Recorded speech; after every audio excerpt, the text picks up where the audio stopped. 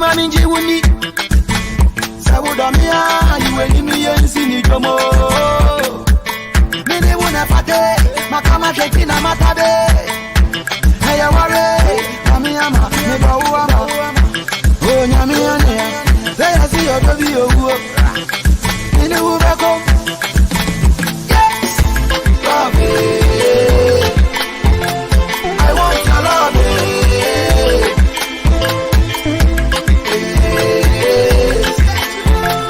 I want your love it Love it Kasa I want your love it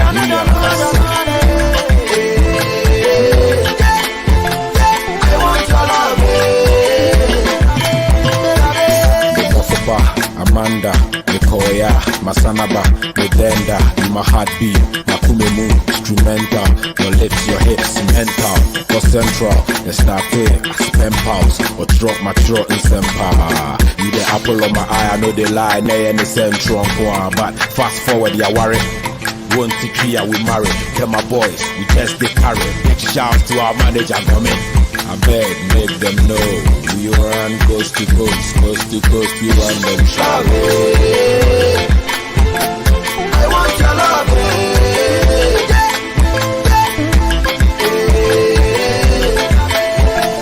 I want your love Love I want your love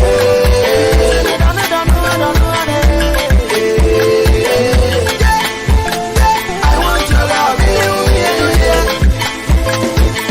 Just the two of us We be true lovers Your family this, my family that We go do for us Loving me, I'm loving you Falling away, I'm falling too Your heart is calling away, I'm calling too No had I known, now I know Now my own Hey, I worry Nyami ama, me da uama Oh, nyami ania Say I see your W Nene ubeko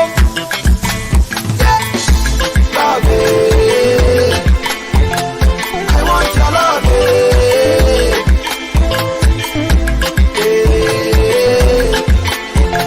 I want your love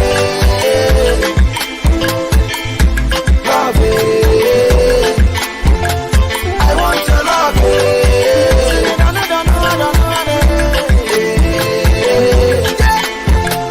I want your love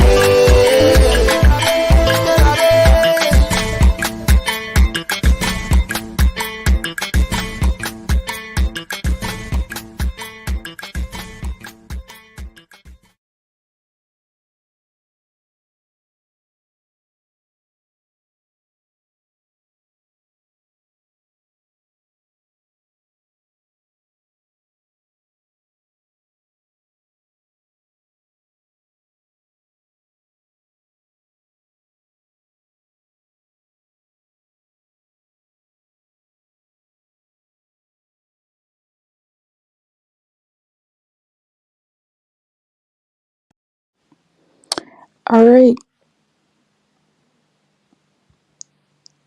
Hey everybody, what's up? What's up? So, sorry for not doing this stream yesterday, but I was busy. I was doing stuff. Chrissy was commenting, "You have a family?" I'm like, not really, but I have an extended family who's my family. So, I was spending time with them. But in any case, the topic today is I've noticed that there are some Africans in America and even worse, the ones in Africa that are like they're acting like black people in America are gods, and I don't know why they feel the need to do that. Like, bro, they've been through things, yes, but let's stop. I hate how this relationship is one where you always have to act like somebody else has been through the most and you haven't been through anything. Like, if you don't know the history of your own people, you should probably learn the history of your own people. There are things that are going on in your own country. There are countries in Africa where slavery is actually happening right now. Nobody wants to talk about that, but it's like acting like someone else went through everything and your people went through nothing. It's like, I don't know why you need to feel the need to act that way. Now, I get it. they are the most represented, like the diaspora are the most represented in media and TV. So that's probably where some people get this like god like status. I don't know. But to just, it's like, I hate relationships, friendships, anything where one side always has to like big up the other side, and then the other side doesn't ever get to acknowledge what the other side went through. I really don't like that. And I'm starting to notice in a lot of these even Pan African spaces, it was always like that. It was always like the diaspora doing this, diaspora doing that. They never want to talk about the history of African countries. Like, they never want to talk about that. You know what I mean?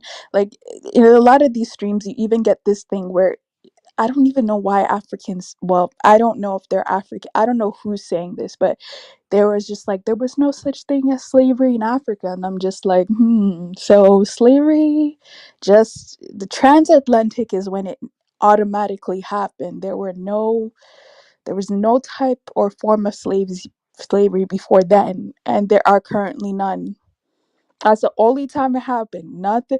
Everyone else was peaceful, having a great time. Everything was chill.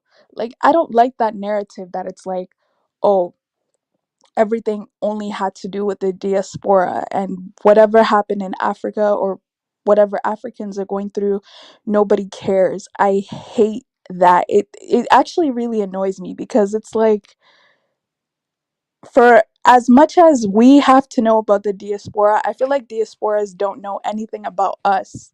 So I'm just like, what's the point of me knowing and reading everything that happened to you, but you never want to read what happened to me? Like, you never cared about what happened to me at all. Like, that's not a fair relationship. But then it's like, I'm being forced to always be in that. And I just, it's like, why? Why do people have to do that? Why can you not just like someone, give them props, and leave it at that? Why do you have to then have self-hate and be like, oh, they're the best blacks in the world? Like, why would you call another black person the best black in the world? See, at least with Chinese Americans, from what I can see, Chinese anywhere in the world think that they're better than everyone else, right? That's completely fine, because they've earned the right to feel that way. But then it's like, when other people just say, I'm the best of this, I'm the best of that, and there's nothing to prove it, it's like, why come out and say, okay, you know what, actually, let me take that back. There's nothing wrong with thinking that you're the best, but then when someone else comes up to you and says that they're the best, why does it bother you? That's what I don't understand. Like, I've heard people complain, oh, these Africans feel like they're better than us. If they feel that way, what's wrong with them feeling that way? Like, what, how do they have any power? Are they doing anything that actually shows that they're better than you, other than telling you? No. So why should it bother you? Like, I don't, what, why you want someone to have low self-esteem? Is that what you want? I don't see anything wrong with that. And even when the other side does it, when the other side be like, oh, we're the best blacks in the world, I don't see anything wrong with that. When they say, oh, we're the best blacks in the world, I actually don't see anything wrong with that, because from what I see, none of these black countries, any of them, are doing anything that is worthy to even brag about. None of them are at the level that they need to be. So whenever I hear black people talk about how they're the best blacks in the world, I don't get offended. But you have other people that, for whatever reason, it offends them, like they want to cry. Like, so what, you want me to not have confidence in myself? You don't want me to have confidence in my people? You want me to have my head down low? Why? And before people remind me, I'm not saying I'm where I need to be. I know that. But if I speak with a lot of self-confidence, I'm not sure why that needs to bother somebody else. Now, back to the Africans. A lot of Africans on these streams, like, I don't know what they're doing. It's like they always it must be inferiority complex, where they feel like they need to have this need of wanting to relate to other Black people, so then they'll like downplay their own country successes, they'll downplay their own ancestors successes to appear lower than someone else. And I'm just like, why would you need to do that? Like, I don't get it. I don't get it. If we're speaking in the context of America, I give Black Americans props for what they've done in America. If we're speaking in the context of Jamaica, I give I give Jamaicans props on what they've accomplished in Jamaica. That's it, though. I mean, I'm not going to give you props on what you've accomplished worldwide, because I've yet to see what anybody, like any group of Black, African, whatever, has accomplished worldwide. I've yet to see that. No, I don't get it. So yeah, I mean, well, that's what I have to say. But let me see what you guys are saying. We are the face of Black people. Um, you're the face of Black people in media and maybe in sports. That's about it. You're not the face of all Black people in the world, and you won't ever be the face of all Black people in the world. I mean, and I to be honest, like, I don't want to downplay like your accomplishments of what your people went through, but what is the face of Black people in the world? Because if you even ask me, the face of Black people in the world is not a good one. Like, it's, and that's not even being mean. Like, it's not. The face of Black people are horrible, which is why when people travel outside, they literally say, I don't want to be Black, or I don't want to be called Black, because of the negative connotations with that word. So I mean, yeah, cool. Like, if you want to be the face of Black people, that's fine. That's fine. Um,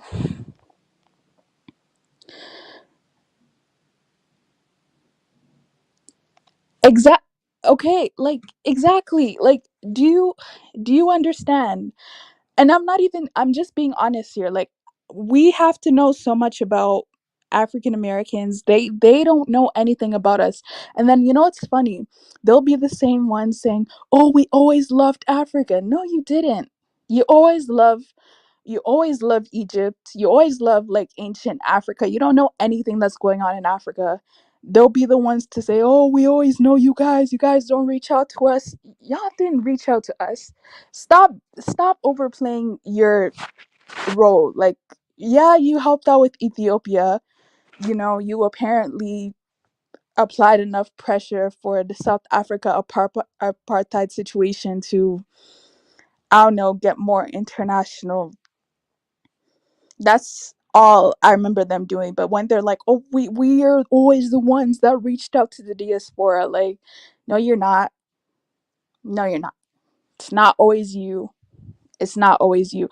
And let's also talk about the fact that reaching out to the diaspora, whatever that means, reaching out to the diaspora in America, whatever that means, is not the same as actually studying what happened in these countries. That's not the same. Ask the average diaspora, they don't know anything about a Nigerian kingdom. Okay, but they're here telling me that they don't know anything about Nigerian kingdoms. They don't. It's funny how all the kingdoms they know never happen to be where they're supposedly from. I always found that very interesting. Like, you don't know anything about Nigeria, you don't know anything about Congo, you don't know anything about, like, all you know is everything that has to do with, I guess, your recent ancestry. You actually don't know anything that happened over there, but you're telling me you care so much. You wear a dashiki, you wear those African earrings, and then all of a sudden you're like, that's all it takes to be African. That's such an insult. People don't actually understand how insulting that is when you think that knowing about Africa is just dressing like an African or eating African food. That's nothing. That's so surface level. That's like me wearing a New York hat, okay? Me eating peach me eating peach cobbler, and then all of a sudden I'm like, oh yeah, I get the culture. Like, no, no, it's not the same. So stop saying that you get it when you don't get it. Like, if you want to understand, there are ways to understand, but don't just say that. Like, you that's really annoying and dismissive. I personally think it is. Now, for the ones that are actually putting in work, I think that's different. But if we're talking about the majority of people, they're not putting in work, so they don't apply, basically, is what I'm trying to say. Like, I've heard people on some of these streams be like, oh, we did so much for Africa. I'm like, you didn't do nothing for Africa. You never even been there. You did nothing for it.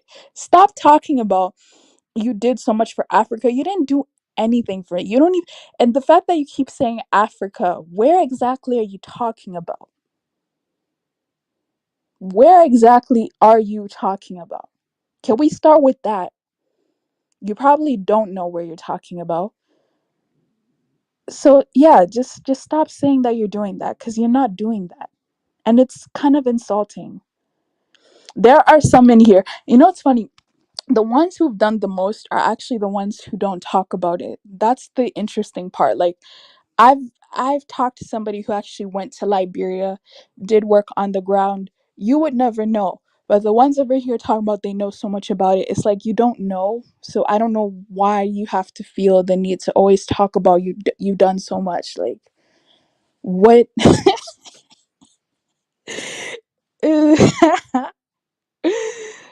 Oh gosh. I'm about to go to USA in a few days and get bar home tea. We're going St. Vincent.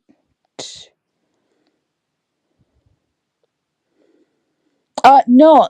Okay, there's actually somebody who I'm talking to. I don't know if she's listening to the stream or someone there's actually three people in particular, but there's this one person in particular. She does this all the time. It's really annoying. She's from Cameroon, by the way. She does this all the time. It's really annoying. She'll be like, "Oh, yeah, African Americans are the only blacks in the world that are fighting white supremacy." And I'm just like, "Okay, listen. You can call them woke on average. I'll agree with you on that. But keep saying that they're fighting against supremacy, like, yeah, please stop." Okay? Please stop. I don't like it when people say things like that. It's like the average person isn't fighting nothing. The average person is going to work and coming back home. The average person isn't out there on the streets fighting nothing. So why do you have to feel the need to always talk about, oh, they're fighting, they're fighting? What are they fighting? It's like she's out here talking about they're fighting white supremacy. What are Cameroonians fighting? Like, what are they fighting? What are they doing? Nothing. Focus on that then, and stop talking about somebody else's fighting supremacy.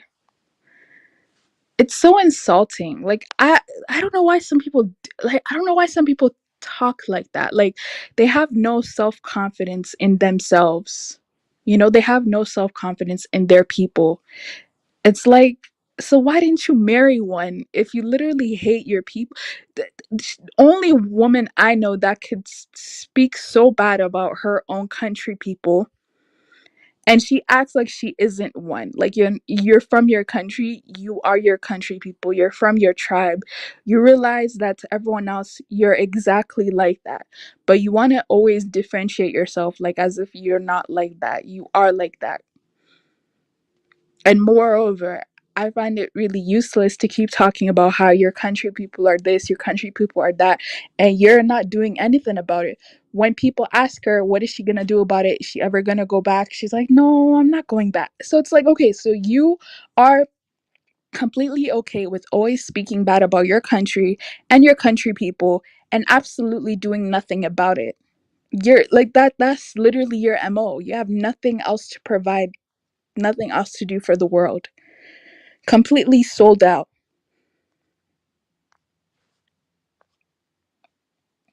And she does, like, people like that don't understand. People like that don't understand why some people just don't want to be hearing that like all the time. Like people like that don't understand why they get some people so offended, and why people will literally come on their streams and be like, "You're not an African anymore," blah blah blah blah blah. It's because you think so lowly of Africans.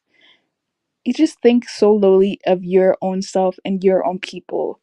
And it's like all these things that they're complaining about, they're never gonna do anything to solve the problem. They're only gonna sit there, complain, and act like they're not a part of the problem by actively not doing anything about it. That's what annoys me the most, to be quite honest. See, at least someone like Pielo Lamumba, I really respect him because some people might say that he's doing nothing, but he's continuously reminding, like he's about that life. But someone like some of those people mentioned above, like they're really not going to do anything. They're just going to continue to talk about the problem and do absolutely nothing. And at this point, it's like, do we really need people to continuously talk about what's wrong and not do anything about it either? Okay, so you came here, you came to America, you learned about, you came to America, you're learning all these skills, you're learning all these great things, and you're just sitting on that? Like, what makes you bet if that's the case, then what makes you better than someone else who doesn't know and is not doing anything? You know, and you're not doing anything. Like, what, how do you explain that? But then they want to act like they're so much different, they're so much better than the people in their own country. That's weird. I don't know why people think like that. Like, that's so weird.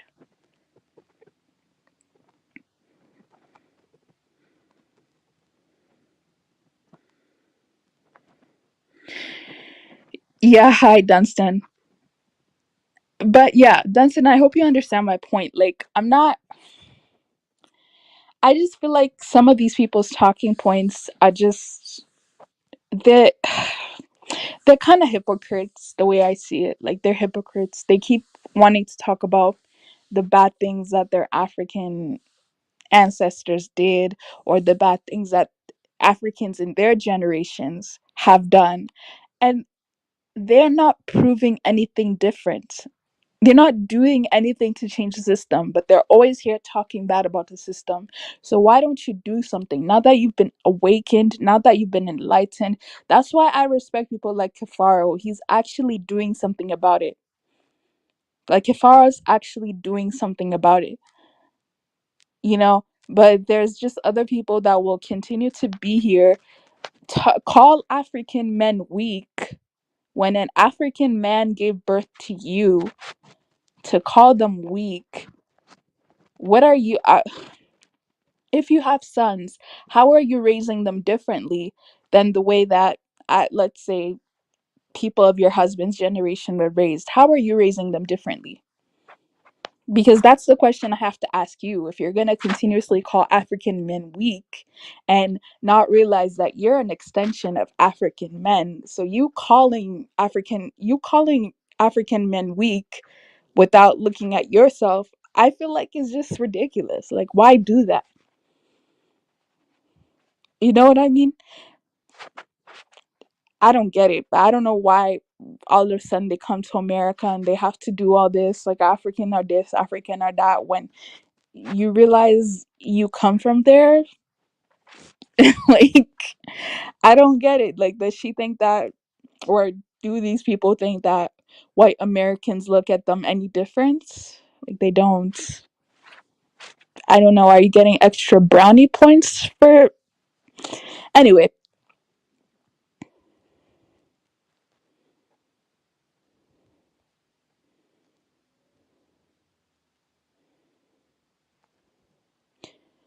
I would say if we're talking about Africans in the West know way more about African Americans than vice versa.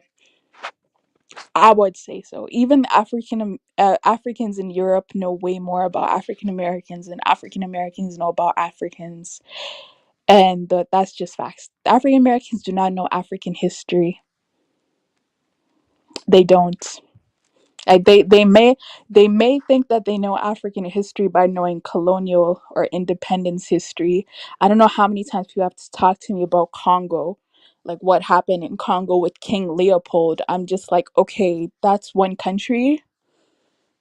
Do you have anything else to say? Like what happened what happened in Sierra Leone? What happened there? What happened in Guinea Bissau? What happened in Guinea Conakry? What happened there? Oh, you don't know exactly because you don't care, and that's fine. Some of us are seeing that now, though, that you don't care. It's cool. The face of black people has a negative connotation because of slavery and degeneracy. I mean, being the face of black people is cool. I don't think other people are worried about that. You know, no one's mad, by the way, that they're the face of black people. Um, you know what's really interesting? You'll have other Africans that are even angry that there are other Africans that are the face of. This will never stop. This, oh, you're the face of this, you're the face of that. Who actually cares? Like, it's not doing anything for anyone at this point. Who cares? Like, I literally do not care who's the face of anybody. That's cool. You want to be the face? Because I feel like also bearing or being the face of a group of people also means that you hold the most responsibility with that. So I'm actually happy that I'm not the face of black people. I'm really happy that I'm not, because that would place a lot of pressure on me and myself and my people, and I don't know how we would deal with that. So I'm actually like, props to people who are the face of black people in the world. Like, actually, I give them mad props for that.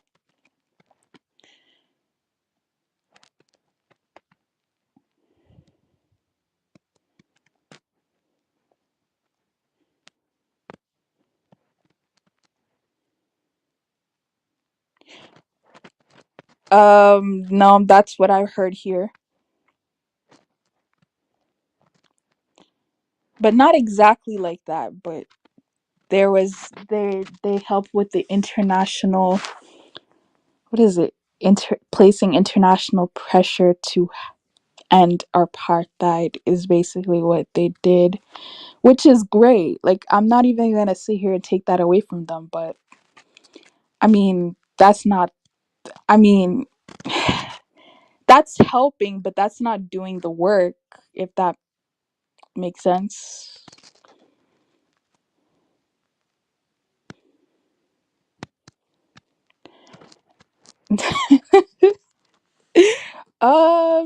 I don't believe so. Actually, I lied. No, they didn't. Of course they didn't. Biafra was so long ago. And you know what's interesting? Biafra goes against everyone's like memory. Like, no one wants to take into account that that was very traumatic, and people are still dealing with the effects of that today. No one ever wants to acknowledge that. They always want to say Biafra, oh, that was so long ago. Oh, that wasn't that long. It wasn't that long of a period. Like, no one wants to talk about the psychological effects Biafra had. No one wants to talk about how the fact that Biafra has shaped the way that a lot of Igbos feel about the nation of Nigeria. Like, everyone downplays Biafra too. A lot of people do that, and it's like, just because it didn't happen to you doesn't mean that it's not important. You know, if that's one of the things we talk about. Like, there are a lot of wars, a lot of civil conflicts. There are a lot of things that happen even in, let's say, the 2010s. A lot of conflicts, wars, things that happen, and no one ever wants to talk about that. Like, that's not important. You know what I mean? Oh, it was 3 year war. Get over it. Do you understand the fabrics that a 3 year war can have on a nation, on the trust of tribes? Do you understand that there are people that are living right now that have experienced things that you yourself have not experienced, but you're there talking about it's not a big deal? How can you downplay someone else's trouble and misery and say that that's not a big deal? It's very dismissive when I hear things like that, and it's like, it's interesting how I have to care about what someone else went through, but whenever I talk about what I went through, no one wants to hear it. No one wants to give props to that. So to me, it's like, okay, let's not be fake then. Let's all not care about what everyone went through. If everyone's going to continue to have that attitude of, oh, whatever happened to you just happened to you only. If everyone's going to feel that way, then let's just be honest and actually feel that way and not pretend that we don't feel that way if that's the case. So I'm just trying to figure out if people actually care about what happened to other Africans, other black people around the world, or if they're just saying that they do, they actually don't. Um they think that Africa is one country and the capital is Nigeria. If it's not about, I see, I would even be happy if they thought the capital was Nigeria, but I never hear them speak about Nigeria at all. And it's like, Nigeria, listen, we could all make fun of Nigeria, but Nigeria is literally the country, it's the richest country in Africa. It's most GDP, most businesses, most successful, blah blah blah. Like, Nigeria is that girl. Really, it is. Like, don't be mistaken. Nigeria could actually get to the next level. It really can. But it's like they never talk about Nigeria. They always talk about no. They always talk about Egypt. And I'm here to say these are the same people that say Egyptians are not Africans, but you're always talking about ancient Egyptian.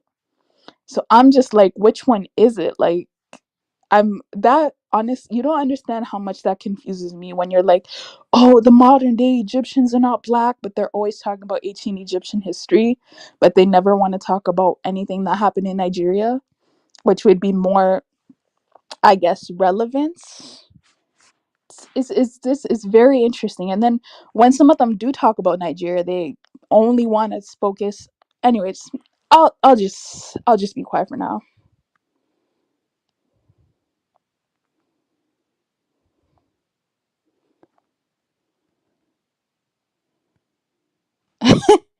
I mean, I don't I don't want to speak so bad about her, but I've noticed that that lot is very interesting. You know, that lot, and that's why I specifically don't really like hearing too much from that lot, because I'm just like, if we're talking about African history, your country is never going to be top 10. So I feel like that's probably what it is. Like, they have no self-confidence in their people, so then they try to tether to other people. You know, I feel like that's because people from other countries, I don't hear them speak like that at all. You know, I don't hear them speak like that at all. But for whatever reason, it's people from that region that always seems to talk like that. Like, they have no self confidence. They have nothing to live for. Like, their country is horrible. They have dictators as presidents. Like, there's nothing been popping in those people's countries. They have nothing of significance to talk about their countries, about their tribes. Nothing. Can can you believe it? And I'm just like, okay, if your country has accomplished nothing, your people have accomplished nothing, keep that to yourself. You know, we don't want to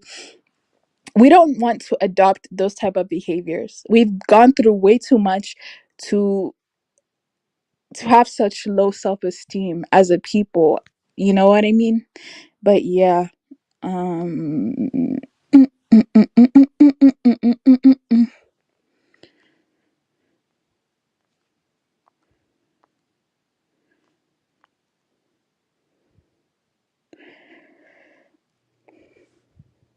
Yeah, well, okay. So I'll say this too. I was also supporting Art Kathy as well. But then initially I can't even lie about that. But then when I realized, the seriousness of what Art Kathy was doing, obviously I started to switch sides as well. I was like, okay, well, she raised some good points, but then at the end I was thinking, okay, how did you just get here, right? And you're speaking so bad about Gambians.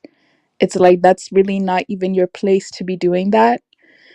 And the same can be said. It's like, when you go to someone else's country, you speak so bad about the native people over there. why can they then not say anything about you? So our Kathy started a war that really did not need to be started. And when things got bad, guess what? She left the Gambia. So that shows you how much people like our Kathy really love these places.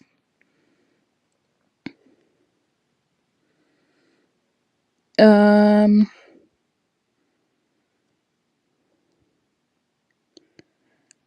Did you get pissed when she sided with Nakmizi the other day? Well, okay. See, this is the thing, right? Again, I have to keep saying this. When people like her keep saying that African men are losers, African men are this, African men are that, and you're married to one, you're married to an African man, but you have all the time in the world to speak about how bad they are. To me, it's just confusing to me. Is it? I don't understand it. You know what I mean? Like,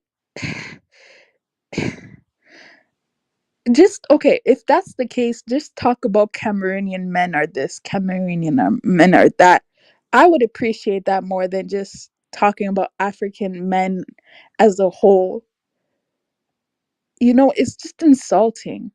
It's so low self-esteem. I don't know why she feels the need to speak that way.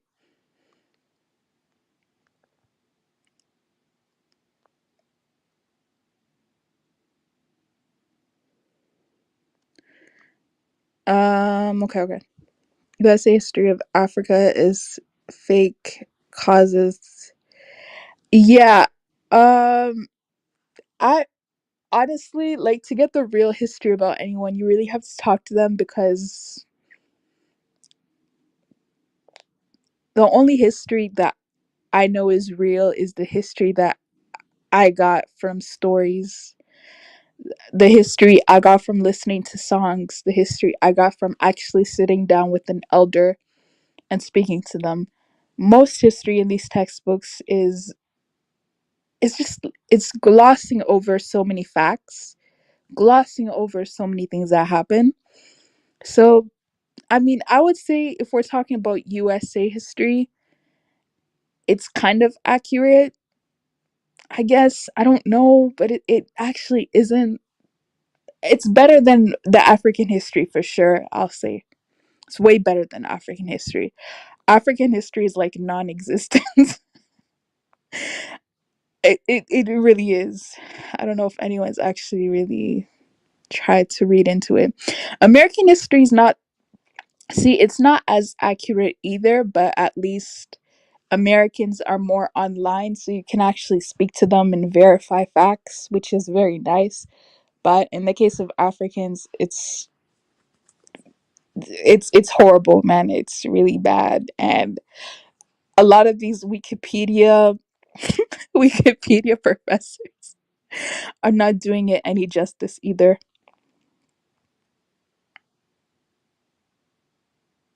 Yeah, no, I agree with that. I agree with that. Um, yeah, no, I agree with that. I agree with that. They think they suffered the worst atrocities. Thank all the blacks. Huh? They think they suffered the most or the worst atrocities. Thank all the blacks since time began.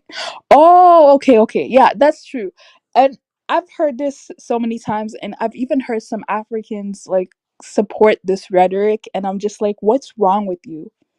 What is wrong with you thinking that it's only one group of black people that suffer the most? Like, why do people talk like this?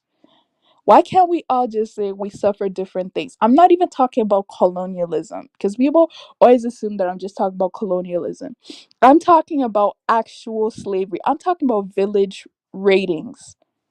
I'm talking about priesthood slavery. I'm talking about debt slavery, community slavery. I'm talking about you can't go to a different part of town without identifying yourself, else your whole family will get massacred. I'm talking about things like that. So I don't know why. And yeah, unfortunately, the R word happened as well in some places. War, conquests, all that stuff happened as well by fellow Africans to other Africans. So I'm not sure why some people always want to talk like, oh, someone else experienced the worst thing and we didn't experience anything. Like, why it actually makes me upset that a lot of Africans don't know their own history. That makes me really upset. Why don't they take the time to know their own history?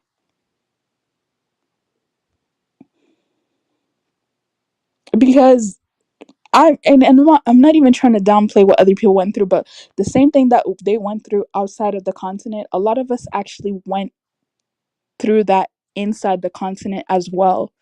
So I'm not sure why it's always whatever happened outside of the continent happened, but whatever happened inside the continent never happened. I don't know, because then I feel like some people use that as a reason to make um it's like they use that as a reason for sympathy to make other people or gas other people up even more. And it's like, this is the problem. When you don't know what happened to your own people, you're going to feel like any other group of people is better than yours or has endured more than yours, and that is completely false. Like, that's I don't know, maybe some people's tribes haven't experienced anything, but I know for sure mine has. So we got colonized too. Before England, we got colonized by the Ashantis, pretty much. So I could tell you that. Okay, anyways.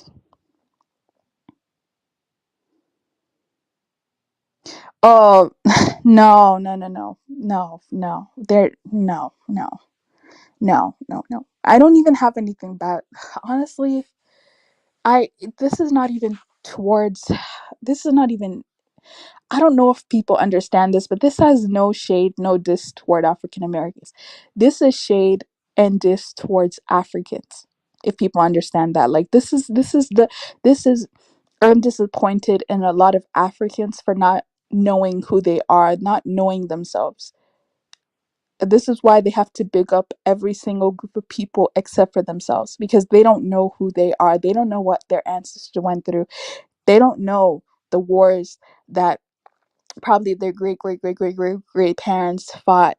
They don't know any of that. So then when they see someone else, they just automatically feel like that person is better than them because they have no self-confidence.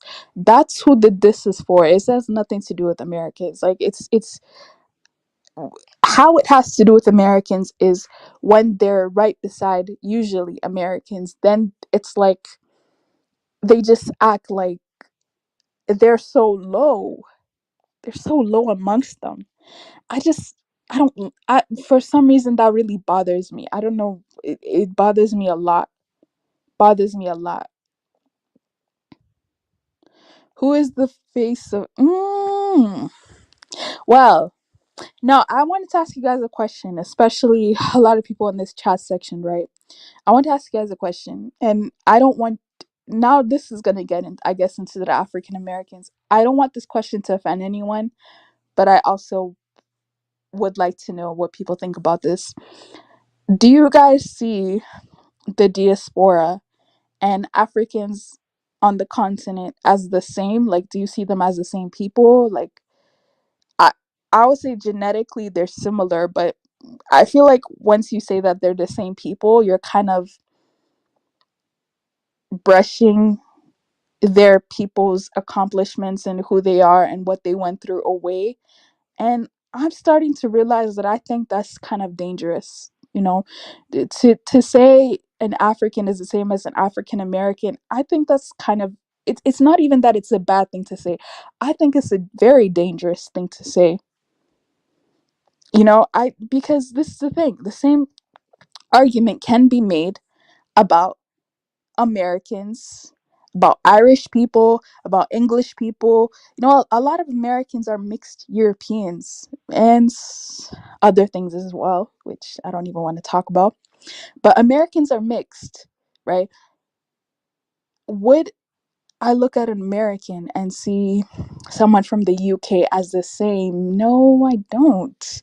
American culture is something completely different on its own. They don't even look the same. Like, I don't look at an English person, I don't look at an Irish person and see the same in an average American. So to me, I don't even feel like there's anything wrong with saying that they're not the same people. But it's like when you go on some of these places and they keep saying, no, we're the same, we're the same, we're the same. I'm just like, the same in what exactly are you the same in? Because culturally we're clearly very different. Because if we weren't culturally different, then they wouldn't be having all these problems when they go back to Africa and try to integrate with the greater society. That wouldn't make any sense. So we're different. I mean, we're similar genetically, but that's about it. We're not the same. I don't I don't look at a Caribbean and go like I look at a Caribbean, I might look at some of their food, some of their dancing and be like, "Oh yeah, I can see the connection." But I don't look at a Caribbean and go like, "I'm that person." And I don't think that there's anything wrong with that. I don't understand why some people feel like they have to walk on eggshells to say, "Oh, we're just like each other." I don't know why people have to do that. Like, it's in the past I understood why people did that, but now I'm just like, why? Like, it's just weird. Like, are you not proud of what your own people, what your own tribe, what your own group, what your own family, are you not proud of what they've done? Are you not proud of who they are you not proud of the clothes that they wear, the food that they wear, the music that they invented? Are you not proud of any of that? So you have to downplay it and be like, oh no, we're all the same. Like, nah, having a similar origin, whatever, similar genetics does not mean that you're the same. Now, I get the whole thing of some people always use this argument. It really makes me upset when they keep doing this. Well, according to the rest of the world, you're the same. Um, okay. Well, according to the rest of the world, as I mentioned, I don't see all Europeans the same. I might look at them and think that they're the same, but unless they tell me who they are, I'll know that they're different. I feel like that same principle should be applying to the majority of dark skinned people or black people in the world. I could look the same as someone else. That doesn't mean that I'm the same as them. Since when did me looking like somebody meant that I'm the exact same as them? So whenever people go like, "Oh yeah, well, to the rest of the world," okay, well, to the rest of the world, to a lot of these international organizations, we're not going together as a group. We're going together as individuals anyway. So anyway, I don't want to hear about that. Like, I'm tired of hearing that excuse. You know what I mean? But yeah, what are you guys saying? What are you guys saying? Yeah, I know this is like triggering people, but it's whatever. It's whatever. Like, it's cool. Some people are just bitter and they use their personal experiences as a measure. I feel so like I I feel so bad, right? Cuz the other things that person says, I 100% agree with, but when she gets into those talking points, that's where I'm like, I just shut off. I'm sorry. Like, I just shut off because I'm like, I can't believe you're saying this. How can you not like your own people? How could you not appreciate what your ancestors did for you? Why would you ever want to downplay that ever? What are you gaining in doing all of that? Appearing what to be cool, more popular in front of somebody else? Why? Why do you feel the need to do that? I don't like that. I don't know why. I really don't like that. I really don't like that. You don't have to go extreme with it either, but to just act normal, I don't think is so weird. Is so strange. Like, you're never gonna hear me say another group of people are better than my people. Even if it's the case, guess what? Even if it's reality, you're not gonna hear me say it because I don't think lowly of myself. I don't want the future generation to think lowly of themselves. Whatever the previous generation did, that's up to them. But I don't want generations going forward to think so lowly of themselves or to think of themselves as less than. So I try to be very conscious about all of that.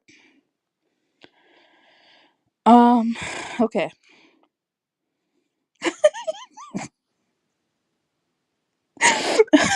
This is so you're so right about Africans need to do a better job, you know. Like Africans, dear Africans, I don't know why some of you guys are like this, but you guys need to do a better job because I'm starting to notice that a lot of you guys don't know about your own people. You don't know about your own history, which is why you feel so low about yourself. This is bad. This is very, very bad. Like we live in 2022, we're going to 2023. Read a book, go to a library, figure out what your people did, figure out more about just colonization, you know, or independence. Like, really be one with yourself and get to know yourself because this is really bad. I agree with you. Some Africans care more about jollof and Afrobeat. I'm a piano history. This is a problem. This is a huge problem. Like, I get it. You know, you'll have people be like, "Oh, it's the government's job to do a better job." No, well, yes, it is, but it's also your. I feel like now we know better. You know, we know better. We can have better access to these type of things. If you want to know this knowledge, you can easily find it. You know, speak to your does anybody here speak to your grandparents? Because I speak to my grandparents and I get some information that I would not be able to get anything anywhere else. Speak to older people. Speak, just get to know about things. Stop always caring about the way that you look or about food, music. Like, just be culturally advanced, you know, be aware of these type of things. They don't care about that. It's really sad. It's just so sad, man. Um, I actually changed the name of my stream because there are some Africans that got angry at the title of the stream, so I had to change it. It's the victim Olympic mindset. I'm tired of hearing. Oh my god, stop it! Stop. I mean, I'm not tired of hearing about it, but I am tired of hearing about the context of only in North America. I'm actually tired of hearing about that because the history that happened in Jamaica is actually so interesting. But no one wants to talk about what happened in Jamaica. If you don't want to talk about what happened in Africa, fine. But even if you look at the other Americas, it's so interesting what happened there too. But it's like someone always has to be the spokesperson of it all, and it's like it's really annoying. I'm finding it. I'm actually starting to find it very annoying now. Because at first it was a matter of I needed to know. Now it's a matter of it's like the only narrative that is out here, you know. And in a lot of conversations, we always default to that particular narrative, and I'm just like, if I'm from Canada, somebody's from Europe, somebody is, I don't know, from Congo, why would we all need to focus on that when we have our own respective history? Do you understand what I'm saying? Like, it's why does our conversation need to always go back to that when we have stuff that happened to us too and stuff that's still happening right now? Let me tell you. Let me tell you. Um, you know how I'm saying history?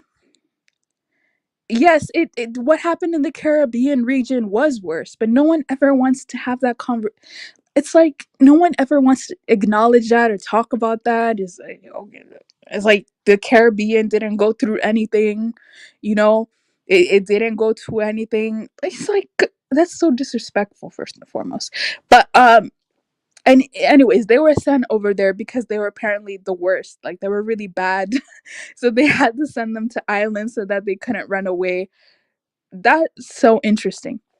But what I was gonna say, right, is people like, okay, I'm not expecting people to know the slavery that's happening everywhere in the world right now. Like, I'm not, but it's like you'll never hear about slavery that's being taken place to gather cocoa beans. Like, you'll never acknowledge that there's actually child labor going on in that. Like, you'll never acknowledge that.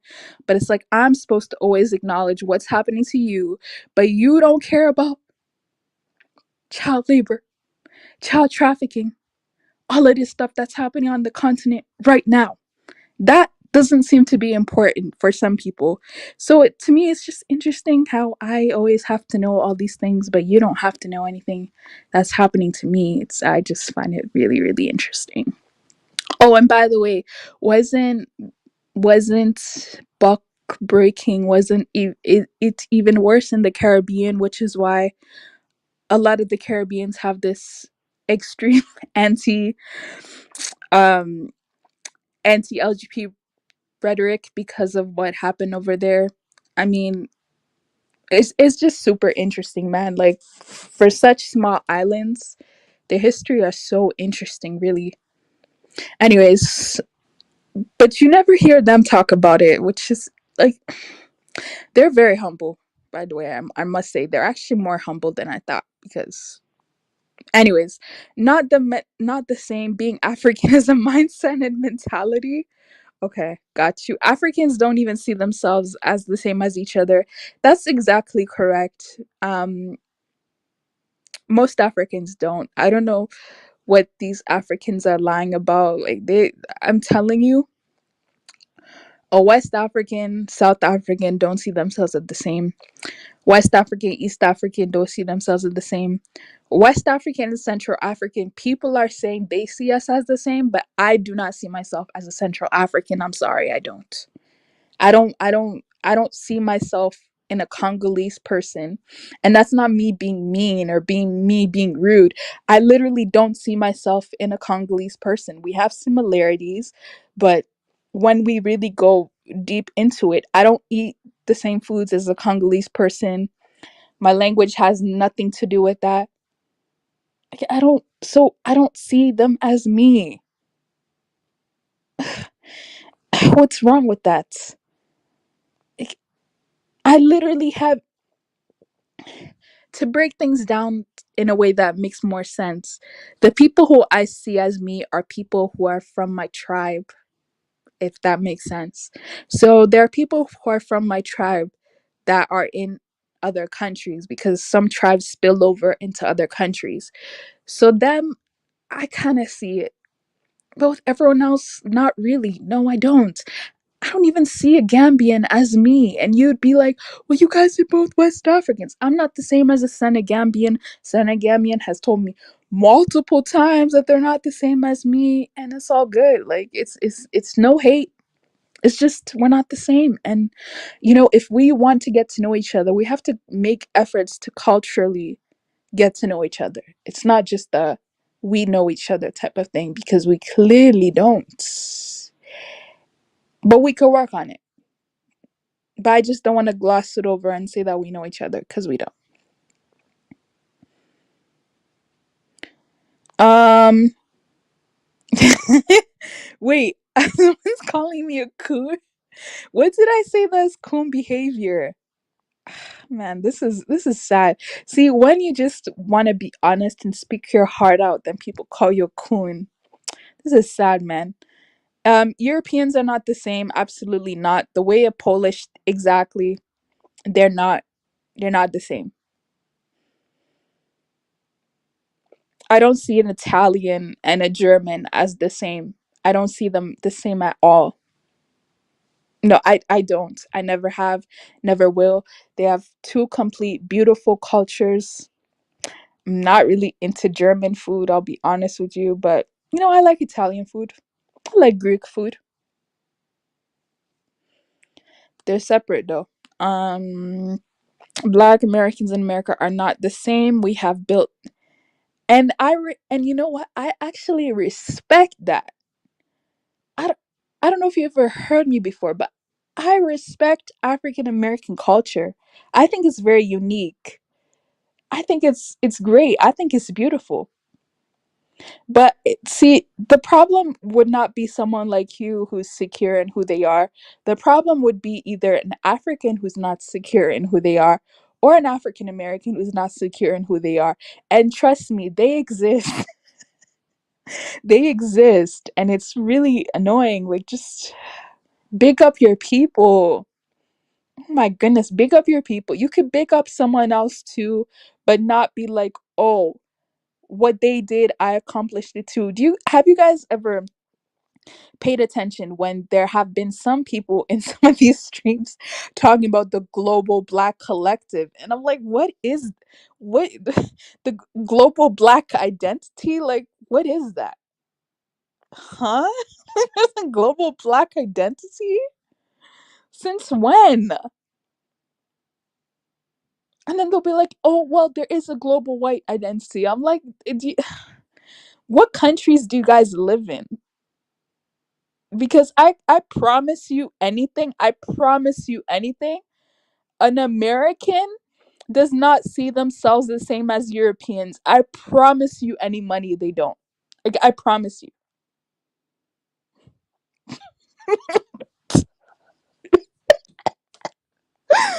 Oh my god. Global Asian identity. I'm like, yeah, you think these Chinese think they're the same as people from Thailand? You think these Chinese have the mentality of these Japanese? You think that's how they think? Because I swear to you, that's not how they think. If it appears to you that way, that's fine. Just live in your own delusion, right? But that's not, trust me, they don't think like that. Oh my goodness, it's so funny. It's like a Filipino thinking they're same as a Vietnamese. Can you imagine a Saudi thinking they're the same as a Yemeni? Like,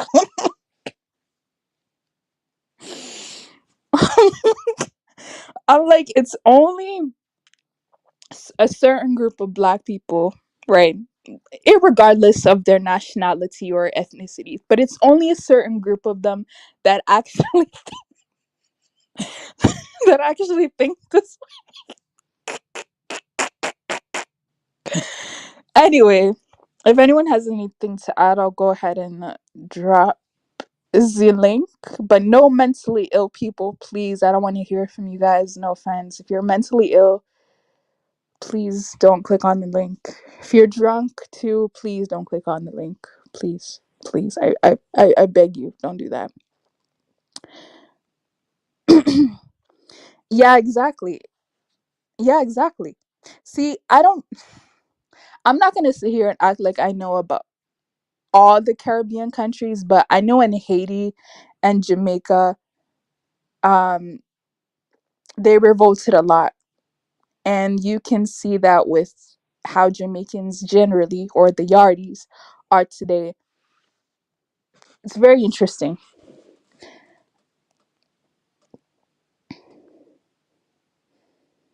Okay, let me see. Congolese probably went through the worst in Africa.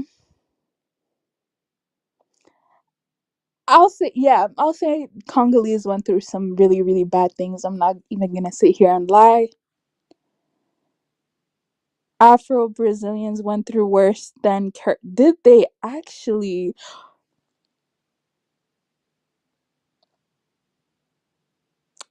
Let me guess. That was by the hands of the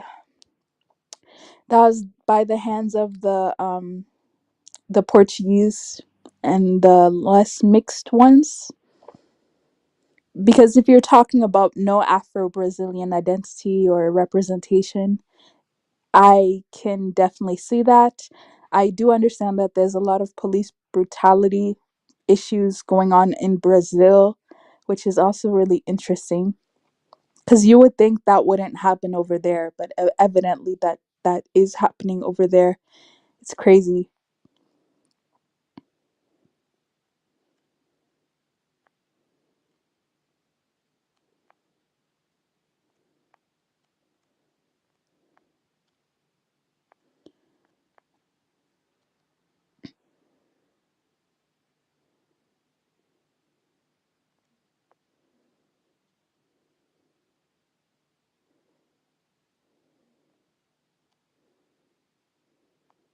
Um,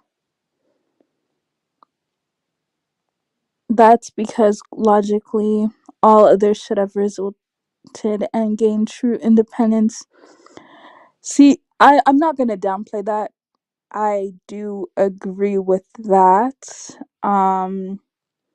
But if you really ask me who is independent, who's actually free, I think that we have a lot of work to do. I do believe that collectively, and it's weird using the word we, but I'll just say we in the context of this one time. Um, the current generations are slipping, right? The current generations aren't as good or as great as their ancient generations. That I can 100% admit and identify with, that we have to do a much better job.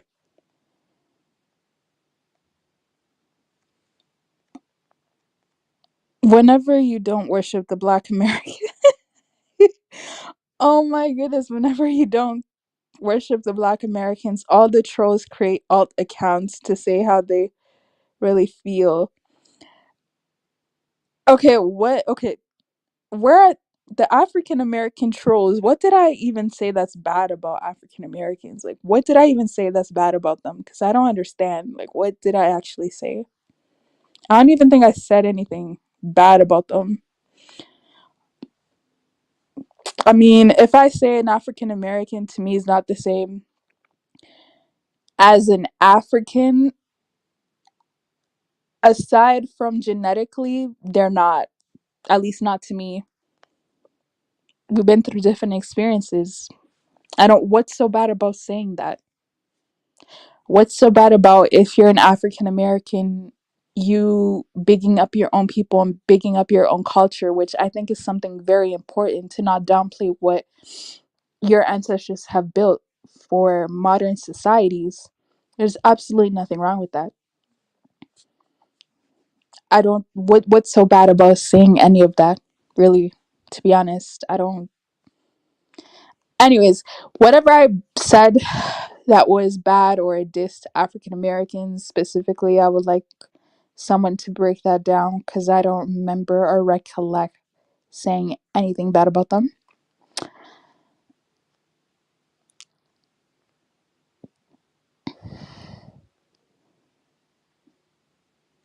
Northern Nigeria. Yeah, I need to go to Northern Nigeria, man.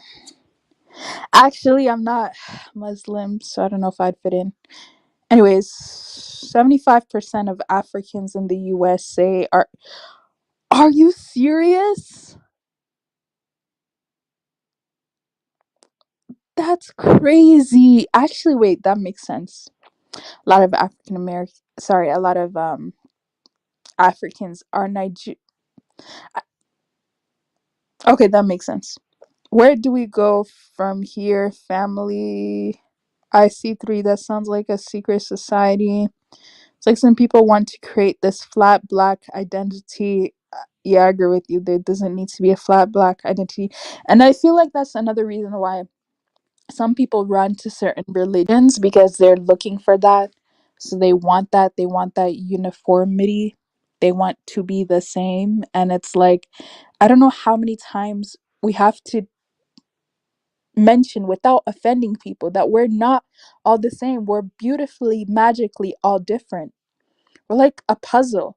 We're different pieces that could come together and make something so much more beautiful. But it's like when you want to downplay everything and just say that everyone's the exact same. I don't even understand why phenotype is always something that people always run to. Like, phenotypically, we're the same. I'm like, I not phenotypically the same as a Liberian for the most part. I'm not. I'm not. I'm not. Like, so if I'm not even phenotypically the same as another West African who's in my region, then what does this global phenotype have to do with anything? It's like, it's it's some people just get so offended, and I'm just like, what's there to get offended about? I look different from a Jamaican. Where this where genetically kind of similar. Not, I wouldn't even say we're that much similar genetically, but kind of. But I look different. Like, I look at my nose, I look at an average Jamaican nose, and I'm like, that's not my nose. You know what I mean? Like, it's just why? Ex- exactly. They hide it so well, right? Like, a lot of people, because you've been, I think, amongst most of them, you know the best. But a lot of people who are using, like, Asian Canadians, Asian Americans, think that they all love each other. I'm like, they really don't, but okay. Um,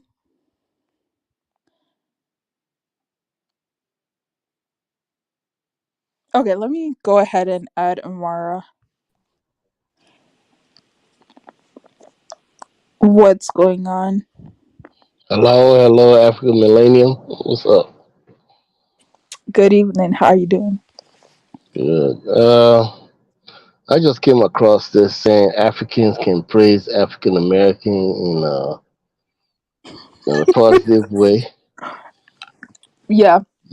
You see, this is the conversation I had with Kyla Genesis the other day, and he was bragging about, uh, well, I got a African fiance. You got an African fiance in your 40s. I had started dating African American girls since I was 17. And over a long period of time, African millennium, I had this feeling like, how come these people are black or they got some kind of history? We got some kind of history together. And my quest, I spent a lot of time being around them, dating the women, hanging up, trying to know their perspective. You know what I really found out? That we Boy. are totally different. We're totally different. You look at African woman, African woman have their look. African man looks at her. Okay, the African American woman has that same look. You're attracted to them the same way you be attracted to an African woman. But that's where it stops at. Everything else outside of that is completely different.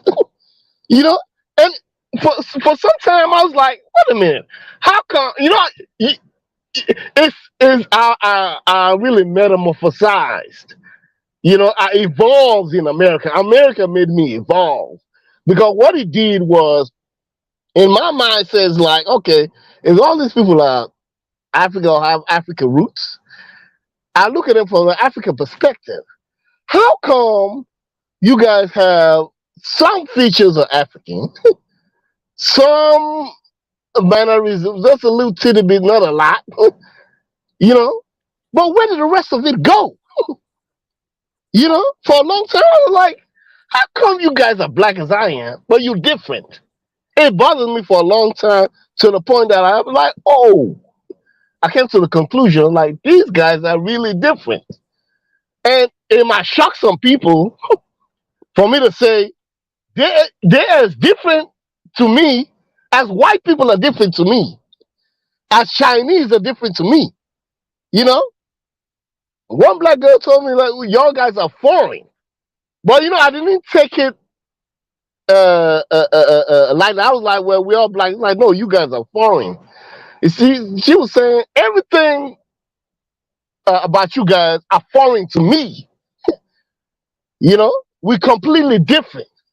The only thing we have in common is like the skin color and the DNA or whatever, if I dare to a degree.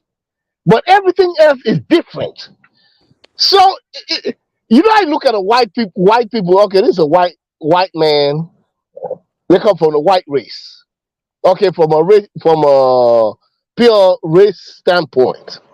Yeah. But then my confusion.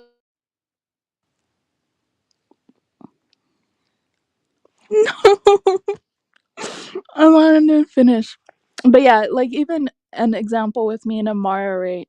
He's from Sierra Leone. He's Temni, right? I'm from Ghana. I like we're in the same region, but culturally he's so different from what I am. I don't even know I don't even know if I could call us the same. Like we're similar but we're not the same. So to answer Bertha's question, do you see Ghanaians and Nigerians as the same?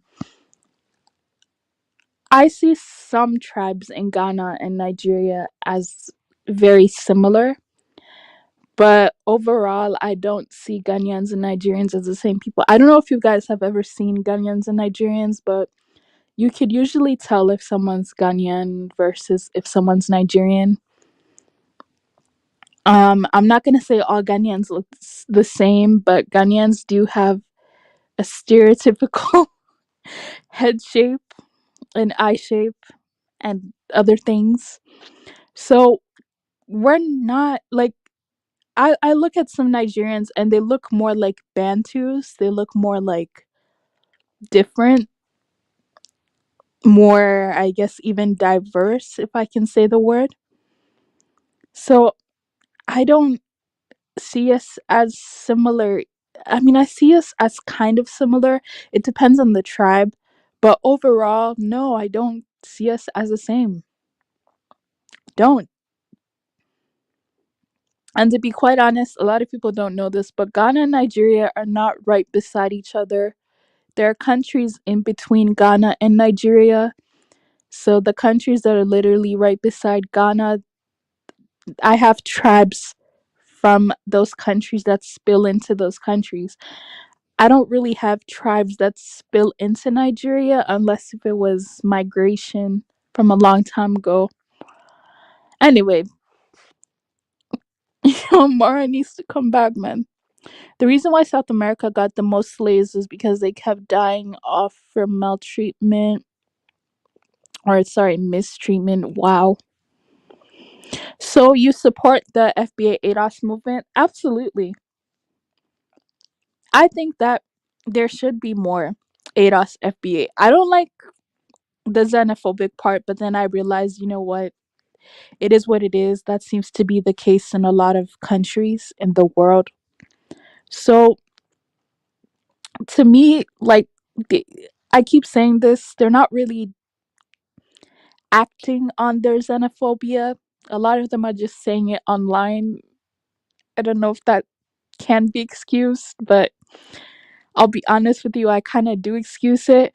But I do think it's very, very important for a group of Americans to keep their Americanness, to keep their culture alive. That's very important because then this is the problem, Ja. When you don't have FBA ADOS in America or you don't have people who align more towards that, then you'll have other random black people from different countries from different with different last names, okay, acting like they're the exact same as ADOS FBA. So when these ADOS FBA come here, right, and they air their grievances about we're not all the same. You can't be like this. You can't take what our ancestors did for us. I respect that. Because you have to let them know that no, you're not entitled. If this is something that's entitled for, let's say, African Americans in Chicago, African Americans in New York, it does not matter that your family just got there 20 years ago. That's not for you. Your ancestors did not put in the work for that. That's completely fine.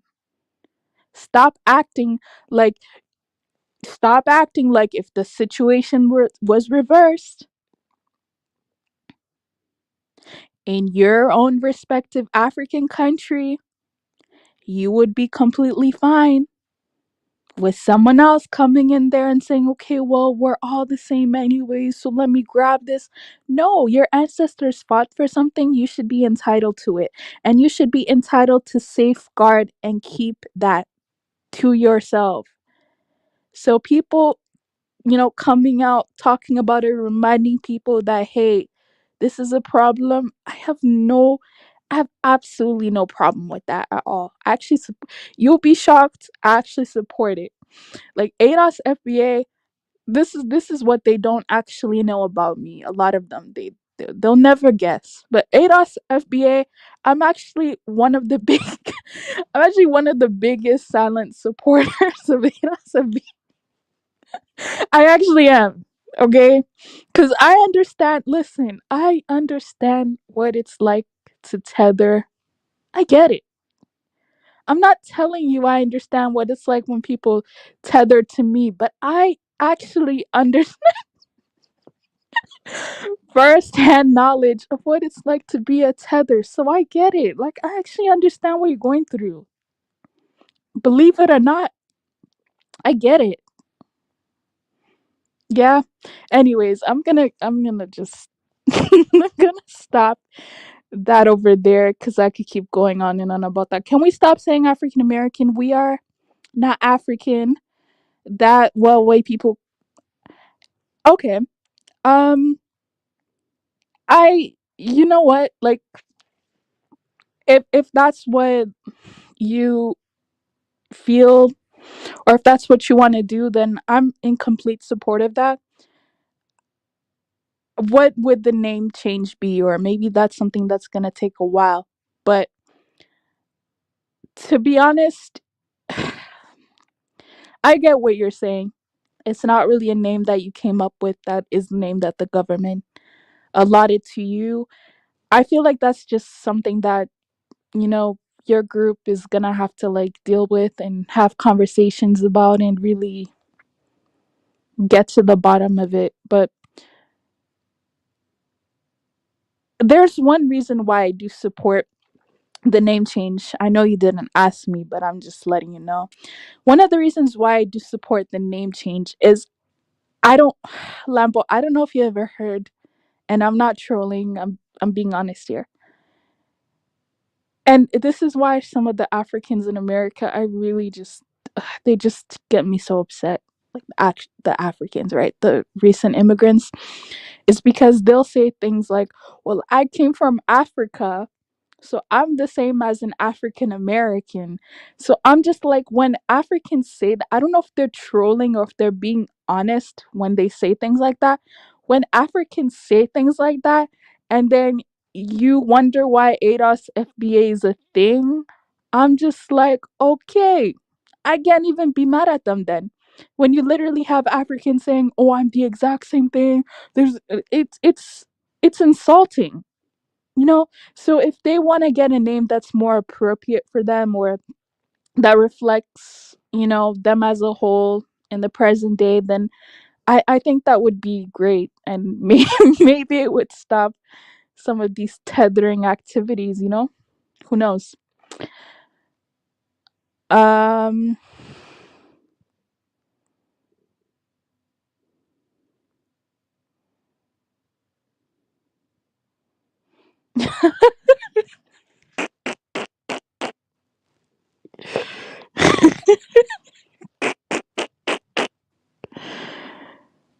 okay, let me see where, let me scroll up.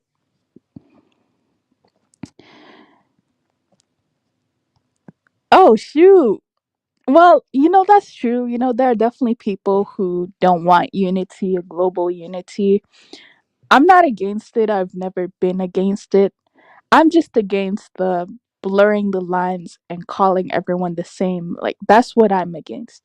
But I'm not against unity at all. And in fact, I think that more of it really needs to happen, to be quite honest.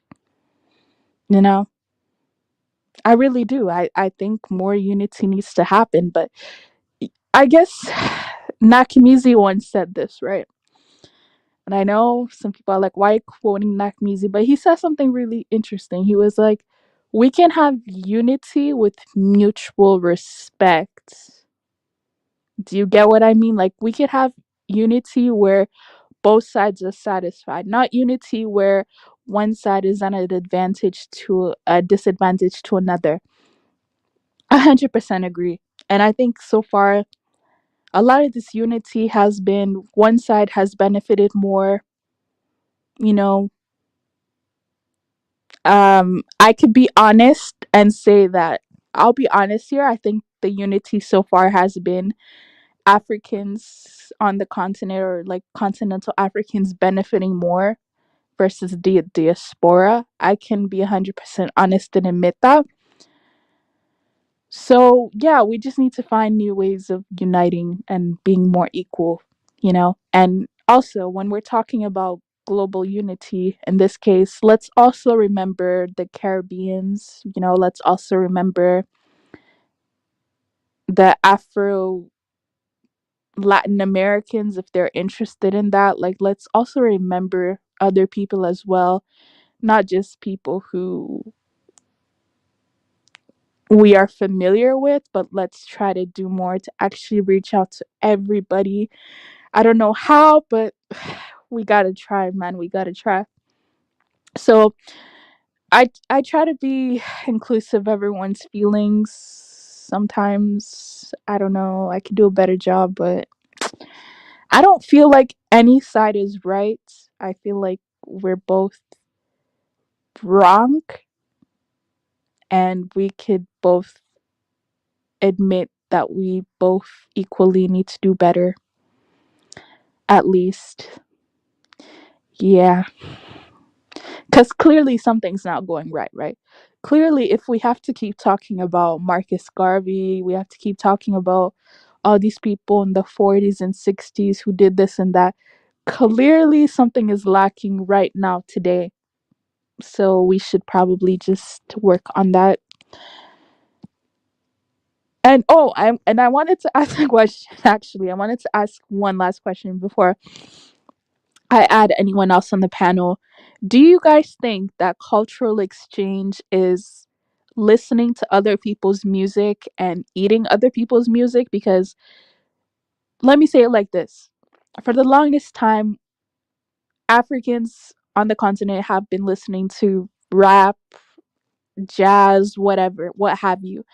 Now I'm noticing that it's not as many, but there are a group of, let's say, diasporas that are listening to Afro beats. Would that count as a cultural connection or Caribbean music? Like, we've all listened to Bob Marley, we all listen to Vibes Cartel. Well, maybe not all, but enough of us have listened to Vibes Cartel, Bob Marley, and all of that. Would you guys count that as cultural exchange, or is there something else that needs to be happening? Because I don't know. Anyways, we are not all the same.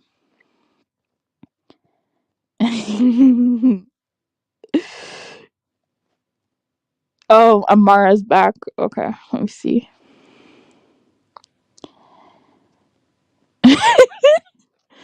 Oh shit, I'm so far behind. Let me fast. I'll say fast forward. Like, this is a. Let me just scroll all the way down. Um. Okay, let me add Amara. What's up? Yeah, what's up? Sorry for I got some technical difficulties. I think one of my earpieces got a problem. I need to run to the store and get me another one anyway. After I say what I gotta say, I was just saying uh we are all different. The reality of today is what we gotta embrace. Culturally, we're different. With their different mindset, we have some commonalities. I No, see. can I ask you a Uh, question? Sorry, you just reminded me of something. Why do you think some people get offended when we say that we're not the same? Like, why do you? Yeah, why do you well, think that people get offended? okay. Now I'll say for myself, I got myself out of that situation because I don't know if I suffered from it or whatever. But people like us, they were born in America, continental Africans, they were born in America. They were told all along that you were born in America, you were born in America, and that's your household. in your house, right? So you have all the positive vibes about America. And then when you get thrown to the streets, when you come out here in America proper, it's completely different. People don't embrace you as one of them. So I had that problem for a long time. You know, I look at my passport and I look at my birth certificate and I'm like, "Look, it's right here. Why do these guys say you're not what you are?" But you know, but I'm happy I went over that hump. You know why? African Millennium. You know, that's why I insisted on calling myself African, African, African, African. You know why? I like that because a lot of people refuse. They're continental Africans. So they would argue. And they've Yeah. been doing that for over 25 years. Arguing with African Americans, white Americans, about how they were born here. And these people got the white Americans and the African Americans have their mindset. They are Americans. Anybody else that come here is not American. Wherever they come from is wherever they come from. And that right there is people that some of us continental Africans that look at like, well, I'm not going to Africa anymore. This is my home. They got that serious problem of building hate and building animosity towards white Americans and African Americans because they told them repeatedly they are not. They don't care about your paperwork or none of that. You know the Donald Trump, Barack Obama comment when Barack Obama was trying to run for president, and what did Donald Trump say? You're not from you're not from America. Even when they went, even Wait, when they went Donald to Trump Hawaii, said Barack yeah, Obama is not Donald from Trump America. said that. Which no, but that shows two lines. The Barack Obama are like people like me that were born here, and a lot of that, thousands of people like that were born here, not of only African descent, is all across. Anybody that was born here experienced from somewhere else. You know, they look at us that way. And then Donald Trump is representing the rest of America. Yeah. That's the way the rest of America look like you're not American. Even though when they went to Hawaii and found the man's birth certificate, and Donald Trump was like, "Yeah, that's some paperwork, man. Yeah, get out of here. You know, you're not American." So but that's an example of what we suffered. That's why I'm happy I went over the hump. You know, that I liked my Africanness. But in my household, when I was coming up, when I was young, since it's a sheltered space, you know, only four walls that I knew was my household and I went to school in Sierra Leone. Everything I hear from anybody else was the positives of America. Oh, you're American citizen. You are born in America. Everything positive. Now, when I come over here back home and I back to America, I got thrown to the wolves, you know, and I suffered that right there, the initial shock. But I'm happy at a young. That's why I'm happy. I came back to the United States when I was 17 years old. I swear to God, African millennium. If I came in my 30s, I don't know what I would have done to myself. I came back from age 17 all the way to like age 28, 29. I cut myself off of being American. I stopped telling everybody and anybody I know I'm not American, I'm African. Because of what people always told me. White Americans and African Americans. Black Americans. Don't say African Americans. Black Americans. They always told me, no, where your people from? It's where you from. We are Americans. You are not.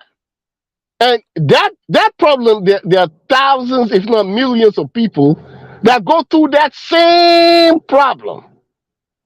It's an identity crisis. That's You know? interesting. Yeah, it is. I suffered from that African millennium. I suffered a lot. You know? I suffered a lot. Because when I hang with African people, sometimes I didn't even tell African people I'm American. Because the first thing was, oh, you're American. You know what I'm saying? And then they jump and tell African Americans and white Americans, oh, he's American. And what what kind of reaction you think they get?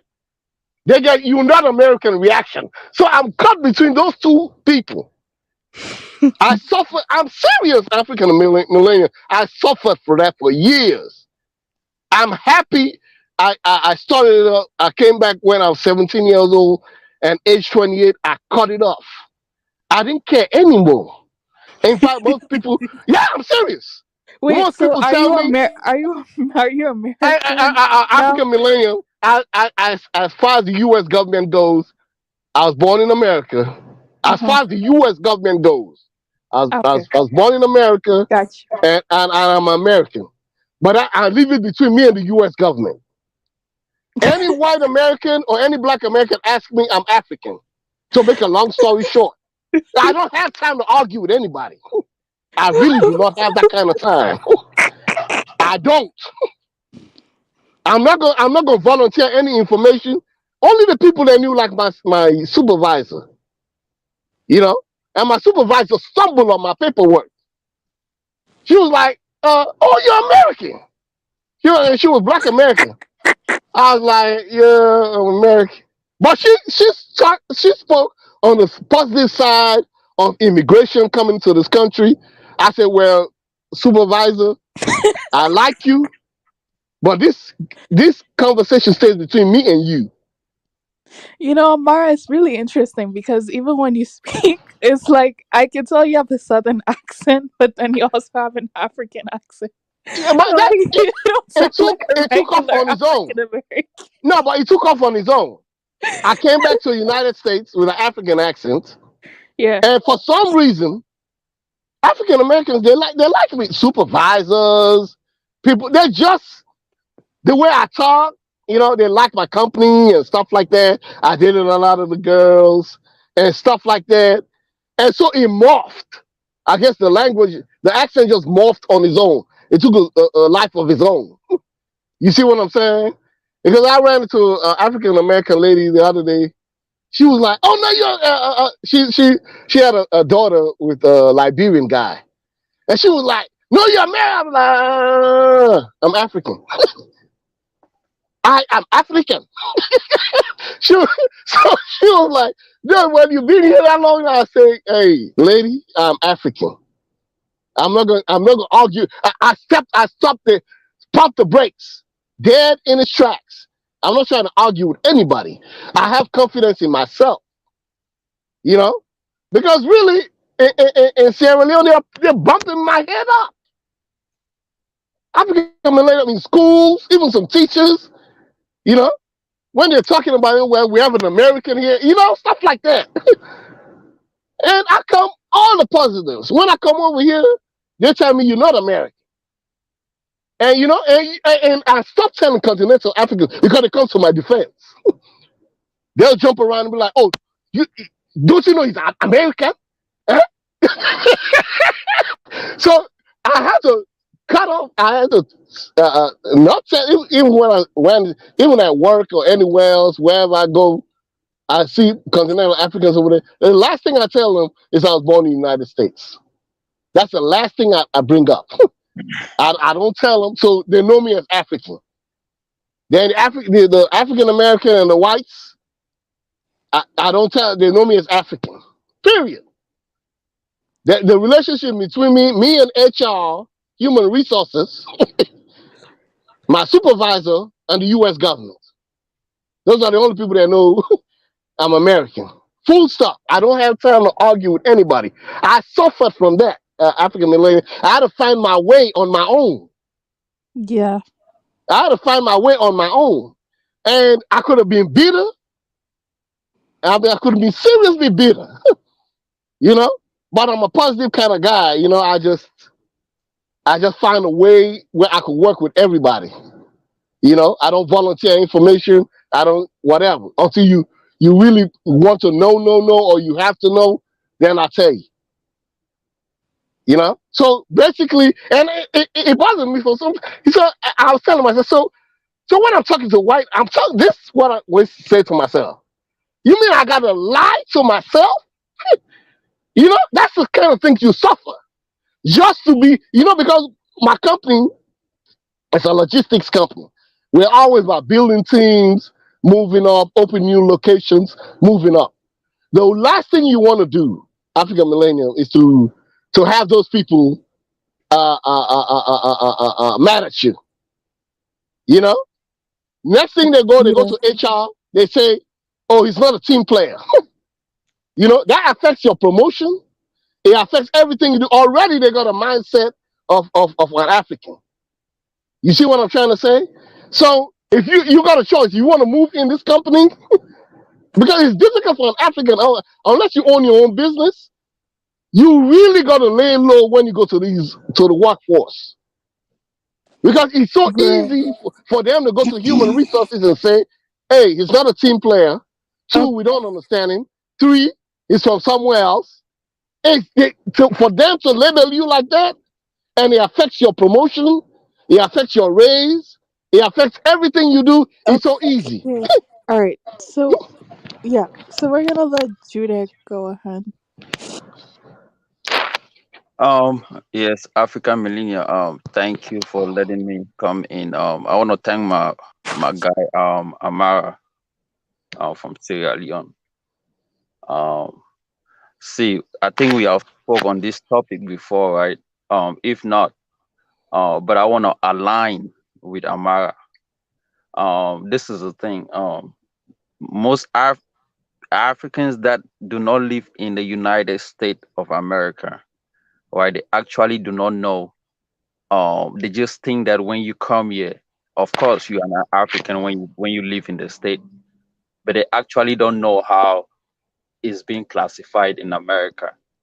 Especially I just fill out an application today, right, for a job, and the only two the ethnicities that I saw on that application form was white, black slash African American, Latino, and I think that was it.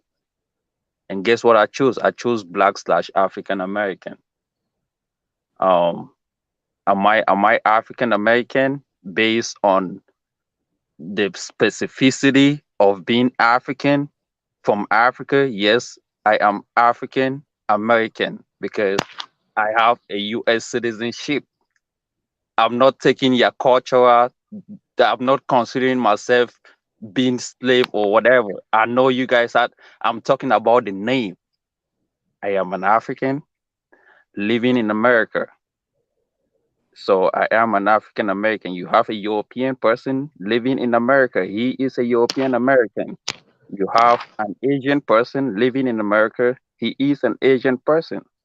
Africa is my continent. Okay. In America, they don't go around and say, "Oh, he is Cameroonian. He is Nigerian American. He is this American." They put everybody in one box and call you African. I've never heard one person say, "Oh, he's Mauritanian." They don't have time calling you that. They don't have time going down to specificity. They have time generalizing people and calling them a name. So I claiming African American is not me saying it. It's what they call me here in America, African American. I know there's a culture about it, but that culture is not mine. I'm talking about the name. The name. I'm not talking about your culture that you have how many years ago. I'm talking about the name that is African American. That is the name I'm talking about. Am I black as well? Yes, I'm black. I look black. I don't know if there's a culture, if you guys have a culture, but I'm still black. So I also claim black. I will also claim African American. And the only thing I will not claim is Edos. I will not claim Edos. I will not claim FBAs because those ones are not part of me. I wasn't descendants of slave. I'm from Africa, so that was it. But this is the thing. This is the thing, right? Um, there's a difference between being African and being African Black American or being Edos or Black Americans or whatever. We are two different people. These people in no way should be claiming African on their name because African is not part of them. They are American. And their name was changed from so many points, from Negroes to this to whatsoever. So them claiming African American today, the next day they might change. This name might also get changed, and it might be something else. So them having African on their name shouldn't be something that they should be having, because they are not. You cannot claim something that you have never been over there.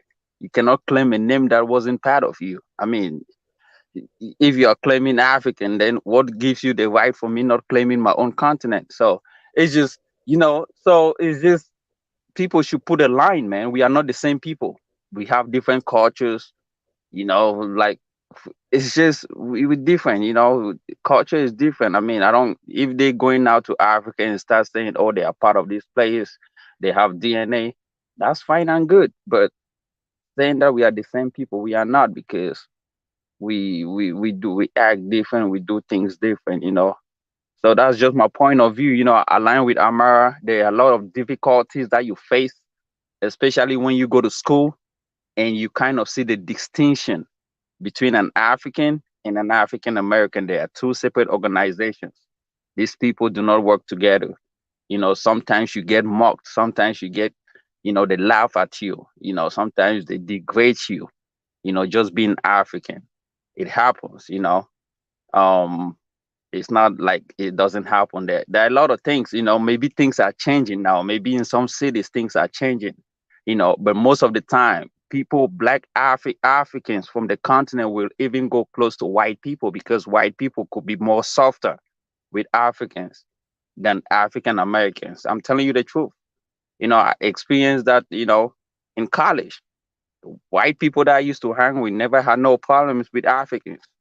People that had problems with African Americans.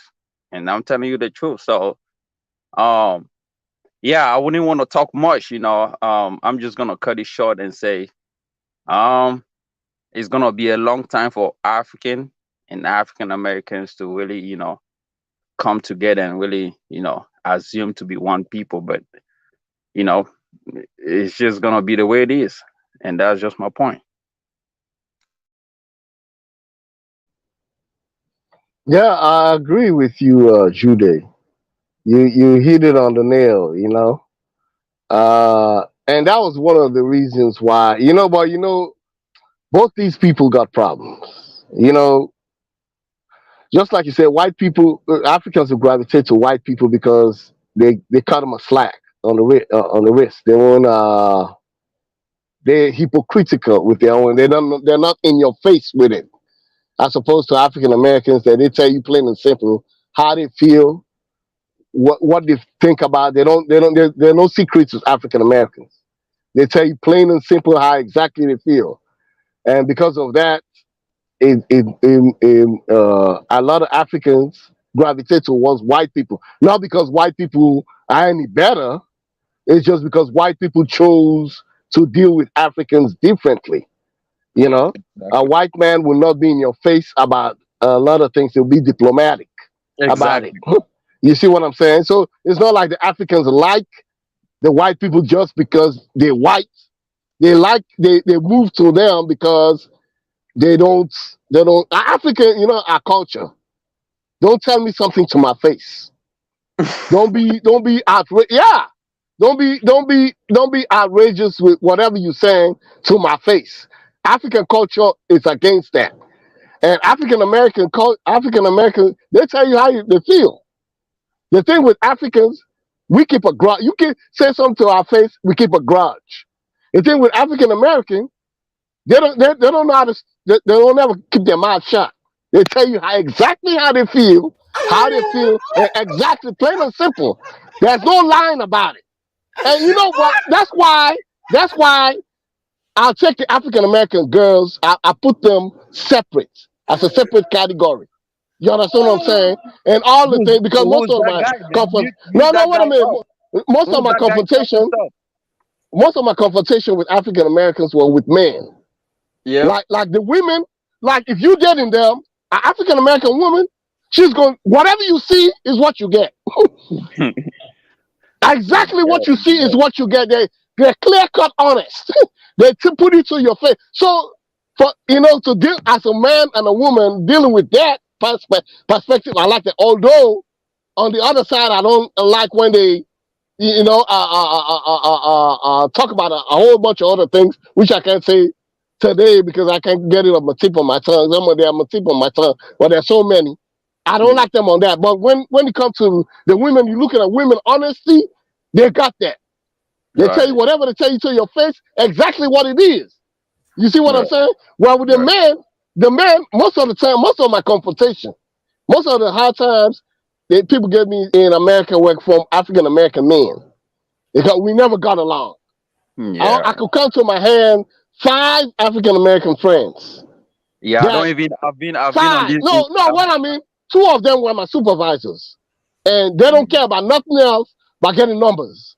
They don't care about nothing else but making money, getting their numbers, and they don't care about whoever work for them and make them their numbers look good. That's who they deal with.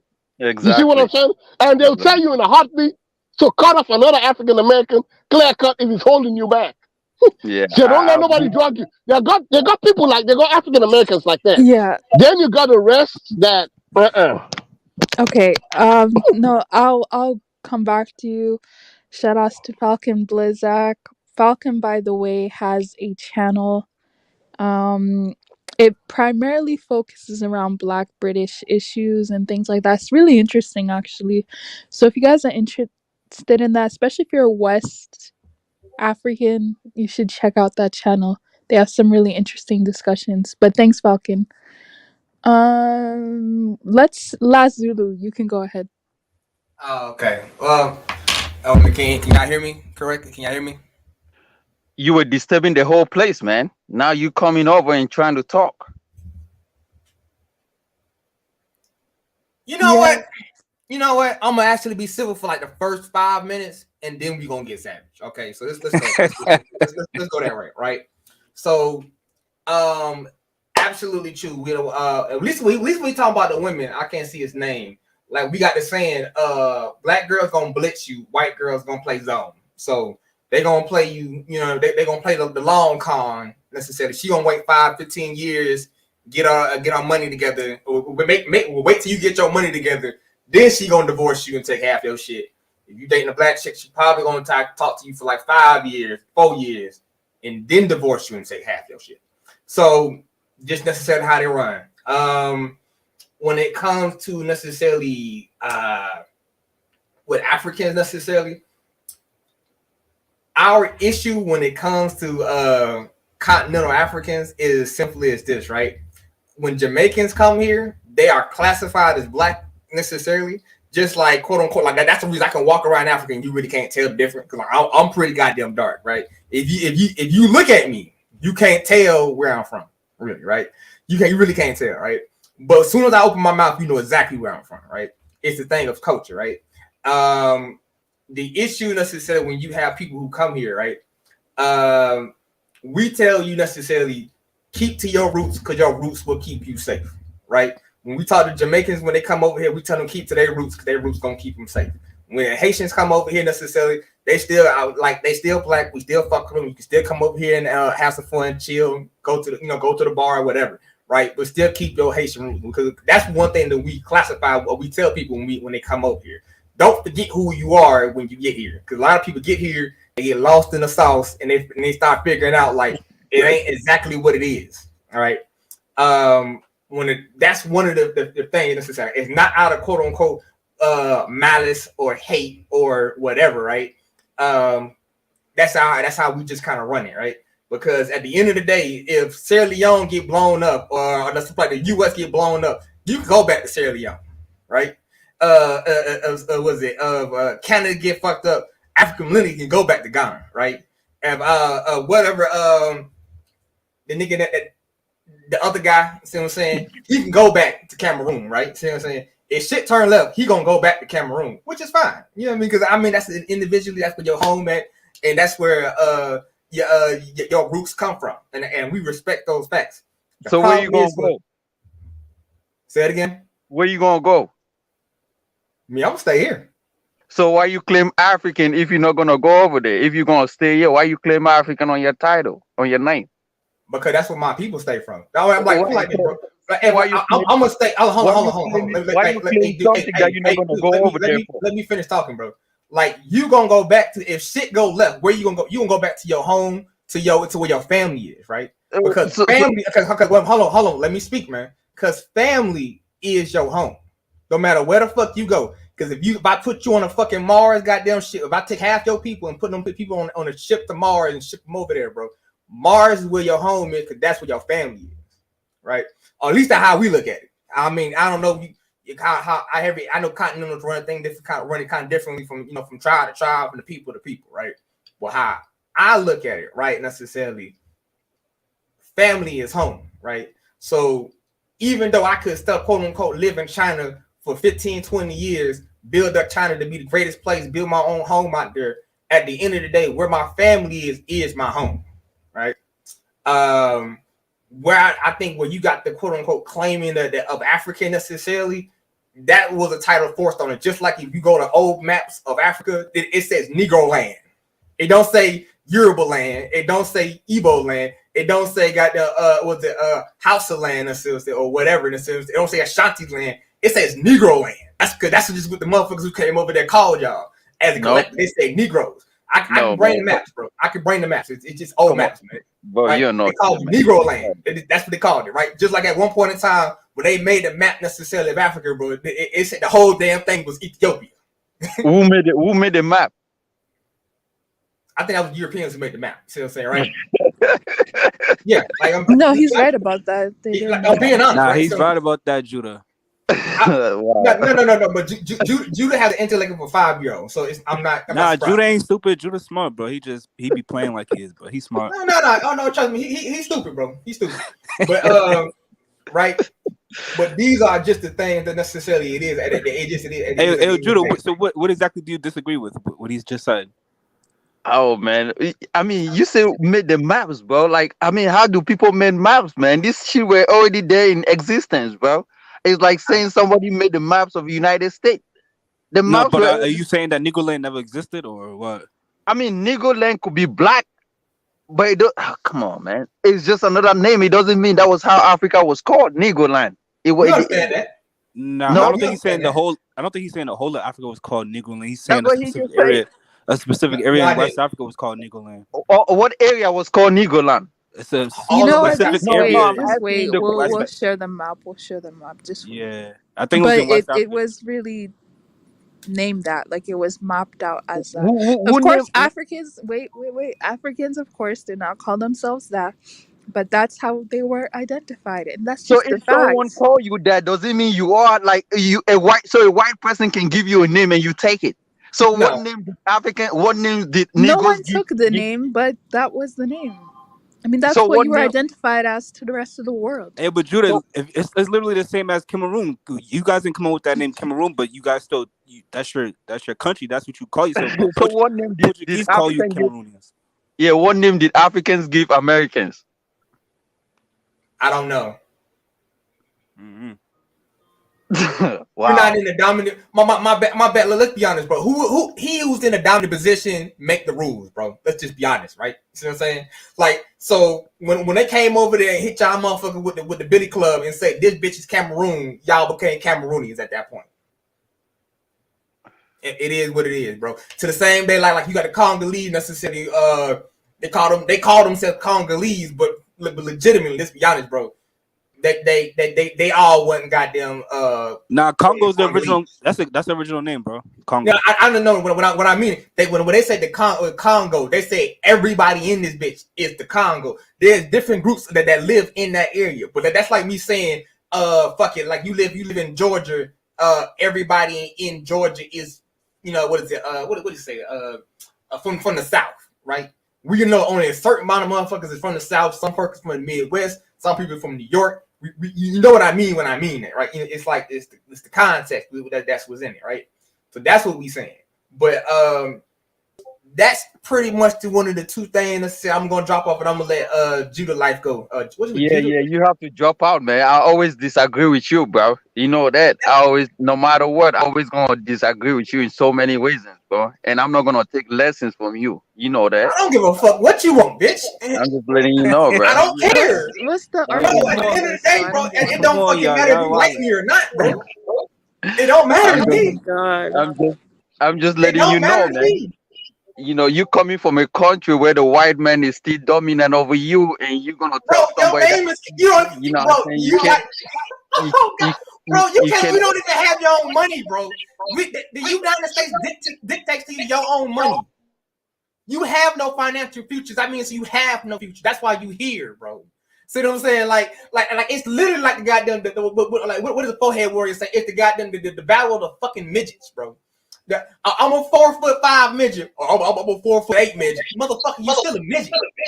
And that's the arrogantness of an African American, a typical Black American, just like you. That's how it is, bro. I'm gonna bomb your shit back to hell, bro, and you will be living back inside cool huts, bro.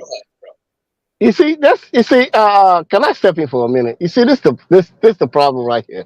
Remember earlier, African American, when I say African millennium, when I say the majority for us men, the majority of the people we got into a confrontation with, you know, is African American men than African American women.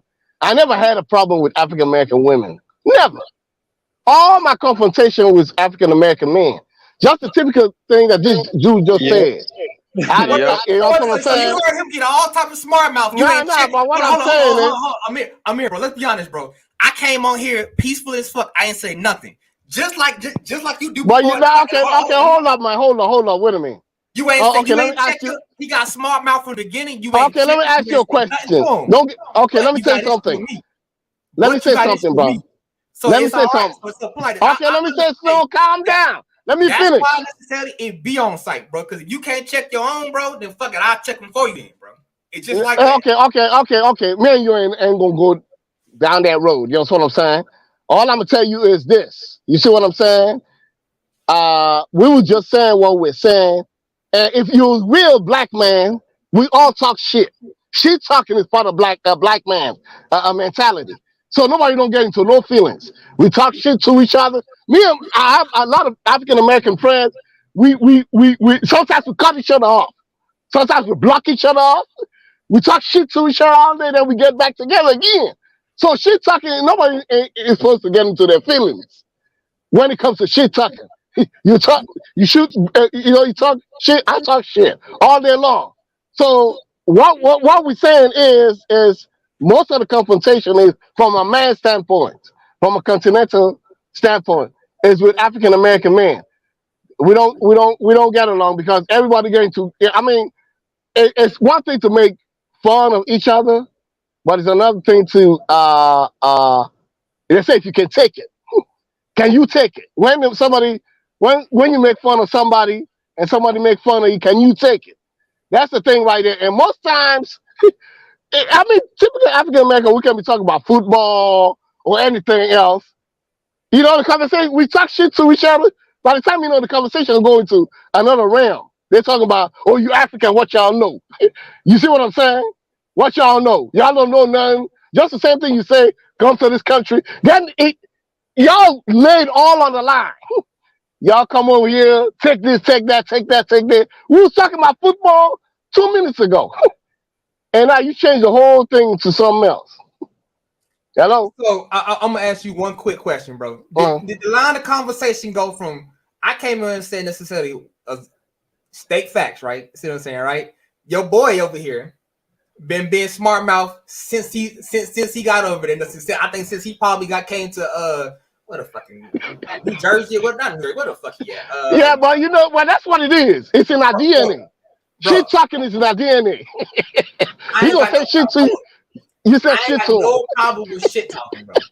Your boy will come over here and say some shit like you the white man bitch. I'm like, bro, didn't they hit y'all across the fucking head, bro? And didn't they got them call your shit Cameroon? Oh, now he quiet again. Now he quiet, right? No, so then we got it. Then he got to say something else again, right? And I'm like, okay, you want to keep playing this level up? No, but that's not gonna end. It's not gonna end. It's gonna keep going on. It's gonna keep going on and on because that's what it is. I don't know if the testosterone. I think that's where we have something in common. Too much of the testosterone. You see what I'm saying? Nobody want to back down or lay down. So it's always gonna be like that. You see what I'm saying? So the thing is, if you know, you gotta know the difference between shit talking and cool with people. Like There are people that I'm telling you, we talk about. There's an African American friend that I got. We start with football to basketball. That thing we spin over to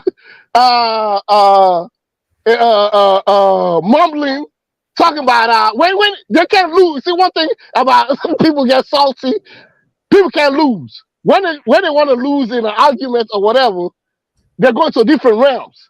But that's man talk. A man can't be wrong. So we always that's when the motherfuckers in his feelings though. That's what I'm saying. No, that's what I'm saying. And motherfuckers in his feelings. You're right though. If you rise above it and don't shit talking and just we shooting the breeze. When they talk in North Carolina, they say we just shooting the breeze, man. You know what I'm saying? It's not like this young boy. You know, all these old heads, they talk shit to each other. They don't take a gun out and a knife on each other. But these young boys, they're in the feelings. Next thing you know, they're taking a gun. That's from the old school mentality. That's what it is. Black Americans used to make mama jokes. You know, in Africa, that's against the rules. You can't make a mama joke out of me. We're gonna take it outside. You see what I'm trying to say? So there's certain things it's always gonna be like that. That's bro, man, we're gonna take testosterone. Like trust me, like after 4-5 when your mama jokes, they outside fighting in the playground again. So like well, that's what it is. Wait, what? I'm so confused. Only difference is in Africa, you may get one your mama joke in, and then they fighting after that. We're gonna give you 5 or 6, and then after that, then you fighting. That's all. The only difference is the number. But no, but Lazulu, don't you think that Africans and African Americans, Caribbeans too, but I'll just say African Americans, don't you think that there's some kind of like, it's like this love or this like fascination with each other? Don't you feel? In a weird way, it is. Don't you feel? I don't know. None of them. Like they're always in each other's spaces, right? They're always in each other's spaces, being like, "We're not the same." Blah blah blah blah blah blah blah. But it's like they're always in each other's spaces. So I'm just like, what's that about? African millennial, this is the thing, right? When as a black person, African, you come into this country, right? The first thing that they can actually tell you are not African is the way you dress. No matter how you dress, an African dress in America, the black Americans have certain kind of dressing. They have certain kind of shoes. They have, if you don't put those things, they consider you as a nobody, like a person that doesn't really know things, like the dumb person, like the things that you could be wearing. They can think you get it from Walmart. Like those are like the lower class kind of clothing. You know you ain't from here, bro. That's what we said. Right. That's what I'm saying. So they consider like this is when you go to school, like kids that dress like without having Jordans or Nikes or without having some kind of brown jeans and like jeans that have names, like you could get picked on. They could call you Buddhist. They can call you a lot of names. Like you don't fit you fit African description. Like you live like you actually don't know things. Like they consider you dumb. You might be the most intelligent person in that class, but they still gonna pick on you. And people, most Africans have grown up with that. I was scrolling down on TikTok, and these stories, these things that we are talking about right now. If you go on TikTok, you will see a whole group of Africans, African Americans, even Caribbeans are talking the same thing. The problems that they faced with African Americans. Africans are saying the same thing. Caribbeans are also saying the same thing. It's a whole big issue. And these issues we are lucky that we just have social media that came up. These things have been on for several years and people have experienced it. People have grown up with it. And so when we come here and just keep talking, people think, oh, we are just saying this. Oh, so I saw someone on the chat says, oh, my sister is living in a place where African American is and they are living fine. And just, well, of course, I have African American friends, the one that we went to school with.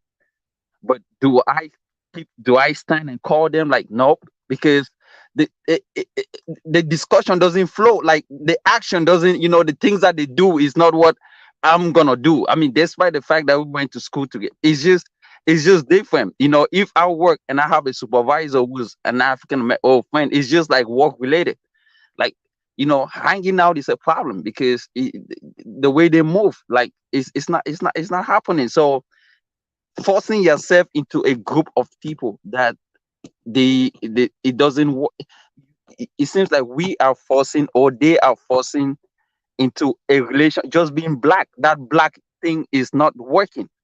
It's not. Even in schools, like, we used to have one unity, but there was separation because African could not actually relate with African American history. That's just a fact. It's not moving. It's not gonna work. I mean, it's just people are forcing through. But should they go to Africa? Yes, they should. Should they want to live there? Yes, they should, as any other citizen living in another country. Yes, that can work. But actually saying, nah, it's not. It's not. It's not. It's not. It's not. Even you see the African milieu. Africans will more relate with white people. Africans get married to a lot of white people than getting married to African Americans. That's just a fact. The culture is, it's different, and we should stop sugarcoating things. We should stop sugarcoating it. It's different. It's different people. You cannot force people to live together. It just doesn't work. That's it. Okay, I'm gonna ask one quick question, bro. When do you see? Hold on, right? When do you see African Americans say you have to live with me? When do they say necessarily you got to come with me when we go out to dancing or go out whatever? You got to come with me. Africans have their own clubs. Caribbeans have their own clubs. Africa, everybody got their own thing. Don't nobody necessarily. I don't know where you live at. Maybe because where you live at, maybe that's just different. I don't know. Since I know you live down there with a whole bunch of Somalis and shit, right? So they got their own thing that they do down there, right? Like in Georgia, bro, we ain't got none of them problems, man. Literally, Africans have their own club. I go to their clubs. Sometimes I go to Caribbean clubs. I don't have no problem going to Caribbean clubs. I go to the African side of town. I don't have no problem going. We don't have that. We don't have that problem up here neither. In Boston, we don't have none of that. Like all this shit is new to me.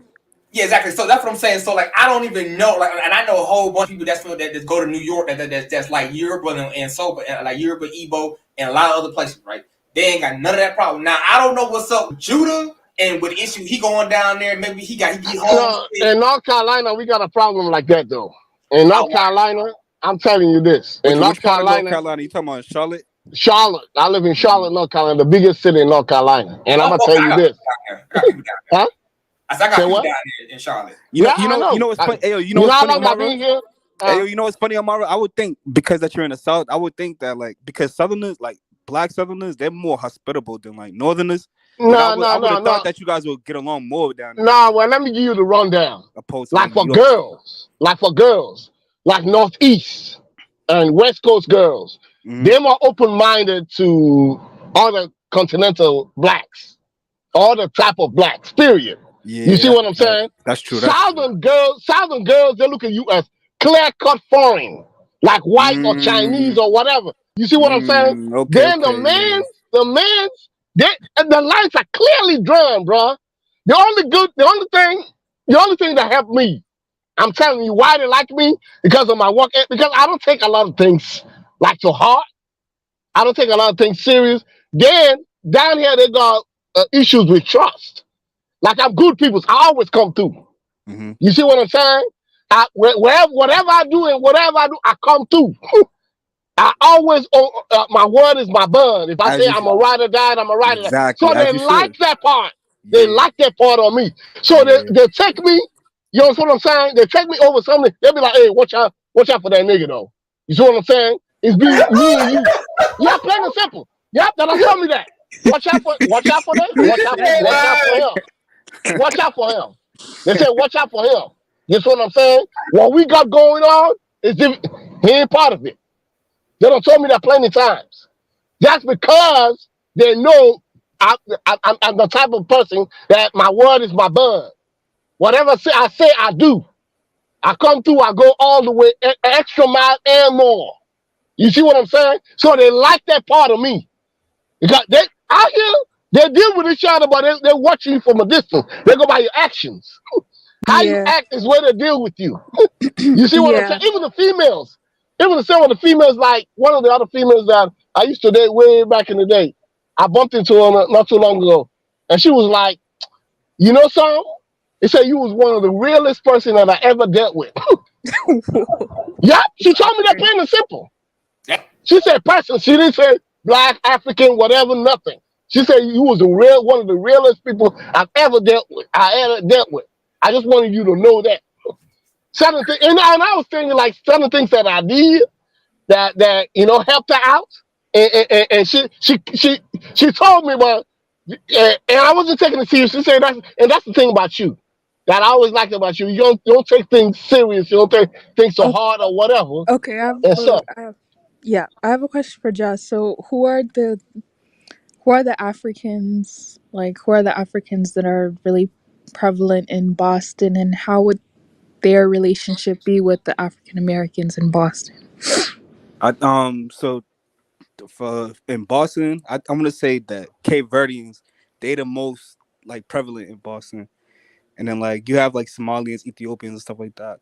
And I want to say like everybody just intermix and pretty much get along. If you ask me, like we all live in the same neighborhoods and we all patronize each other's businesses and stuff like that. So I never knew it, even in school. Even when I'm looking back at it, right? Even in school, like we pretty much kind of got along. You know what I mean? We got along. It was mostly like the only experience I can think of is like the Somali kid he got into like this Puerto Rican kid. But even all the black kids, they stood up for the Somali kid. You know what I mean? So that's why when I came to this like this platform and stuff like that, like all of this shit is new to me. Like I didn't know that Africans was experiencing like mad like bad, things from like African Americans and shit like that. I'm gonna give it to you like this, bro. It's like in America, bro. This culture, by its very nature and its inception, is confrontational. Like this, white people will fucking handle you. They gonna still handle you. They may not say, "Oh well, let's throw down right now," necessarily, and that may be it. Like if you in the army or some shit, and let's say me and you get like used to be because they stopped doing it. Like men, like my uncles and them, but when they was in the army, they was like, bro, if we had an issue with a white dude necessarily, you be like, hey, bro, meet me at the edge of the woodshed. You go to the woodshed, you would scrap it out, and after that, you was done, right? Necessarily. After that, necessarily, and the same thing when you dealing with like Caucasians in America, right? Are very, very, very much confrontational, bro. Like, you see this shit all the time, especially when they're amongst the chicks. They'll get real carrying on you, real lightning fast, or they just, I'm gonna write a report about it, and then they'll see you tomorrow, and also you come tomorrow, well, you packing your bags. Like this country is by its very nature is confrontational. The pastime of this country is football, which is military tactics and words, and shooting. Like you have to understand that. So when you come to this environment, you was coming into basically a hostile environment. We tell people that from the get-go. That's why we tell people, understand this, understand that. That's I don't know how y'all look at it, but that's our way of telling you legitimately. This is dangerous. That's dangerous because nobody gave a fuck about you, or they really wanted to be hostile to you. We would have let you go do shit. Or we would tell you to do the opposite shit that's going to get you fucked up. Like, we give you the rundown. Don't go over there.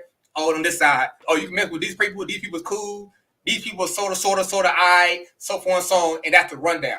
It's just that when continentals come here, they have I'm from Africa, I can't be stopped mentality, which is cool. I understand that. Let's see what I'm saying, because in that environment, most of the dudes that came from that environment have that can-do attitude. And, I mean, they believe they can go, go anywhere and do anything, which is sort of true, but you still have to know the environment that you hunting in, and that's what we be telling people. Like I can't go to the desert and hunt like I did in the forest. I hunt in the forest like I do in the plains. I can't hunt in the plains like I do in the tundra. All these different environments necessarily have different ways you have to conduct yourself, which you prepare, and how you look at the terrain and the environment and the animals that you catch it. They don't understand it when they come here. They think, oh, I'm African, or they get the quote unquote. White people tell them that don't fuck you better than them African Americans. I'm sitting here like, bro, we invented half the shit that's in this country, and they come over here with that mentality, and they end up figuring out, oh, they gonna start running to like quote unquote roadblocks. Oh, you had one of what's up there a couple months ago? What's the dude from Cameroon? Not Cameroon. Whoa! The dude from Congo came over here and got shot in the head. Whoa, bro! Pump the brakes, man! Pump the brakes! When have you ever seen a white man tell an African that he's better than an African American? When? Because a white man never told me that. Exactly. Never told me that it was better than African American. That's what they tell who. They tell you all that. No, when I talk to Africans, right? When I talk to my African home, but it was like my mama told me that the white people told my mama, "Hey, don't mess with them Africans, Americans, and whatever." And I'd be like, it is what it is. Me personally, we got all the stories. You got 1,000 different stories, 100,000 different stories. No, but white people never told. You said white people told Africans when they come here that they're better than African Americans. That's what I got a problem with, because Africans can see for them. They can judge for themselves. They're not dummies. You see what I'm trying to say? We're not dummies. We can judge for ourselves, regardless of whatever. But the whole thing of moving close to white people is have you ever seen black people move to a white neighborhood? Why? Because they're trying to stay away from certain type of black people, right? Yeah. The bullshit. Okay. No, wait, hold on. Calm down.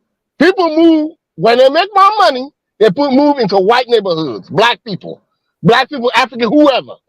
They move into white neighborhoods because the rent or the mortgage might be higher, it might be more expensive, but because of their safety and they want to stay away from the crowd, they do that. They put all their money towards paying that mortgage or that rent just to stay away. You see what I'm trying to say? That's an all-around thing. So if you see African moving close to white people, it's not that because we look white people as just some kind of god. It's because they're trying to do the same thing.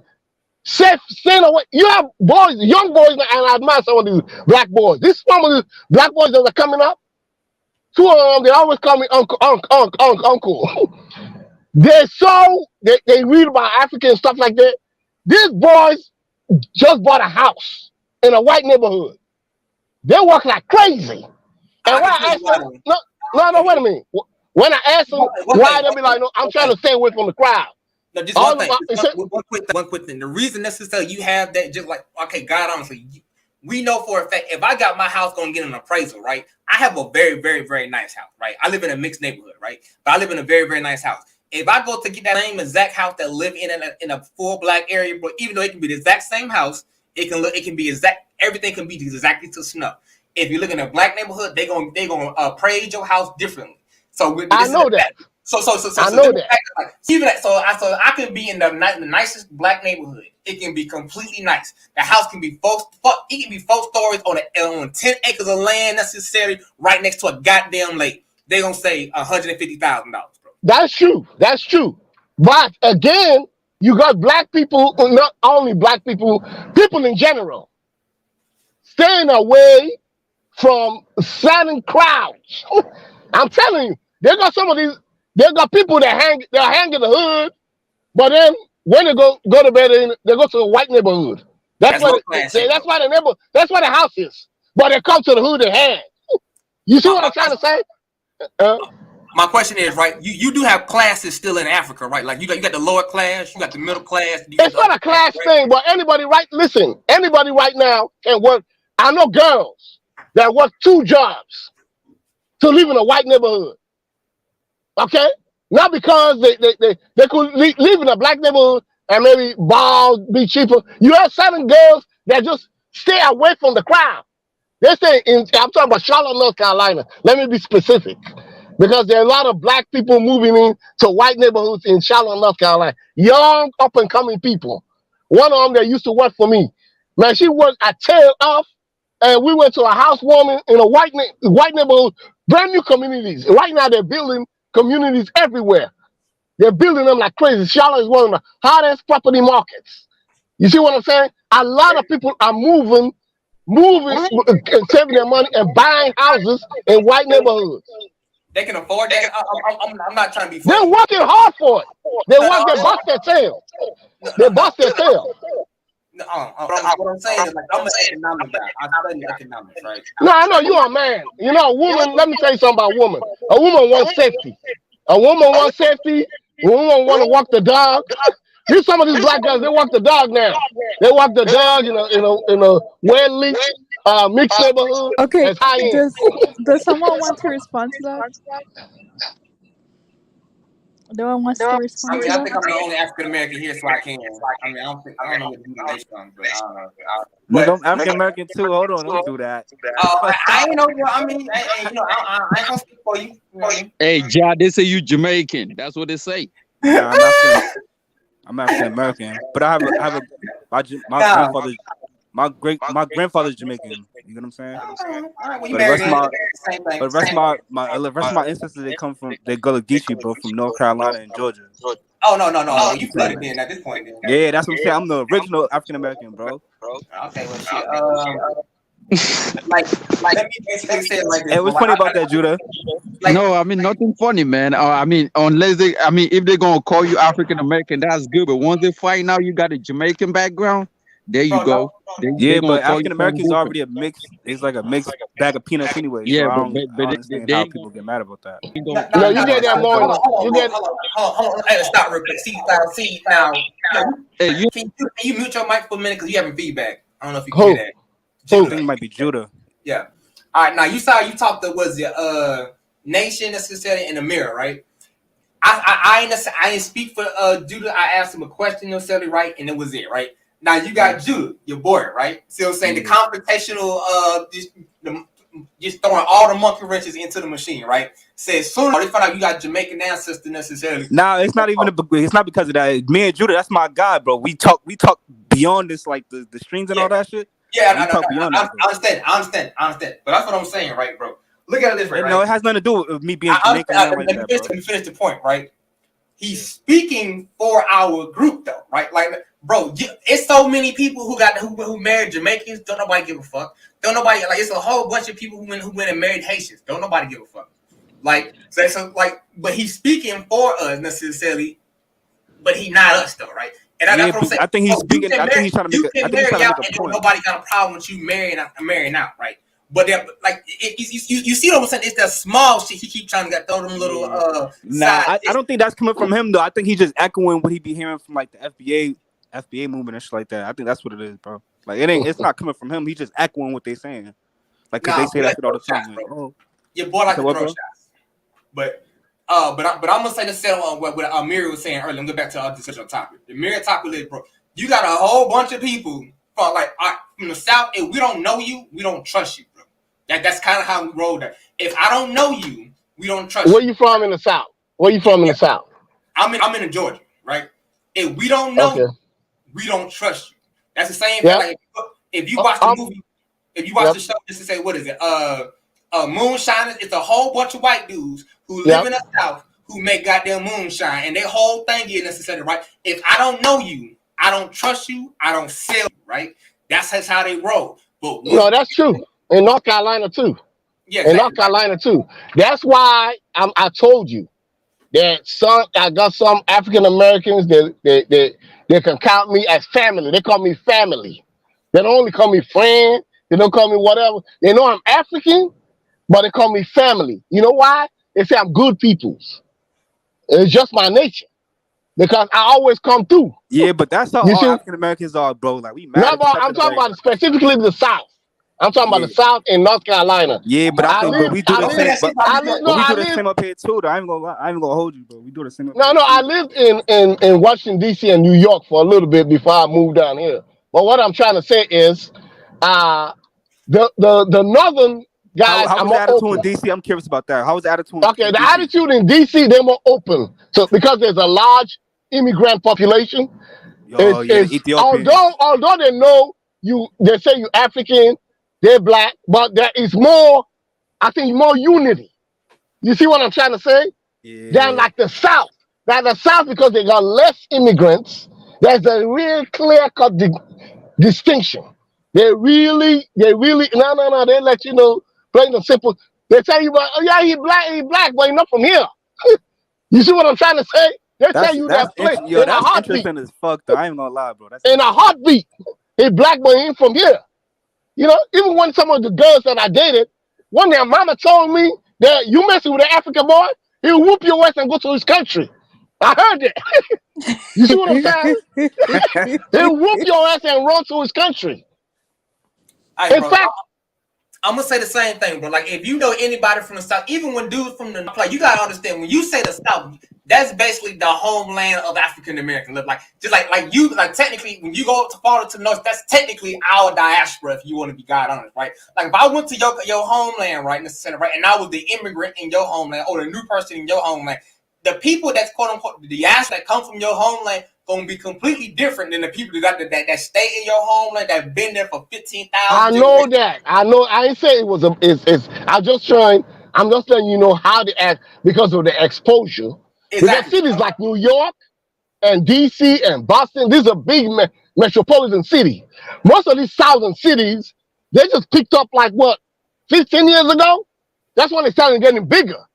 So their immigrant populations and the attitude towards other blacks is, you know, they don't see them as well. I think it's not even just blacks, but foreigners in general, bro. With foreigners, thank you. They call you foreign. Yeah. Some girls, they be like, oh, you nice, you cute, or whatever, but you foreign. A girl told me that. They say you got it going on, you got like your car, you always dressed like you come out of the mall, you always shaped up, you always not, but you foreign. Yeah? A girl told me that. In North Carolina. In South Carolina too. Another girl told me that. So and that's how I got misled because when I was in DC and New York, there was more unity. I mean, you see, it's common to see African American and African couple, Jamaican Caribbean couple, and African couple. Or it's common over there in DC, New York. That's common. You see, most of the African American, they'll tell you a story. Or at one point in time, they dated an African, or they dated a Caribbean, or they went to school with this. Or they have that story because they have a larger immigrant population.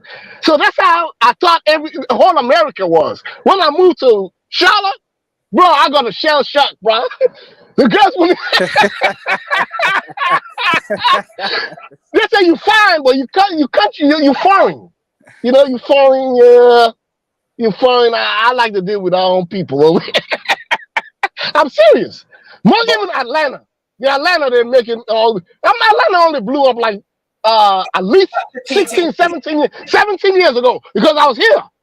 Atlanta was the first major place to blow up. Then Nashville, Tennessee, Memphis, Charlotte. You start popping up. Then Houston. In fact, Houston was late to the game. The Houston they're bragging about is the biggest metropolitan city in the South. They was late to the game. In fact, in North Carolina, when you too educated, you know what they say? You're in North Carolina. Why you going to school? Why you trying to get a bunch of degrees? You in North Carolina. That's some real live hillbilly. That's some real hillbilly shit. Hey, bro, I've been here too long, bro. I've been here too long. Okay, I ain't supposed to say it out loud, but you know, my bad. Nah, say that.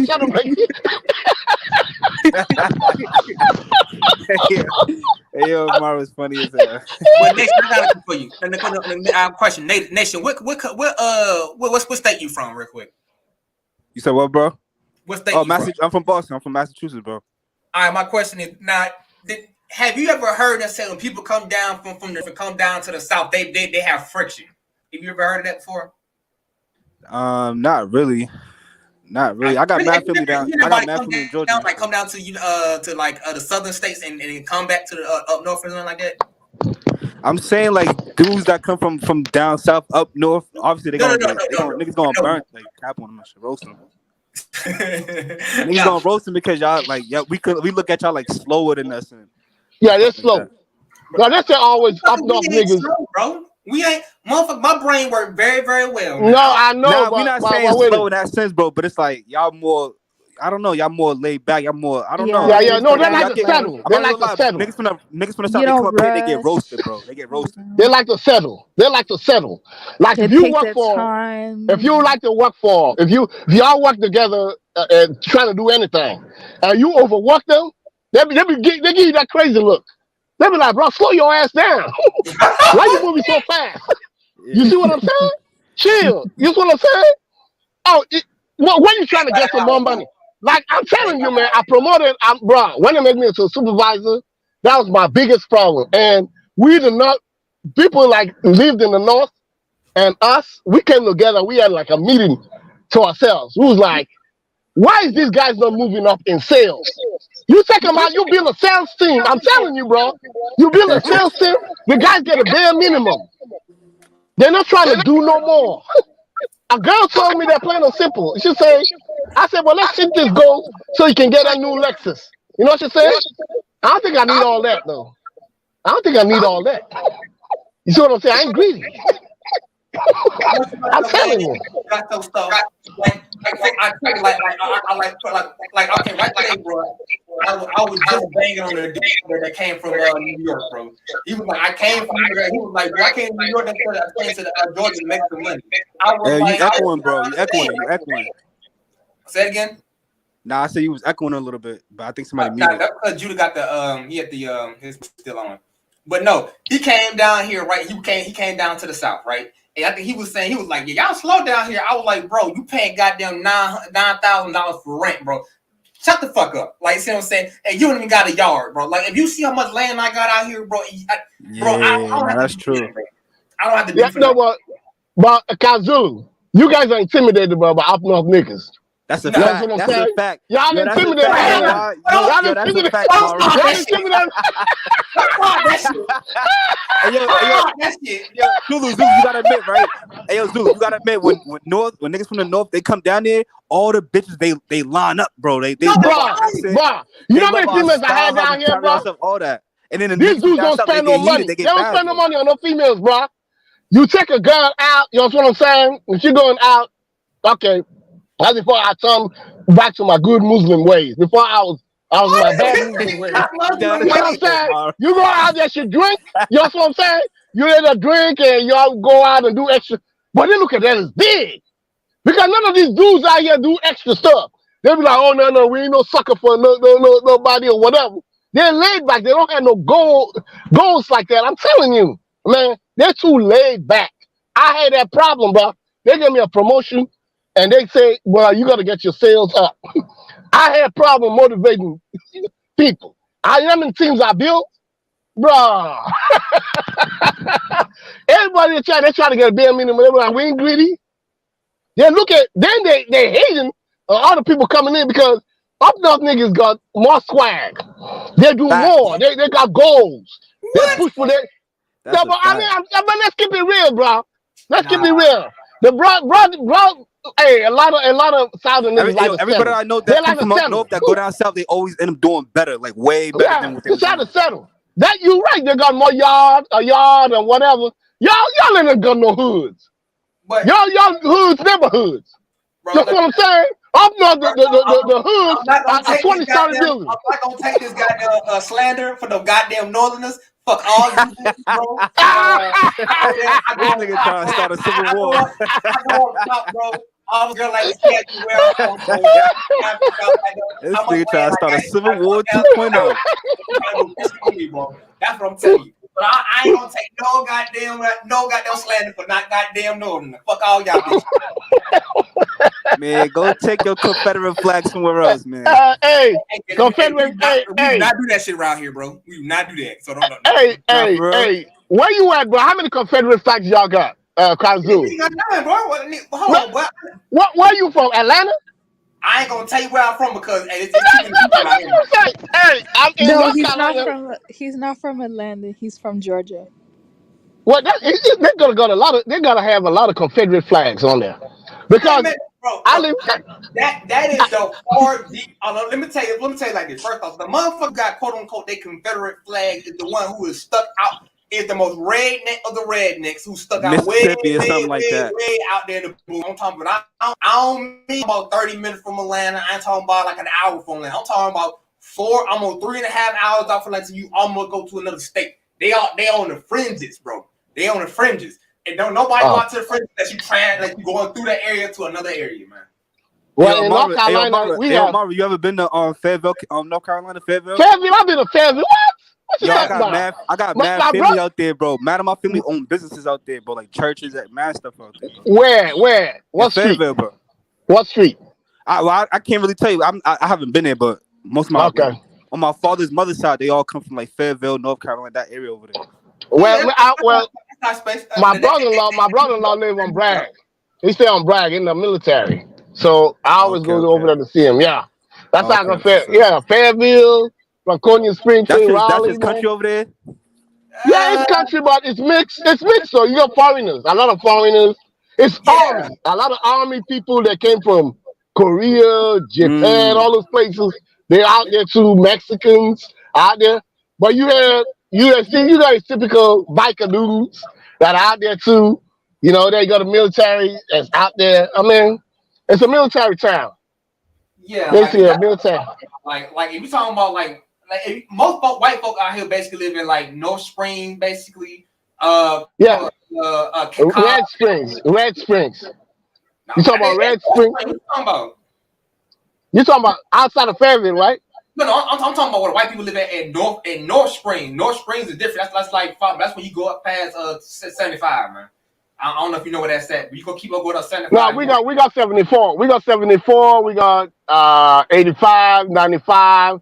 Yeah, 85, 75, 85. You basically in the go 75 to 85, 277. Yeah. Yep.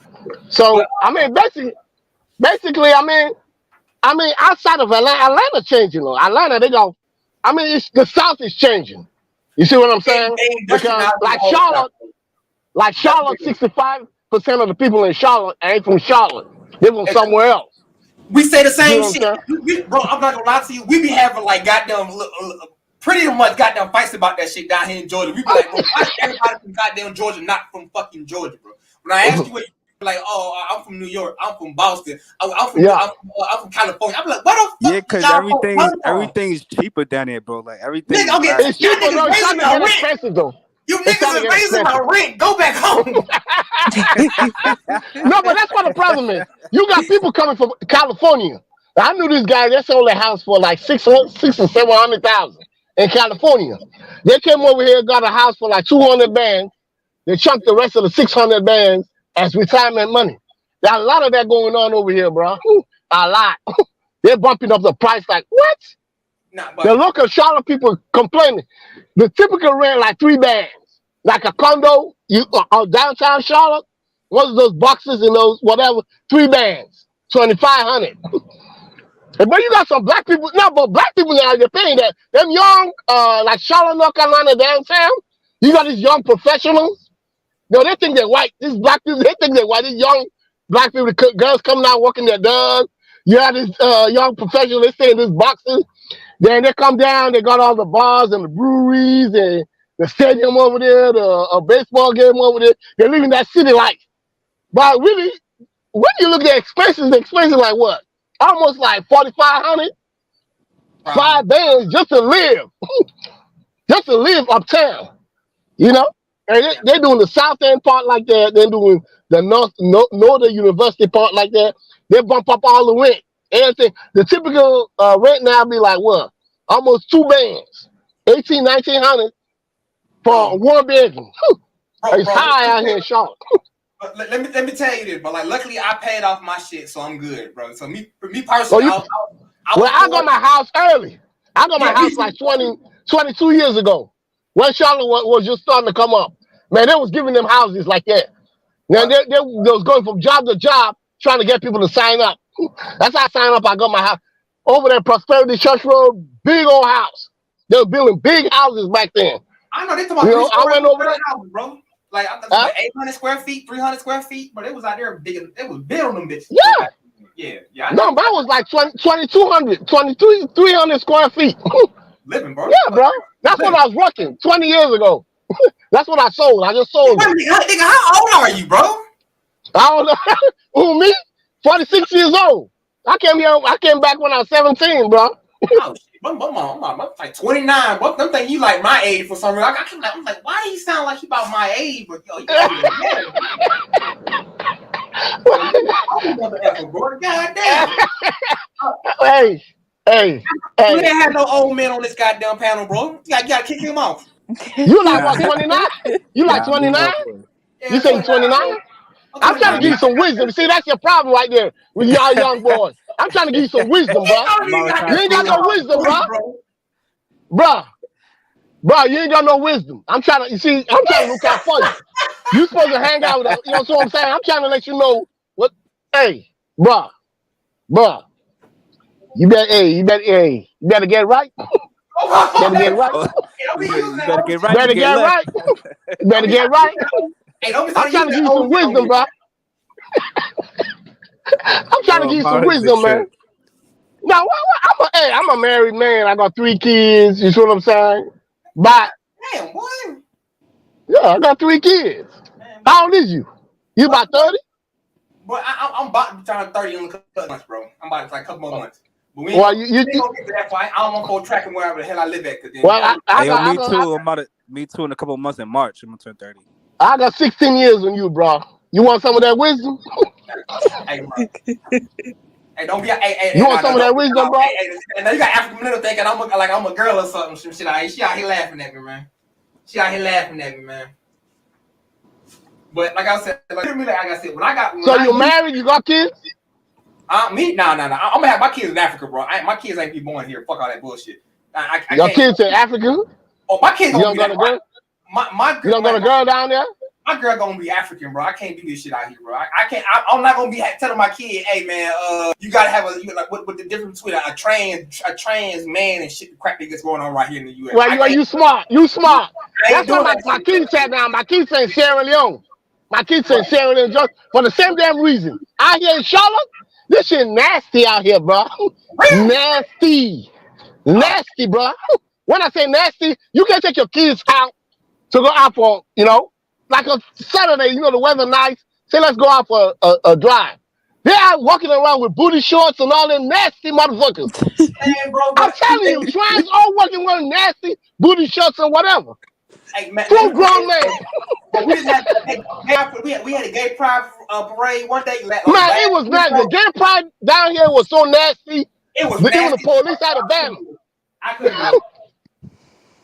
But they had a man out there with a goddamn thong on. They had a man had a thong on and some leather chaps on with the ass cheeks out. And I'm looking at this shit like, bro, I can't raise no kids down here, man. Bro, I got my kids so sheltered to the point that my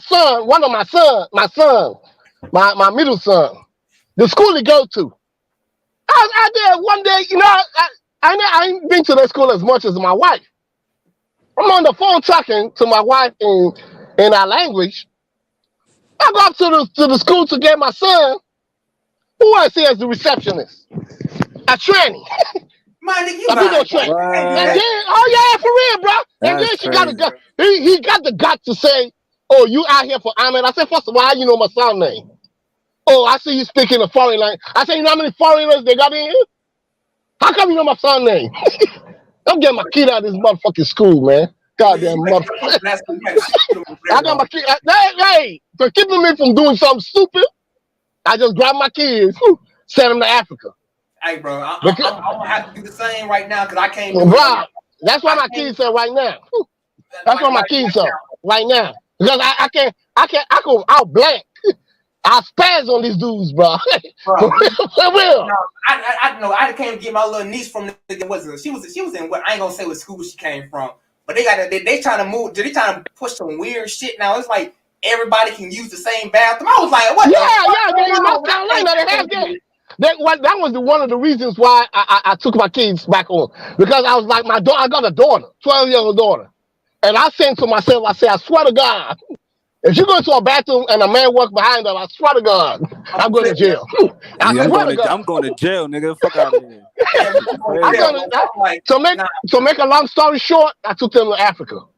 Yeah, to make things easy on me, I took them to Africa. Plain and simple. Plain and simple. I can't do it, bro. Because when they made that little flip, I don't know what happened to Georgia. Really real. Like the one thing it was goddamn good for was everybody. Like everything was in order, bro. I don't know. It's just like all of a sudden Atlanta popped up. Goddamn gay pride popped up.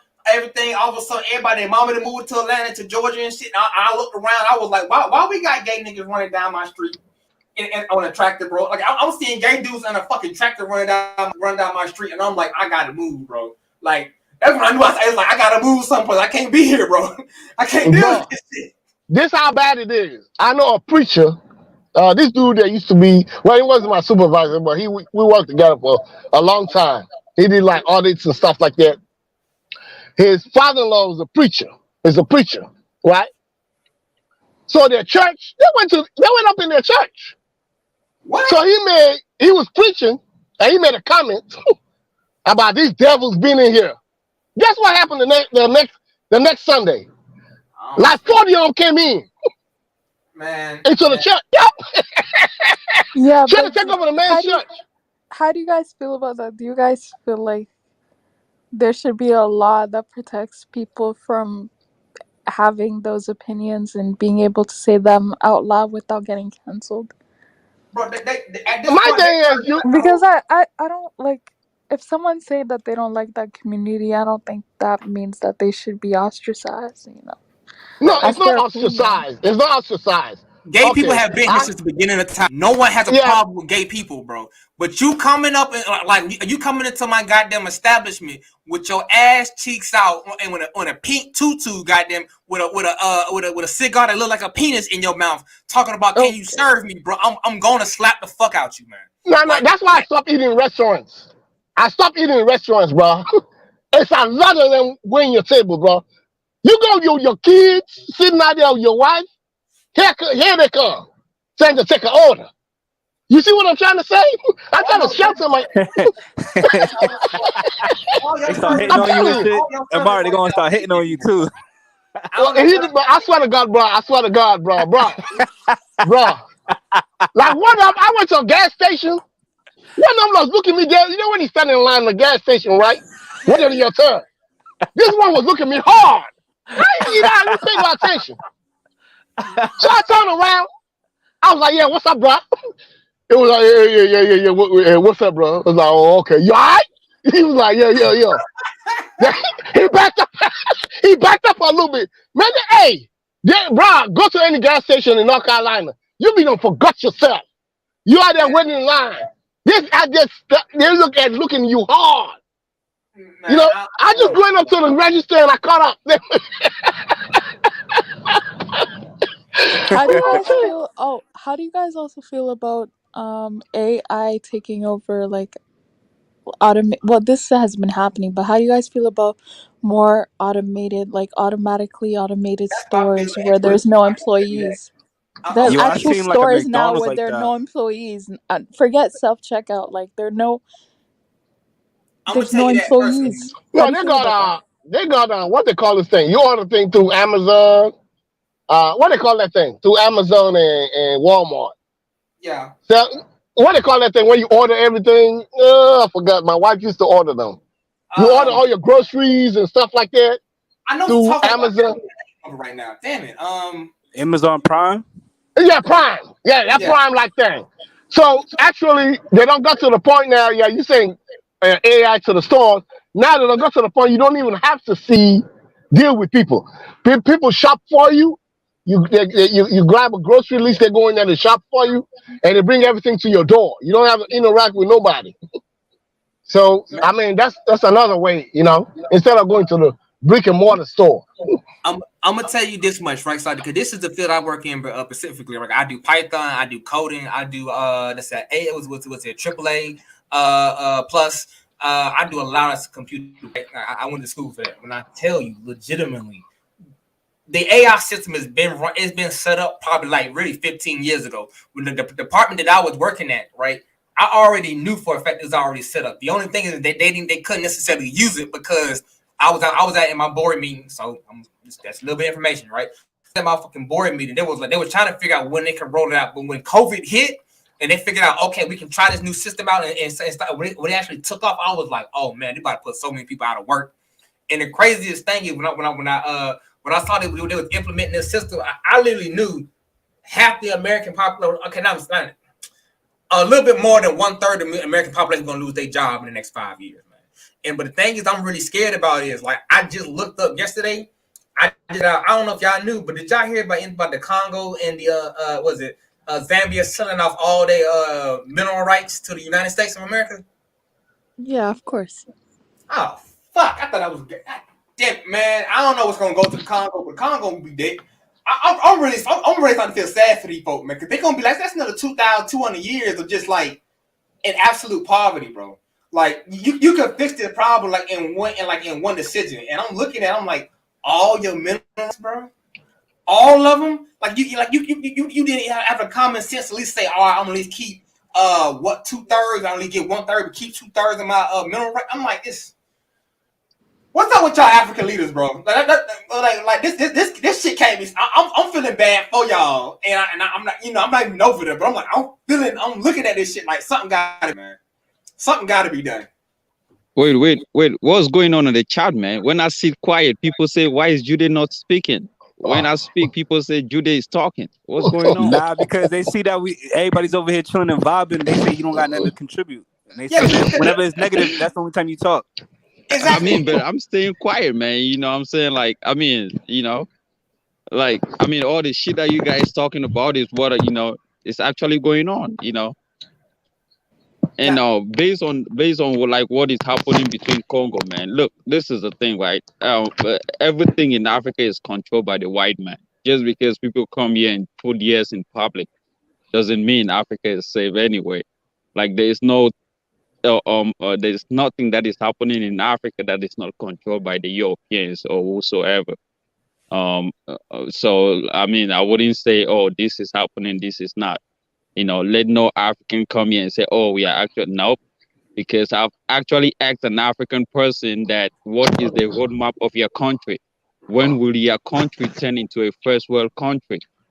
Or they never gave me a response. If you don't know when your country will turn into a first world country, and then it means you don't have control over your own economy. So your country will still be a third world. No matter what you do, you cannot do your own things by yourself. You still depend. I was just watching a video where in Liberia, the president was inaugurating a hospital that was constructed by United Arab Emirates. And this is the thing: when will Africa start doing things for their own people? We live on donations. We expect people to do things for us. It's just, man, come on, man. And then when we come to these countries, they downgrade us.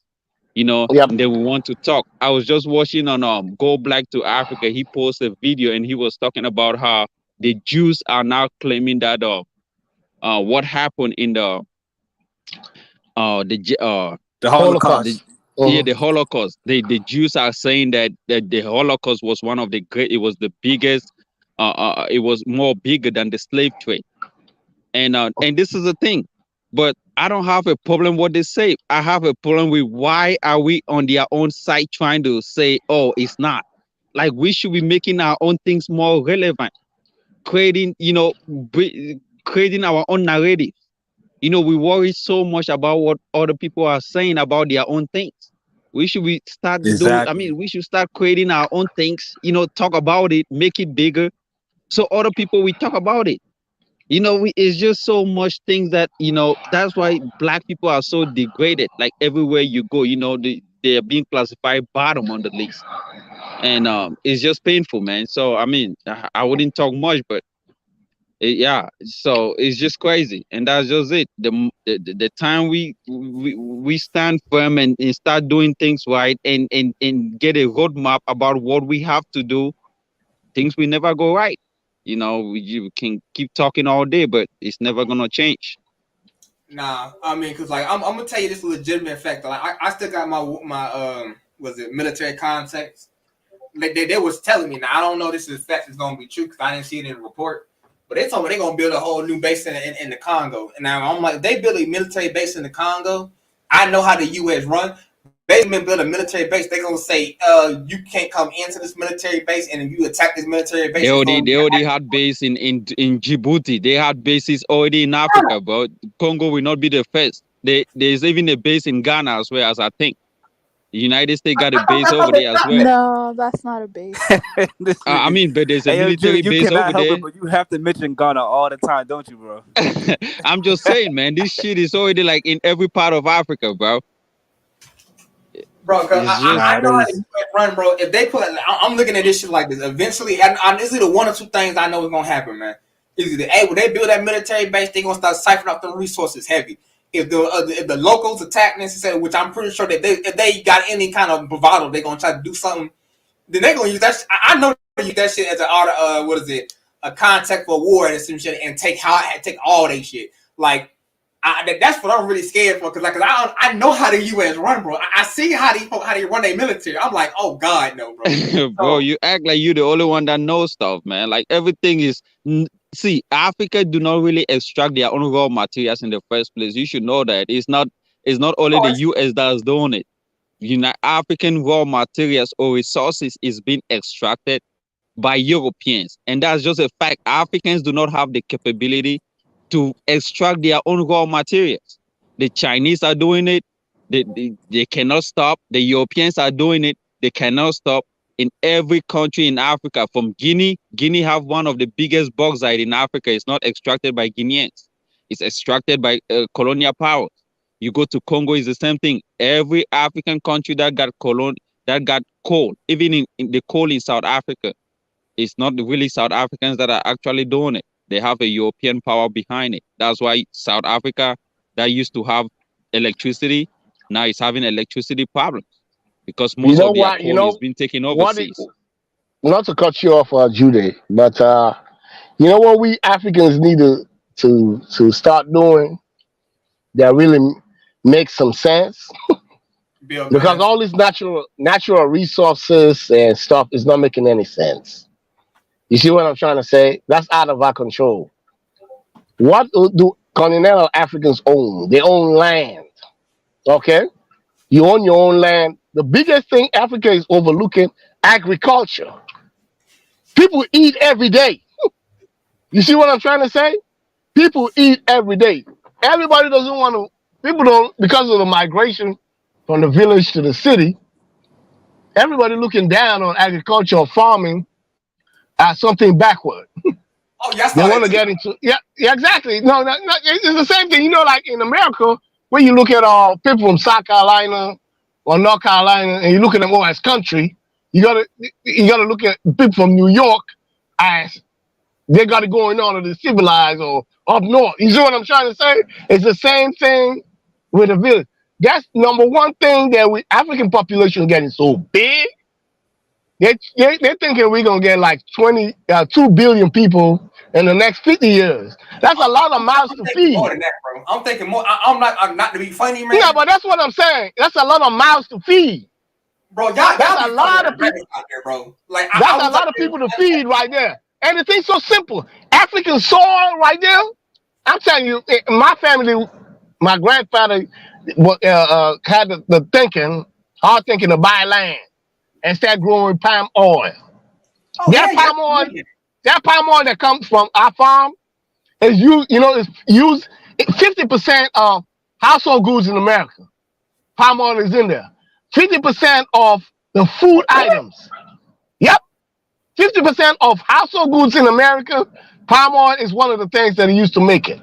Then 50% of things you eat, you know what I'm saying, has palm oil in there. You can eat it, and you can also use it to make your bleach and all the stuff like that, all your other household goods.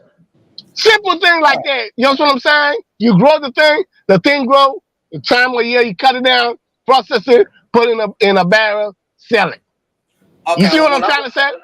Yeah, I'm gonna give you a little tidbit information then. I don't know if you know, but when I was looking it up, right, the two most expensive spices in the world is saffron and vanilla. I didn't know this until I started looking it up. No, but saffron is Afghanistan. You gotta have that weather for it. If you go to like North Africa, you go to North Africa. Hold on, man. I looked into saffron. I looked into that thing, bro. It don't grow in the tropics. You know where we live, sub-Saharan Africa, it's tropical. It's real tropical, rainy, all that stuff. You see what I'm saying? Like the North, they'll grow stuff like that. That's an Arab-like thing. They got the ins and outs of that thing, bro. You know, like the back of the hand. So saffron, you can use it in different spices, like all your herbs and spices and whatever, your parsley or stuff like that. All your herbs is one of the herbs you use for your food. When you want to marinate your food, your meat, all that stuff like that. That's one of the things you use. It's a high seller, but it's first of all it takes a lot of labor. It's hard to get it done because you put in a lot of work for a little pound. For a little bit, yeah. It's high. The pound is high, but it's a lot of work though. That's an Arab thing, man. Oh yeah, I was looking into it. I was looking into to get into that. I was thinking about opening something small down there in South Africa because they got the right kind of environment for it. Now, at least down there, because it's like plain slash. It's like it's a. But you know, South Africa, they don't own their land though. South Africa don't own their land. It's not like West Africa. They don't own the land, man. It's either the government own the land or whites. They don't own the land. Even the regular South Africans don't own land. It's not like West Africa or East. Yeah, no, governments own most of the land, but the old school land is white. You got old school land. Then when the government came over, they took up a lot of land. But individual African people, like you go to like anywhere like Uganda or East Africa or West Africa, where you find families that have been there forever, they own that land. They don't have it like that. You see what I'm saying? So yeah, they don't have it like that. They don't have it like that. They have a serious land problem. At one time, they say the government was trying to take more land away from the white people, but it's government owned. They let you work it, but it's not yours. It's government owned. But yeah, but if they like West, I'll make something for them, bro. Ain't no way in hell I'll be taking that shit laying down. I can't take that laying down. You want, bro? I will sell you an AR-15, bro, for a nice price of $350, bro. $350, bro. I'm gonna charge you extra for the bullets, though. But if they ever want to do some shit, I'll hook, bro. I'll hook you up. Well, talk to them South Africans or them Southern Africans. You see, I'm from the West. In West Africa, we own our own land. We don't have that problem. You know? Hey, I'm selling land, man. If you want land in Central Africa, you can come get it. If you got that good money. Hey, but don't meet me no bullshit. Cause if I come down there and I $1,000, bro, you see, that's the thing right here. What is $1,000? You see, that's the thing right here. You gotta add land for the real value. You see what I'm saying? You see, $15,000. How much land you think you gonna get? I got land too. How much land you think you gonna get? You give me $15,000. How much land? At least 10 acres. What are you talking about? Look at this dude right here talking about 10 acres. You crazy. You crazy. Talk about at least 15. You see, that's it. I mean, hey, it's a good thing you in Africa. Because they're gonna Africanize you with prices. When they Africanize you with prices, they're gonna Africanize you with prices. You still got the American mentality. I'll go to Africa with $1,000. I can buy half the place. That 15,000 is the price of one plot in my place. That's what I'm trying to say. In the city, we own land 25K. That's why all them African Americans that went to Sierra Leone that got citizenship, neither one of them got land because as soon as they ask prices, they're running away. Yeah, it depends where you want to buy. If you want to buy in the city, then that's expensive.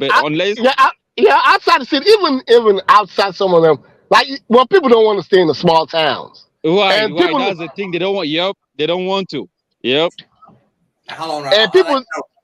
I tried to I bought some land in Uganda. I did, bro. But I'm telling you, bro, that land prices was them land prices was goddamn jumping, bro. When I was over there, the first time I looked at the land prices, it was about $12,000 for a decent plot of land, right? All of a sudden, I came back there again. That shit was like $30,000, $35,000. Yeah, it go up. It always go up. It always go up, bro. That's why business is good in Africa. I got some of my nieces that I filled up a barrel. They was like in Sierra Leone, they flooded, right? So the house broke down. The house broke down and flood and everything.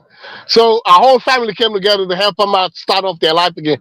So everybody, who's in the UK, America, whatever, everybody sent a barrel to them. Man, every day I ask them for the price of what they're selling. It's up, up and up and up. I was like, you're killing people over there. She was like, well, hey, that's how it is. When the prices in Africa, they go up, they keep going up and up and up. This is my question, like, from my economical understanding, right?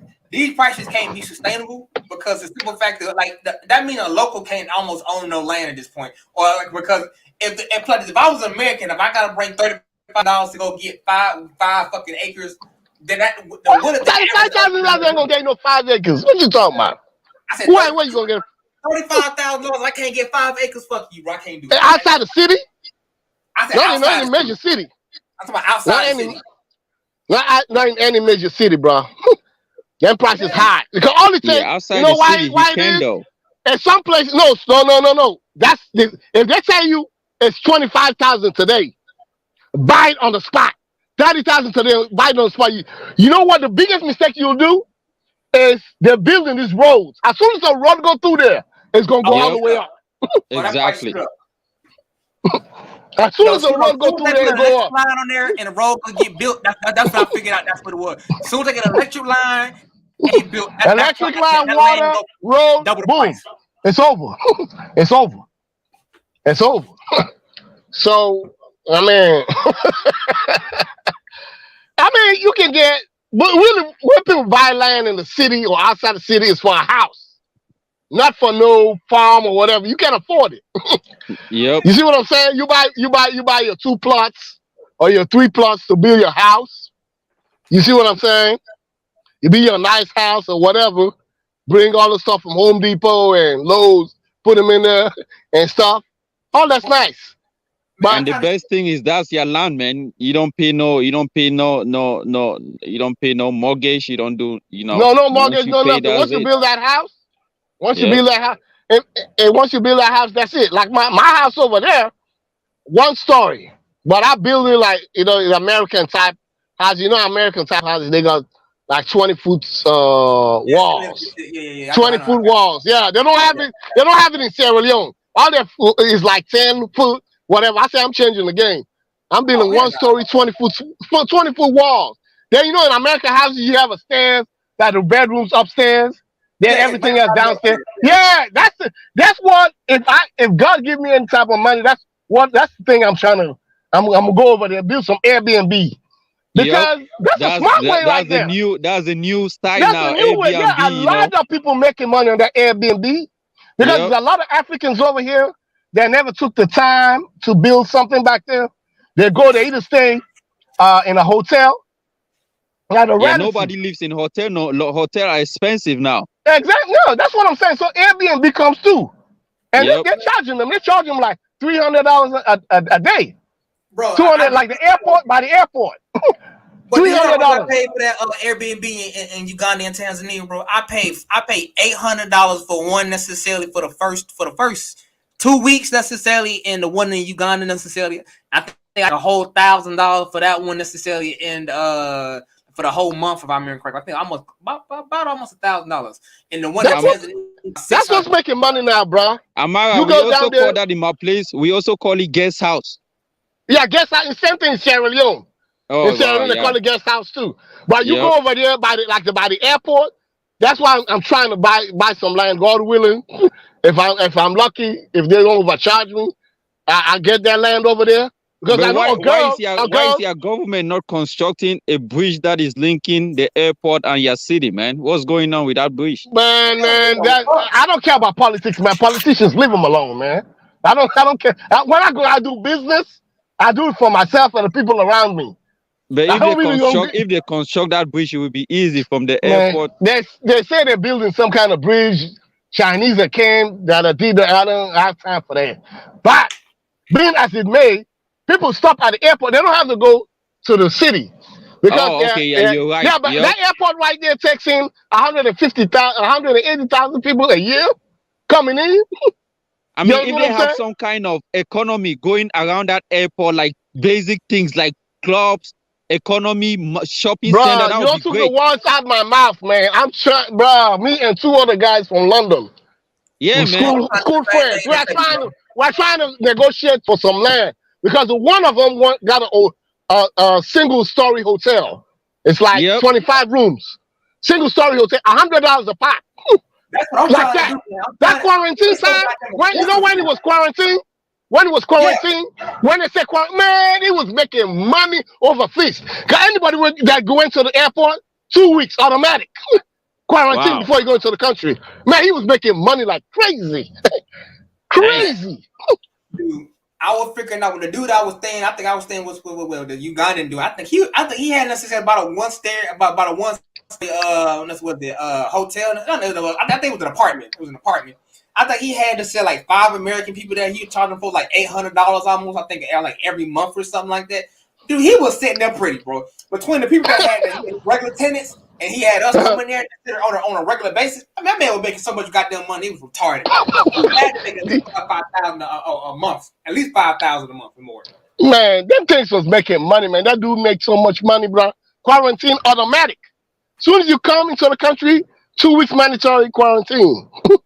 He got a spot for you. You supposed to have the money. Man, I'm telling you.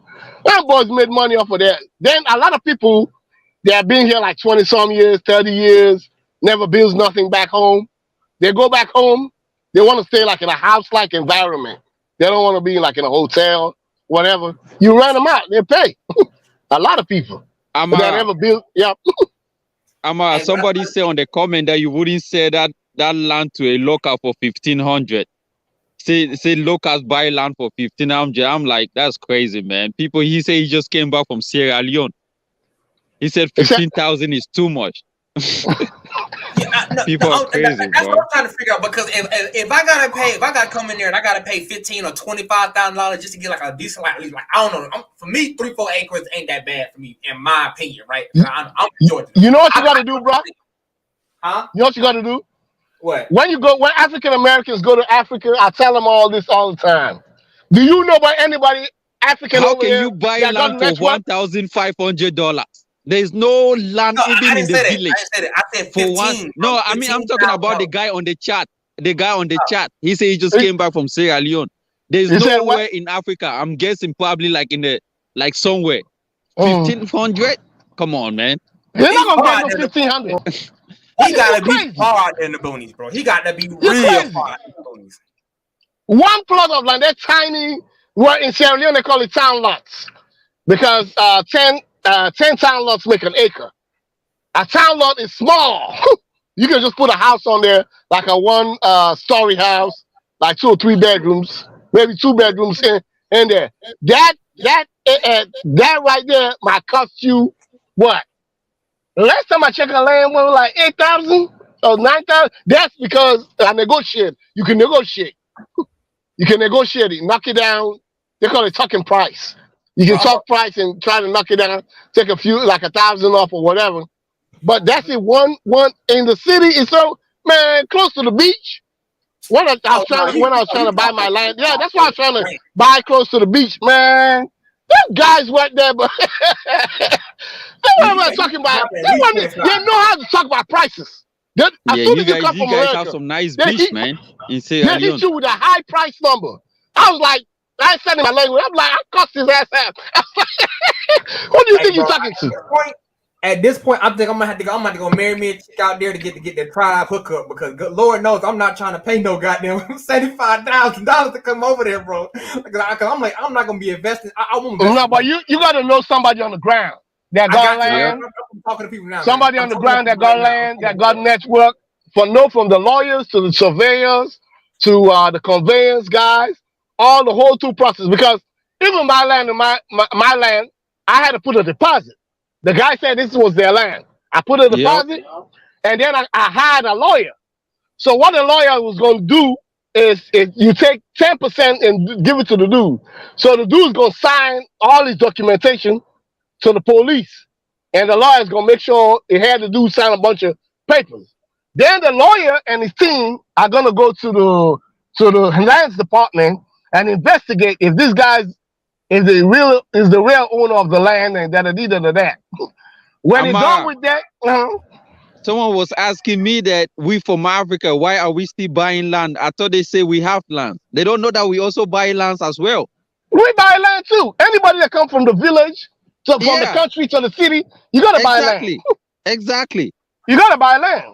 From usually most of those cities, those are tribes that are dominant in the big cities. In the big cities, are the landowners. You see what I'm saying? Like in the north of Sierra Leone, my city, McKinney, we do landowners over there.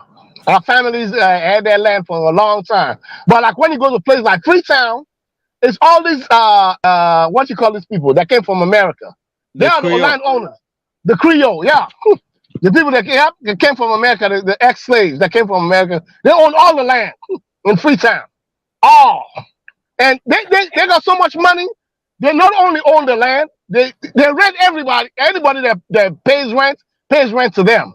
They're smart, they build houses, apartments and stuff like that. You see a little kid being a doctor or lawyer, but he's never opened up a practice. He got like 20 or 30 properties he collects rent from. Man, all these people that come from America, they had all that land over there in Freetown. All. Hey, man. They're the landowners.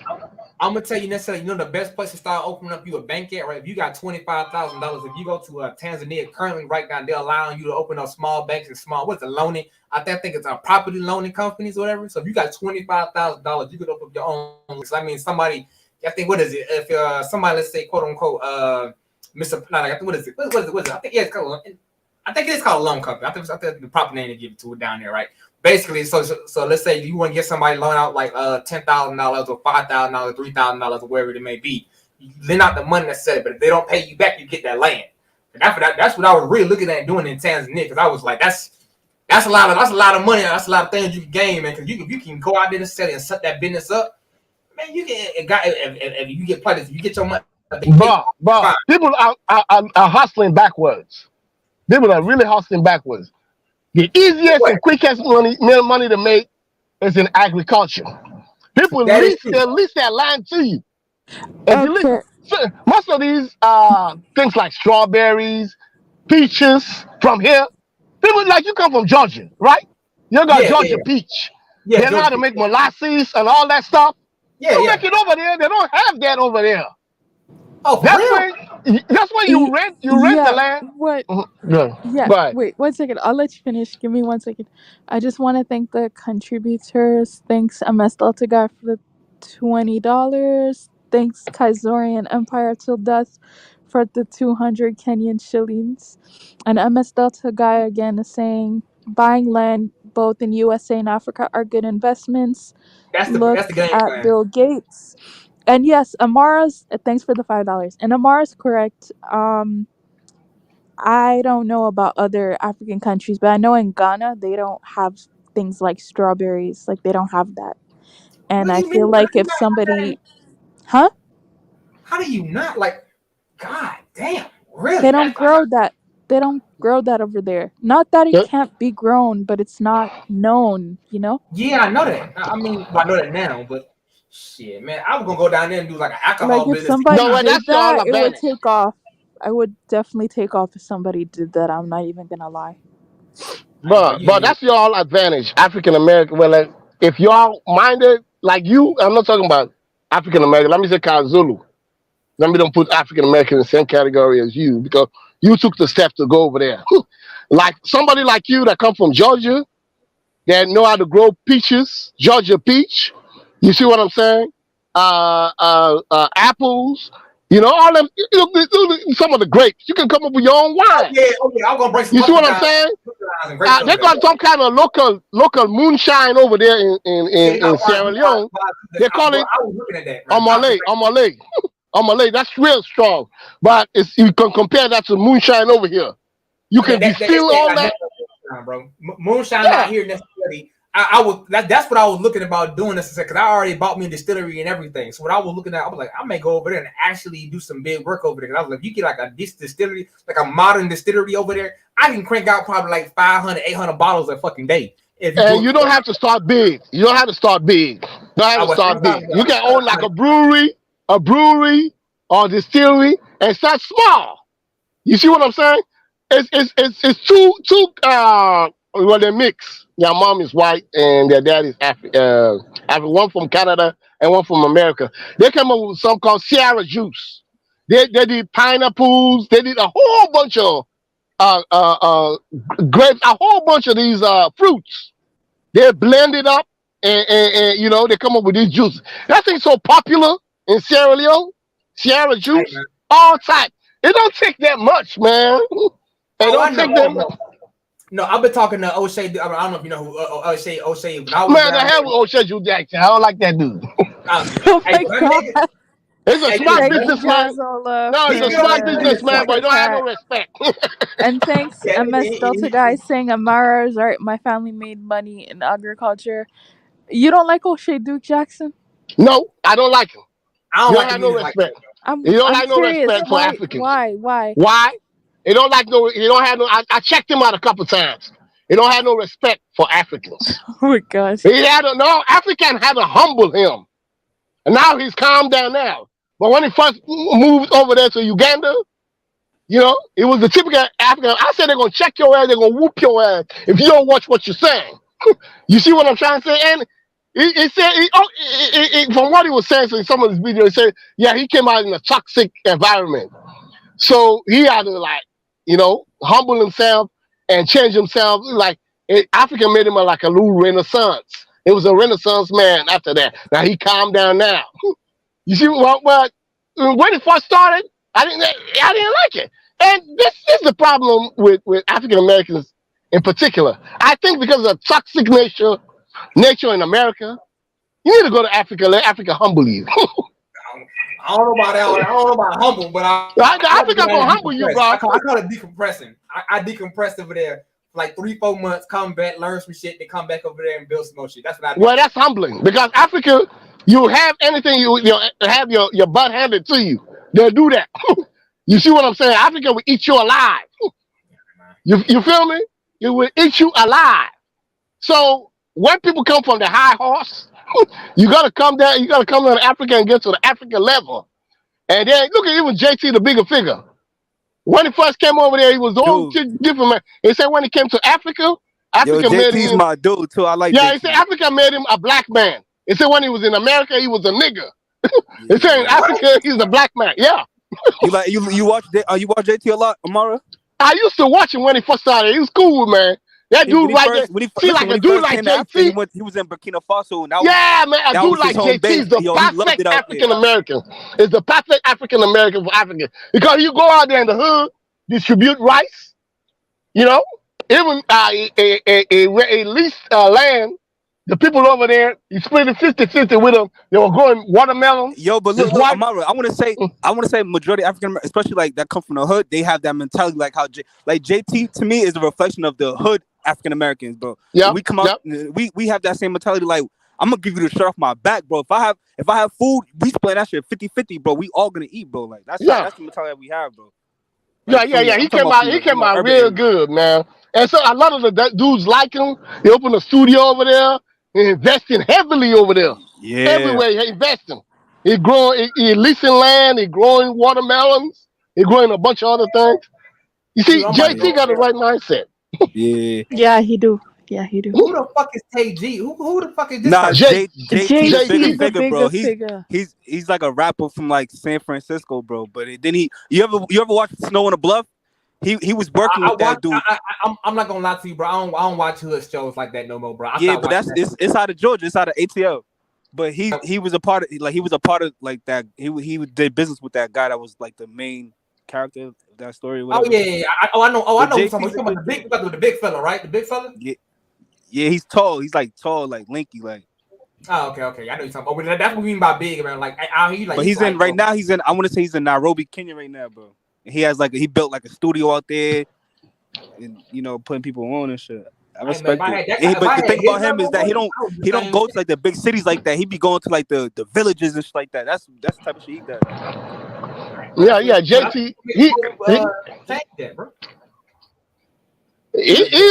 he was telling me about raising chickens. He was talking about raising chickens, and he said chicken in America and chicken in Africa tastes different.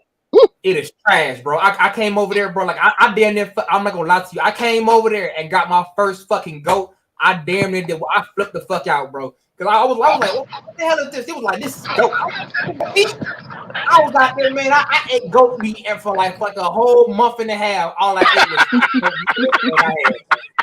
I'm funny. It was like goat meat. I was like, what the fuck did you mean goat meat, bro? Like, you can't get no goat meat. If you find a goat in a goddamn in America, we like, who somebody lost the goat, bro? Now you see why Africans like meat. You see why Hey, Africans like meat? Hey, but that You shit see was back, why bro. so many of their soups and stews have a whole bunch of meat? Hey, man. Hey, yo, Amara, Love that's the that. same reason why I can't Love even it. eat fast food or nothing like that, because the chicken is so bulky. Like it's Man, like that's it's like steroids, bro. it Like ain't the real chicken, meat, bro. It ain't real meat. All these burgers out here, meat. they ain't real that shit meat. is not real. That's Hell steak no. 'em. Steak 'em. Yeah, I Even don't look, even know what that is. even listen, even the cows, bro. When I went to Jamaica, bro, the cows they're all like brown and shit like that. Up here, they like black and white. Like, what is this? An artificial cow? Like, what the fuck? Bro, they grow a whole chicken for the day. You know they grow a whole chicken in a day? A whole chicken in a day. They Yeah, give that shit the is cows wild, bro. they give the cows steroids. Everything is Yeah, steroids. everything Bro, steroids, growth hormone. yeah. And when they go through like a little slaughterhouse, the cows go like there's a big old knife that come like that, just cut them off like that. And so their body, the reaction of their body to that blade, you see what I'm saying? It's all that's why you have 13-year-old kids Exactly. being I was just big. about to say that. They're a basketball player. Yeah, You see a 13-year-old boy, but a basketball player eats all like whatever is the meat. Oh, even the females, they develop at a quicker age. It seems like out here because of the food that they're eating. They even the develop a female. big ass booty, and they be like 13 Yeah, years old. yeah, they're like, what the fuck? You be like, what the hell? Ain't you 12, bro? Man. yeah, man. Bro, it's a lot of things. I mean, Africa, bro. The thing about Africa, America, it's good to come over here, make some money and whatever. But when you want to live a real good life, chill life, you know what I'm saying? Like when I go home, you know what time I wake up? 1 in the afternoon. I don't have to worry about it. There was one thing I couldn't understand when I was everybody was like when I was like for me, I was used to America. I was used to getting up at like 6 o'clock in the morning and whatnot. You know what I'm saying? 6 o'clock. But then nobody even started moving until like 9, 8 something. Like I was like, what? Y'all just getting up? It's 8 o'clock. Like 8 9. They're like, yeah, we're getting ready for the day. I was like, what the fuck going on over here? Like. That shit was killing me. Yo, Zulu.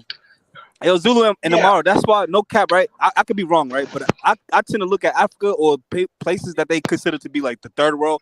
To me, personally, I look at that like the first world because they're more to the essence, bro. You get what I'm saying? Over here, everything's fake. Everything artificial. Everything's fake, man. We breathing in all type of carbon emission, all type of... Yeah. To me, this is the real third world, bro. Everything's fugazi, bro. Literally, everything's fugazi. Bro, I hear, bro, is the stress, bro. I'm telling you. The stress levels, bro. When I go back home, bro, I feel like I get up 1 in the afternoon. Like I lay on the bed like I don't have a care in the world, bro. I don't have a care in the world. Can you do that in America? Don't get your ass up and go work and pay bills. That's why when I go to Africa, bro, I don't like the reason why I want to go to Africa, right? It's not because of racism and shit like that. I don't care about none of that. It's more to like just the vibe, bro, just to be able to relax, peace, heal, bro. Peace. You know what I mean? It's a peace, you can have your own peace of mind, bro. Yeah, bro. Like you can have your own crib. It's a healing for me. Like when I went down, best thing I would go talk to this dude necessarily, and man, I think his name was Frank. I can't remember what his last name. His name was Frank, but we'll come out there necessarily like every other morning, right? He'd be like, "Hey man, you want to get a West Nile? I don't get a West Nile." Me and this dude go sit on the goddamn small ass bench. Papa got there a couple of brews down and stuff. We would talk for like an hour and a half about the weather, what's going on necessarily, what's going on with the government. And he really kicked me. He kicked me with a lot of game when I was down there. He basically saved my life out there because I about to do some stupid shit. But he was giving me a whole bunch of game when I was down there, and I would just go down there and just chill, have my couple of brews, and like you ain't got the chance to stop and do a goddamn thing. Like bro, like a 2-hour conversation over some brews. Oh, you can't do that, man. I gotta go drop something off real quick. I gotta go, bro. So it's like you gotta go. Yeah, man. It's a whole different kind of vibe out here, though. But that's why I like the shit with more than that, though. Bro, that's why that's why my family over there, I go back and forth now. I go back and forth. My whole family over there.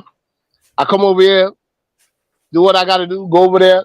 Cause right now I'm trying to my pops died, so the land that's sitting out there, we're growing some more palm oil trees, palm kernel. So we're trying to see if I can get some clientele over here interested, and I go to these expos. Put your email in the back check then. Put your email in the back check right now, man. And I just what I'm saying. Okay, well, hold on. Let me Where's the private chat? In the back chat. I said the back chat, private chat. Yeah, hold on. I'm gonna look for it. Okay, thanks to MS Delta guy. He said I have done great business in Ghana. I can work both parties working on agriculture in Gambia as well. Thanks for the $5 super chat. And the next one is we raising goats in USA, goat meat and milk and Bro, we checks. better got any goats out here, bro. Like I already know what I'm gonna do. Goat milk is really good. Oh my god, it is though. Like it is. When I was out there, bro, and like I think the Boni Kali. I don't know if I'm saying their name. I think I'm fucking on their tribe name. The Boni Kali. They start with a B, right? They got whatever fucking cows they got over there. It's like this big horn cattle. The fucking milk on that cattle is God. Like I just never like I understand why they drank milk over there. I was like, why the fuck do people drink milk? Can you describe? Can you describe the taste of the milk for me? Can you describe the taste of the milk for me? I want to see if I had similar milk. Okay, it was like a creamy sweetness to it. Yes. It was like creamy. Yeah, creamy. It yeah. Was like a Yo, the milk out here, that shit's like watery, bro. Yeah. Yeah, that's American. Dude, I don't know what they put in it. Water with protein in it. It's just like water with protein in that shit. Yeah, like sad cow's milk, depressed. Yeah, exactly. Like that cow was sad as hell. Like, hey, I'm stupid. The cow sad. Yeah, depressed milk. Depressed milk. Because like real milk that I tasted too, it tastes like cream. It's smooth.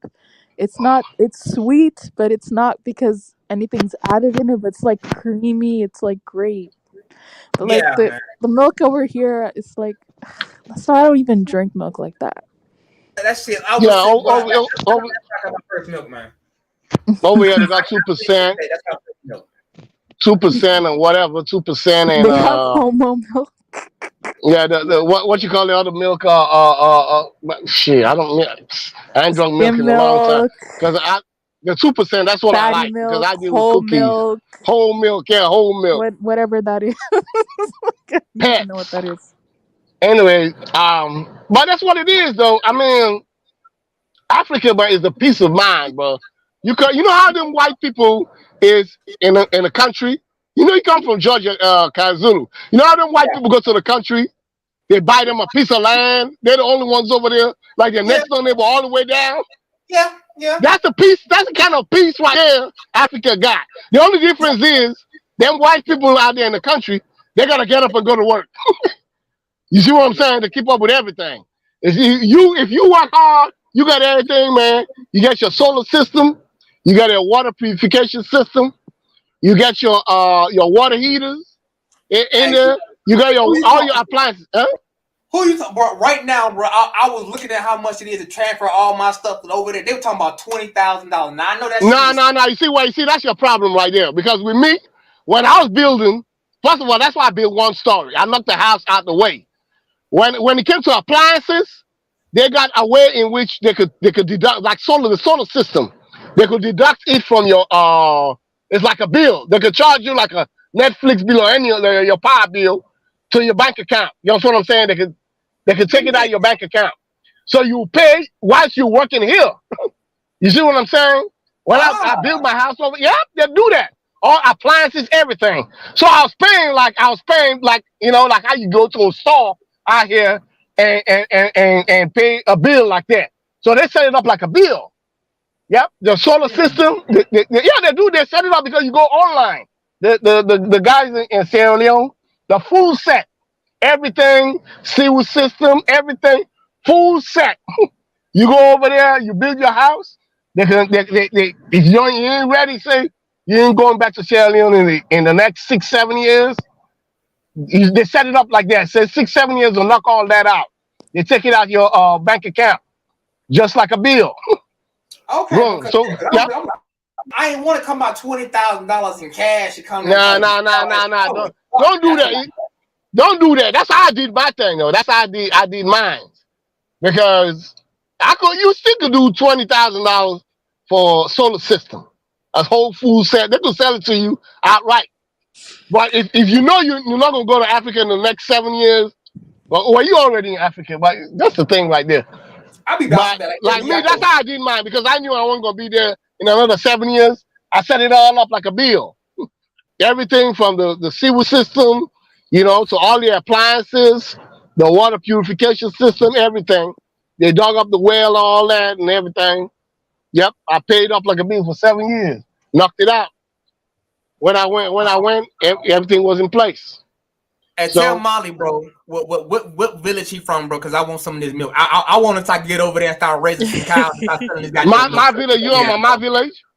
No, not my Molly. Molly, that's Mali is from Mali. Oh, okay, whatever. Mali. Hold on, but hell, I ain't going over there getting shot. Sarah and Tureg. He's Tureg. I ain't getting shot for no milk, bro. I can't get shot. He's Tuareg. No, yeah, he is. He's actual exotical. Oh, he's a real exotical. Okay, shit. Go ahead. Yeah, he's exotical, man.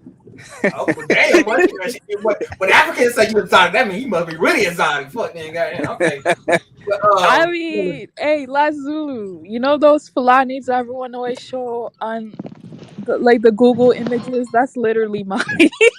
God, that's literally him. So he has bragging rights. Okay, well, go ahead then, man. But seriously, I wanted to get some of that milk and start selling that shit into the U.S. market. I was like, bro, if you get some of this African milk and sell that shit over here, bro. But that's your problem. That's your problem right there. Okay. That's your problem right there. Because I'm telling you right now, I'm in a palm oil thing, and it's hard.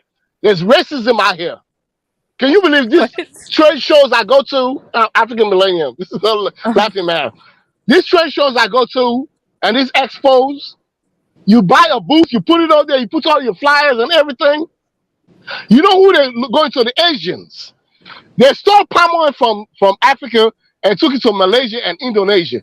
But they got all the contracts and all the big boys like Tide, Clorox, Hershey's. All those guys go, yeah. They go to Indonesia or Malaysia. All through Africa, Central, East, and West Africa got palm oil.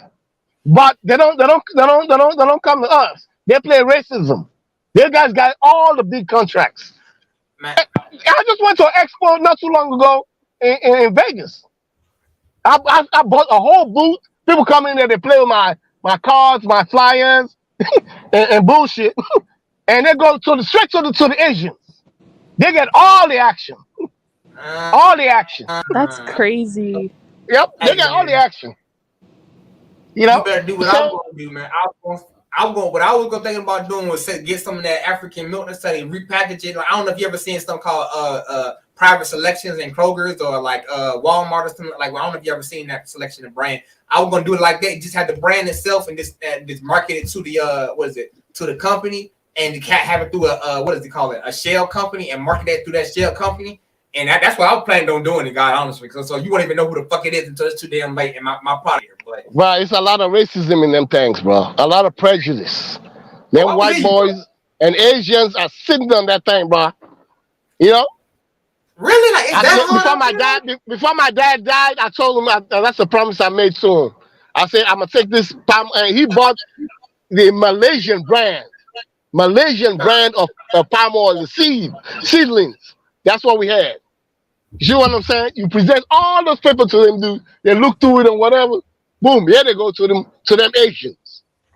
Asians, they get all the action. All the action. Hey, bro, I'm gonna start selling that shit. Goddamn South America, bro. I'm gonna get mine. Fuck that, bro. We ain't playing them games, bro. I'm getting to that money. They're actually using the palm kernel for a lot of things, man. Do you know that even the females are using palm oil as they use it as a product in their cream to make to bleach themselves? That's what I'm saying. Household goods, like household goods, household goods, cosmetics, and food items. It's in all them products. But the Asians got it on lock. Indonesia and Malaysia. It was for the British that stole the palm oil from West Africa and Central Africa and took it over there. Hey, bro, I'm about to do the same shit with half they stuff. I tell you, I'm going over to goddamn the India. That's gonna be my next place. I'm going to the No, India. man, you know your Get all that people, stuff. bro. You just talk, man. I haven't seen your people get involved in industrial farming, bro. Your people just Bro, the kind what do of you business mean? they We do got is our hand whole to mouth. industry out here in Georgia, though. What are you talking? We have farmers Come out on, here in man. Georgia, bro. Come on, bro. Me and you know that. What industry you guys have in Georgia, bro?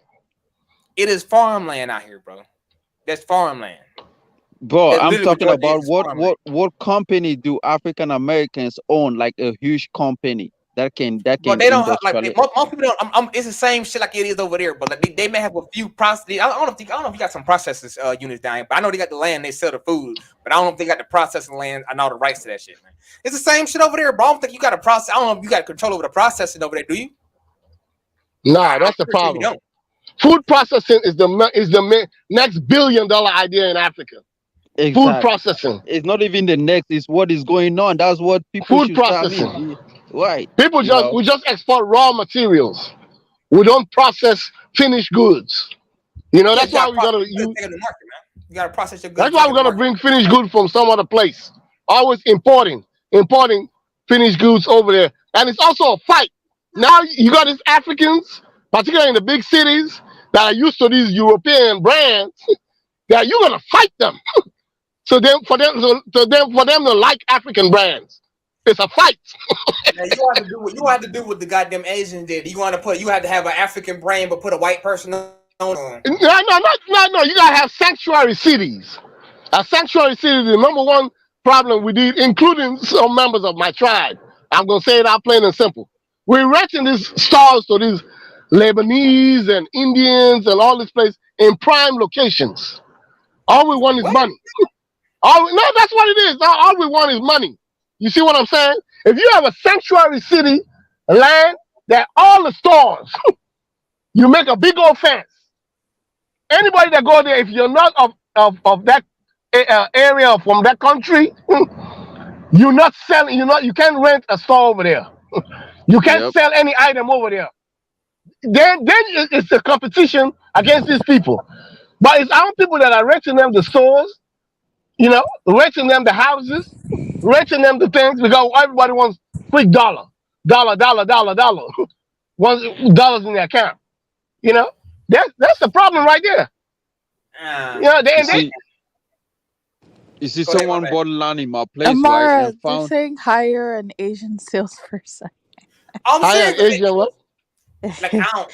Hire Asian salesperson. Hey, it may work. No. I'm not gonna hire. I'm not gonna use our money. In fact, it's the family money. I'm not gonna use them to hire sales, because my family gonna be like, "Why don't you hire somebody local? We don't have money for a white man or Asian or whatever." We don't have no money. We don't have no money for them. We don't have no money for them. No, He's but what also it is, saying all Blacks and Africans need to control the value chain, raw materials to finished product. Yeah, thanks, Emma. Sold the guy for $5. That's been the problem. That's been the problem. No, but it's an African millennial. Okay, let me tell you a simple item: needle milk. When I was coming up, remember when was coming up? Frosted Flakes. Tony the Tiger was big in West Africa. Big. Frosted Flakes, cornflakes. Bro, you come up with any other African product to compete with that, bro, people are gonna tell you no. We're buying Tony the Tiger. So it's a war. You're gonna convince the Africans to stop buying all these items that European and American brands and buy African brands. And most times, people when they do, we Africans got this bad mentality. When you want to do something, put all your hope and trust and everything in there. Just don't dibble and dabble something, make it cheap and sell it out there. So we have this bad reputation of some of our sugar is not like this. It's hard. Some of our this is that, because we didn't take the time and put the R&D behind the product to come with a world-class product, to beat these Europeans. That's our problem. We just some of these products go ahead. No, I was saying somewhat like that comment say blacks should control. Blacks will never control the value chain in the world, bro. Like now it seems like Africans are handicapped. The people that are coming with the money, the Chinese, they already have the market. They are looking for places where they could put their manufacturing machines, and we don't have that. So, I mean, there's nothing we can do. You take, for instance, like what you were just saying. Look about rice. Africans used to have their own rice, but is it valuable? Nope. Africans have not made their own rice valuable. They cherish the Asian rice. The Asian rice is taking over. That has made people in Africa to consume foreign rice. Oh yeah, And bro. now you are so those are the things, man. And can we actually do we have factories like manufacturing plants?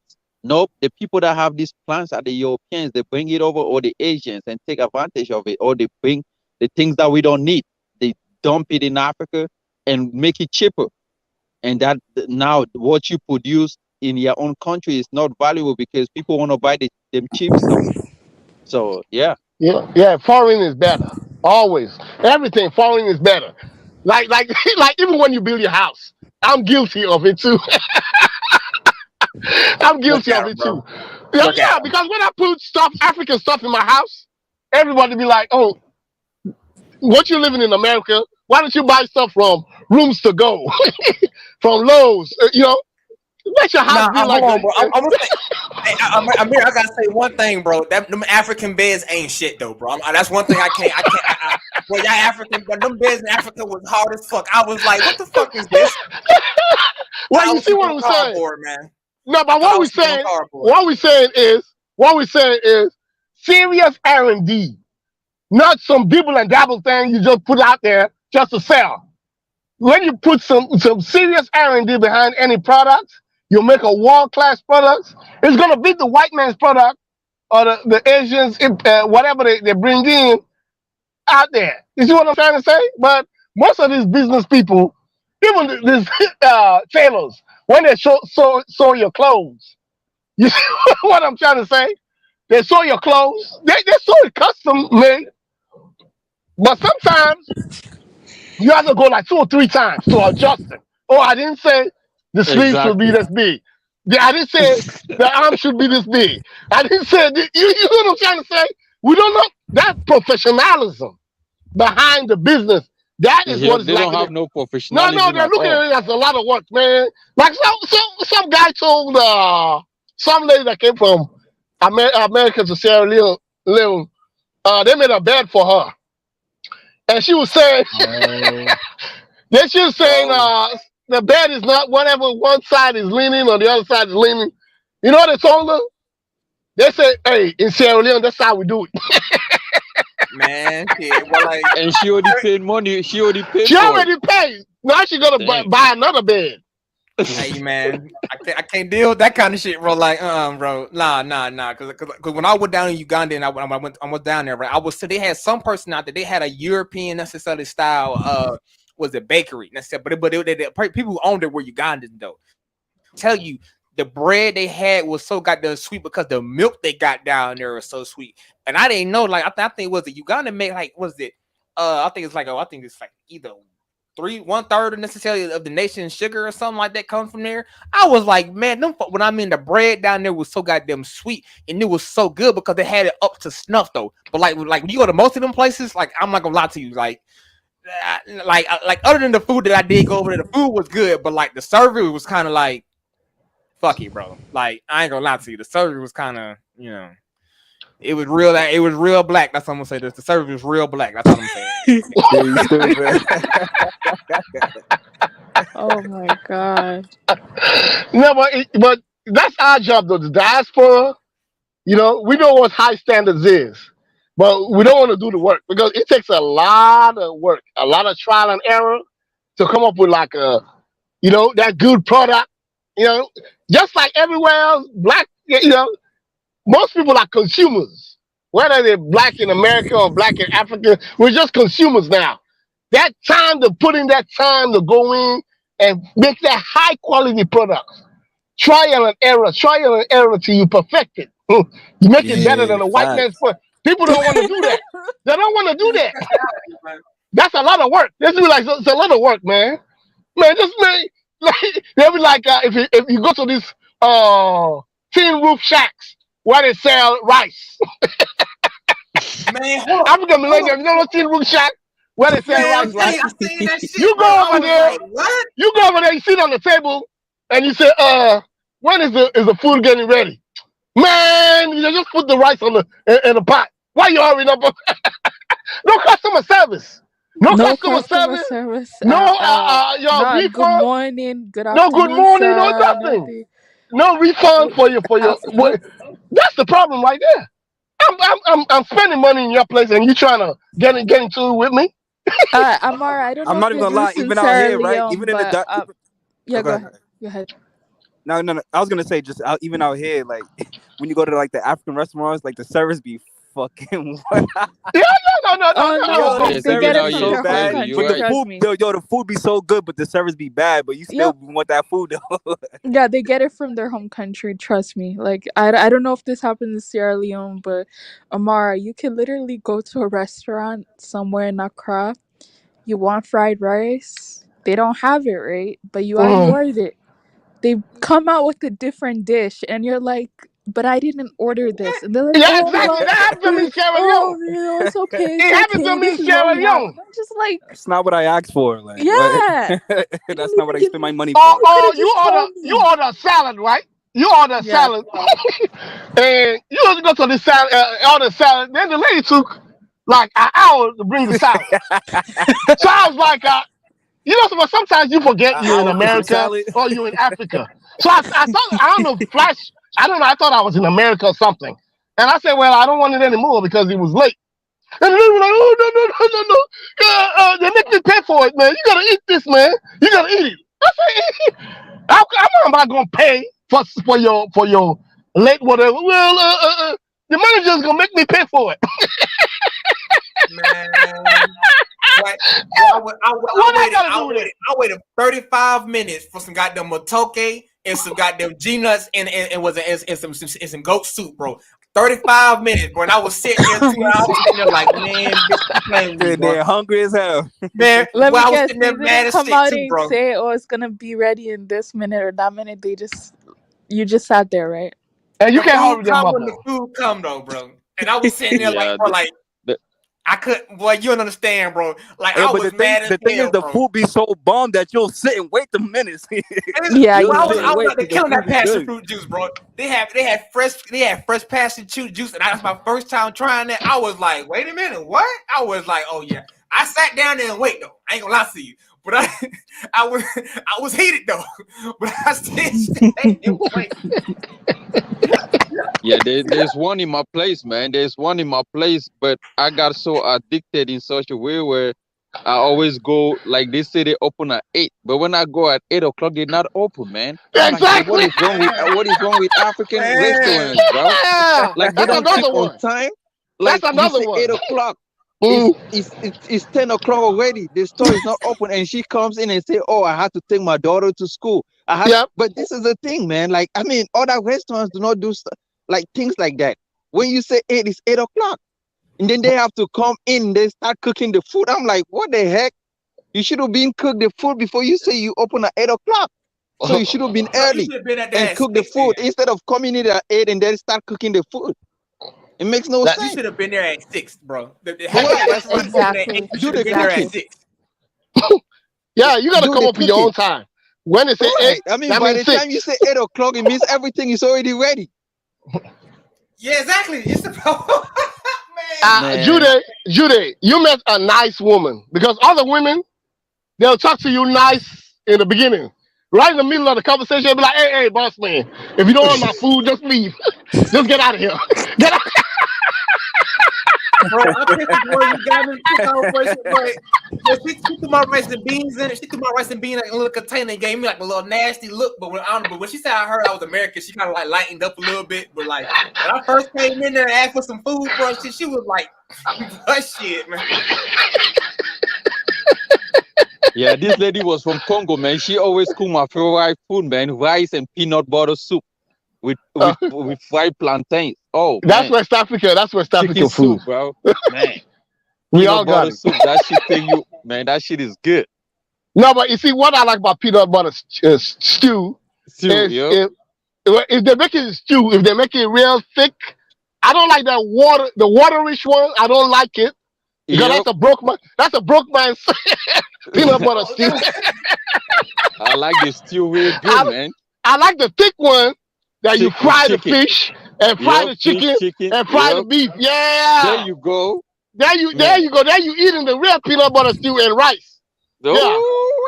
That's good, man. That's my best meal, man. But no, that thing good. It's good off the chain. Come on, you tell me, man. I'm gonna try that nigga. He made that shit sound like it's good. I'm gonna go try that. Yeah, peanut butter stew. That's like most other people, not only African American, like other people from other countries, when they want to try something from West Africa, they start with like peanut butter stew, something like that basic, pepper stew, peanut butter stew, something like that. Basic stuff. Yep. Zulu, you didn't have no bushmeat type food and nothing like that when you was out there. Oh yeah, man. They always. American. I mean, they don't have bushmeat.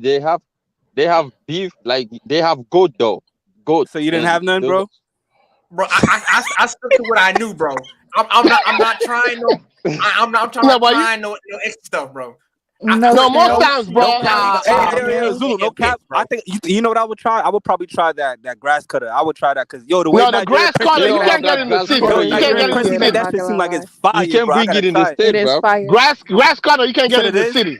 You gotta get it on the way to the country. On the way to the country. No, on the way to the country, like it is. It's really good. But you can't get it in the city. You can't get it in the city. Yeah, you can only get it in the wild. In the wild, like going to the country, like going to the country. But I'm talking in the States, in America, you cannot even find grass cutter, bro. They don't have that. You can't. There's no grass cut up here. The only thing is, I'm not gonna be able to watch the process of making it, bro. I'll fucking throw up. But the finished product, I'll try it. But most of the time, the grass cutter I ate is in my village. Like when I'm going towards my village, on the way. You just passing around. Barbecue grass cutter is good, man. You can only get in the bush. You can't get in the bush. Like in the city, nah. The city is all concrete. All concrete, bro. All concrete. All concrete. You can't even snake meat. Yeah, snake meat, man. Snake meat. I heard somebody say that out here too, bro. I'm gonna lie. Snake meat? Oh, it's pretty good. Yeah, I eat that shit. That shit good. You tried it before, Zulu? Okay. Oh, yeah, bro, I'm telling you, bro. Half my family come from Georgia and Florida, bro. So niggas out here, they eat alligators out here, bro. There's bushmeat out here. They eat alligators out here. Like all that alligator meat, all that's bushmeat, bro. That's the same shit. Yeah, alligator. They eat it out here. That's bushmeat, man. Even parts of right, Judah. That's bushmeat, right? Yeah, that's bushmeat, bro. Cougar, all this shit, man. Cougar. I never heard nobody eating cougar. Nah, that's Utah shit right there. Nigga said cougar. That's some Utah shit right there. Damn. I ain't never had no cougar soup. In America, are y'all ate deer meat? Deer meat? Deer meat, man. That's antelope, bro. Deer meat in America, they eat it, man. They eat it like crazy. These rednecks out here, they eat it like crazy. Nah, they do sausage. They do sausage with it. Yeah, and out here in North Carolina, boy, these rednecks all over, man. You hear a redneck dude gonna come over with his truck, pick up truck and pick it up. For real, bro. Yo, they're like deer. That's crazy. Hey, yeah, North Carolina. Ja, you guys don't eat squirrel? I mean squirrel, man. Squirrel soup is good, man. I never had no squirrel before. I'm all set. No, but they rap, man. Them shits look nasty. I'm not eating no squirrel. You see that thing every day, man. That's weird. Right, I can't eat something I see every day. Like that's kind of crazy. But we eat that shit in Africa, bro. Squirrel? Woo! Girl, no. Ain't nothing safe over there, bro. Ain't nothing safe over there, bro. Yo, Judah like that shit. That nigga said, "Woo!" Yeah, squirrel, man. Squirrel meat. Ew. Man, I'll try the grass cutter, but squirrel, I don't know about that. You say Cameroon, man. I don't eat that. Yo, nigga said that's Cameroon. I ain't trying to eat that. No, bro. Look, squirrel meat. I'm not trying to eat sandy cheeks, bro. People eating squirrel, bro. It's meat. It's no, meat in America they eat rabbit stew though. They eat rabbit. Rabbit. That's bushmeat. That's bushmeat. They eat rabbit. They eat rabbit is bushmeat, bro. Rabbit's bushmeat. So I don't want to hear no Maybe American. I don't want to hear no Squirrel is bushmeat Americans as saying well. that they don't eat bushmeat, bro. That's bushmeat, bro. Bro, that's only far out in the country, bro. I mean, farther than I am out here in the country. Put it like that, and I'm out here in the country, bro. I'm past Conyers, bro. So when I tell you, bro, like we eat deer meat. That's about as far as you may go out here, bro. But ain't nobody. Oh, you eat deer meat? I never ate deer meat. You never had rabbit? I never had deer before, meat. Zulu? Huh? You never had like rabbit and nothing like that? I ain't never had rabbit like, and I have my uncle made rabbit stew before, but I ain't never really like it like that. I ain't gonna lie to you, like, bro, that's just me. Oh, so you had it, but you didn't like it. I ain't never tried it. Necessarily. Like, my uncle made it one time when I was little. He was like, "You want to try some of this rabbit meat?" I was like, "I'm good, bro. I'm good." But y'all had chitlins. Chitlins, you eat chitlins? Yeah. Oh hell no, bro! That's slave like food. Bushmeat too, in a way. In a way, that's like Bushmeat too. That's down with the ancestors, boy. That bitch right there down with the ancestors. They ain't not coming back. I ain't gonna lie, I never ate that shit before, bro. You never ate chitlins before? Good, man. We love chitlins. You ate chitlins before? Well, not American chitlins, but yeah, all chitlins is. You see, well, Texas, I'm Muslim, so it's I can't eat pork. Yeah, I never ate pork. Yeah, I've had that. I can't eat pork. I can't eat pork, sausage, bacon, none of that. Yeah, Don't tell me you guys don't eat pork. Hey, Omari, you Muslim? I'm Muslim. Oh, okay. Do you eat pizza? I eat cheese pizza. Okay. Oh, so you don't eat pepperoni pizza? No pepperoni, no salami, no sausage, no none of that. Muslims that eat pepperoni pizza. Hey, Omari, do you eat shrimp and lobster? Bro, I know some of them they be drinking that dean like they be drinking. I be like, bro, I thought you was Muslim. You can't drink. You be like, don't tell me you don't eat frogs. Don't tell me you don't eat frogs though. Frog. Nah, Yeah, man. That nigga, this nigga Judah, that nigga eat anything. Bro, frog legs, bro. God damn. Nah, but I heard frog legs is like a delicacy in some places. Man, yeah, they eat it in the South, bro. Atlanta, they do. I know restaurants that do frog legs. How what that frog meat taste like?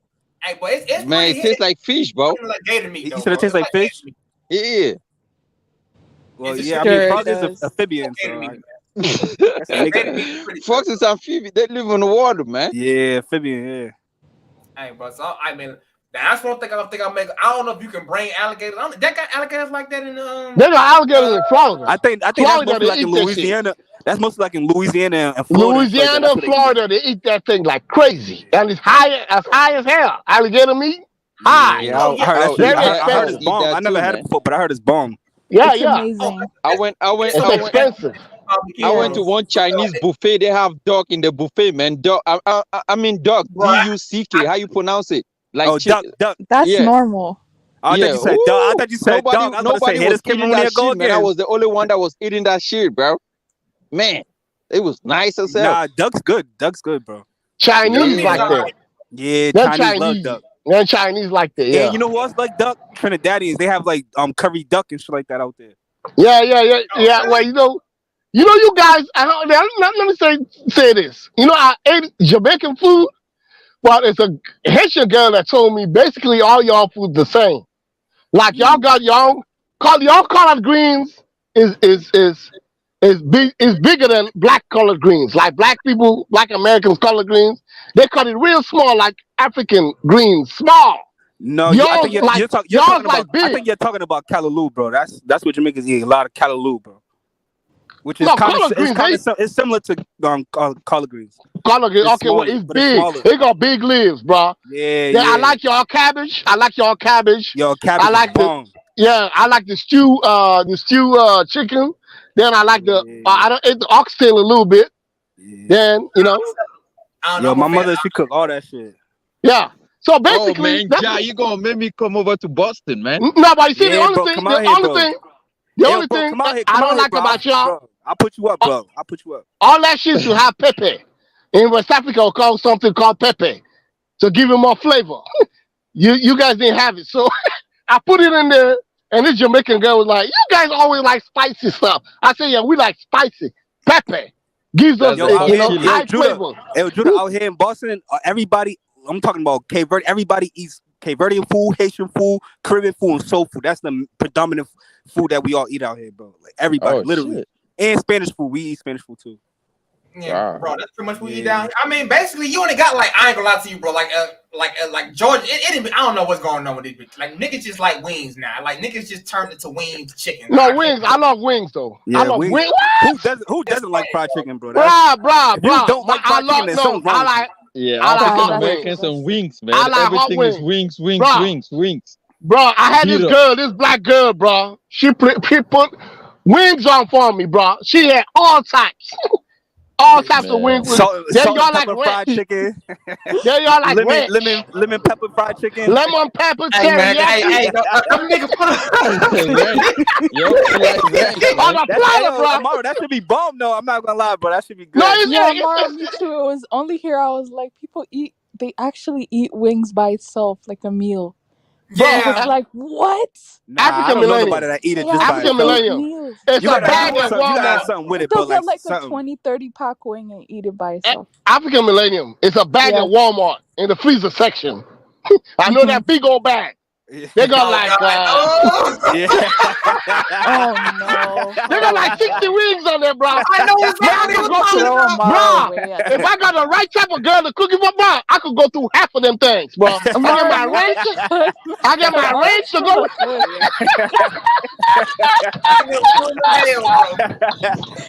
Tear this out the frame. I tear them up, bro. Oh no. No, really, no, for real, though. You have a plate full of bones, nigga. Like, Bruh, a whole platter. Bruh, you know the other thing, you know the South, they know how to cook. When they say they're gonna go out on wings for you, they go out on wings. Like their mac and cheese.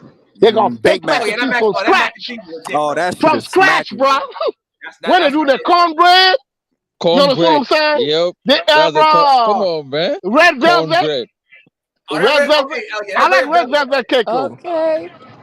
I like red velvet cake. What about black eyed peas? You fuck with black eyed peas too? I eat the kill. Bro, black eyed peas, I eat them. Bro, out here we got Greeks for breakfast. We got Greeks. We got our own biscuits. Yeah. You see what I'm saying? You see what I'm saying? Egg, black eyed peas, man. Yo, I love grits, bro. I can eat grits every morning, bro. I prefer pinto beans than black eyed peas, though. Pinto beans is pretty okay. Pinto beans is good, yeah. It's good. It's definitely good. They're good. You gotta get used to eating them though. And these chicks, I don't know, but like these chicks right now, they can't cook, so I don't know. No, these girls, these new generations don't know how to cook. But Southern girls, the Southern girls from the real country, all they know how to do is tweet, bro. That's it. They don't know how to cook. They know how to tweet. Man, I don't know, but I can't deal with it, bro. They say, I feel, hey, Kazulu. I feel sorry for your generation, man. My generation, man, I enjoyed. Hey, bro, when I say I had a Southern girl, she put all that stuff on me on a platter, bro. She went all out, spread the table. Like Sunday, we had other people. We invited other people for Sunday dinner, bro. You see, y'all came up at the wrong time. You see, I enjoyed the last set of black girls before they was going out of style.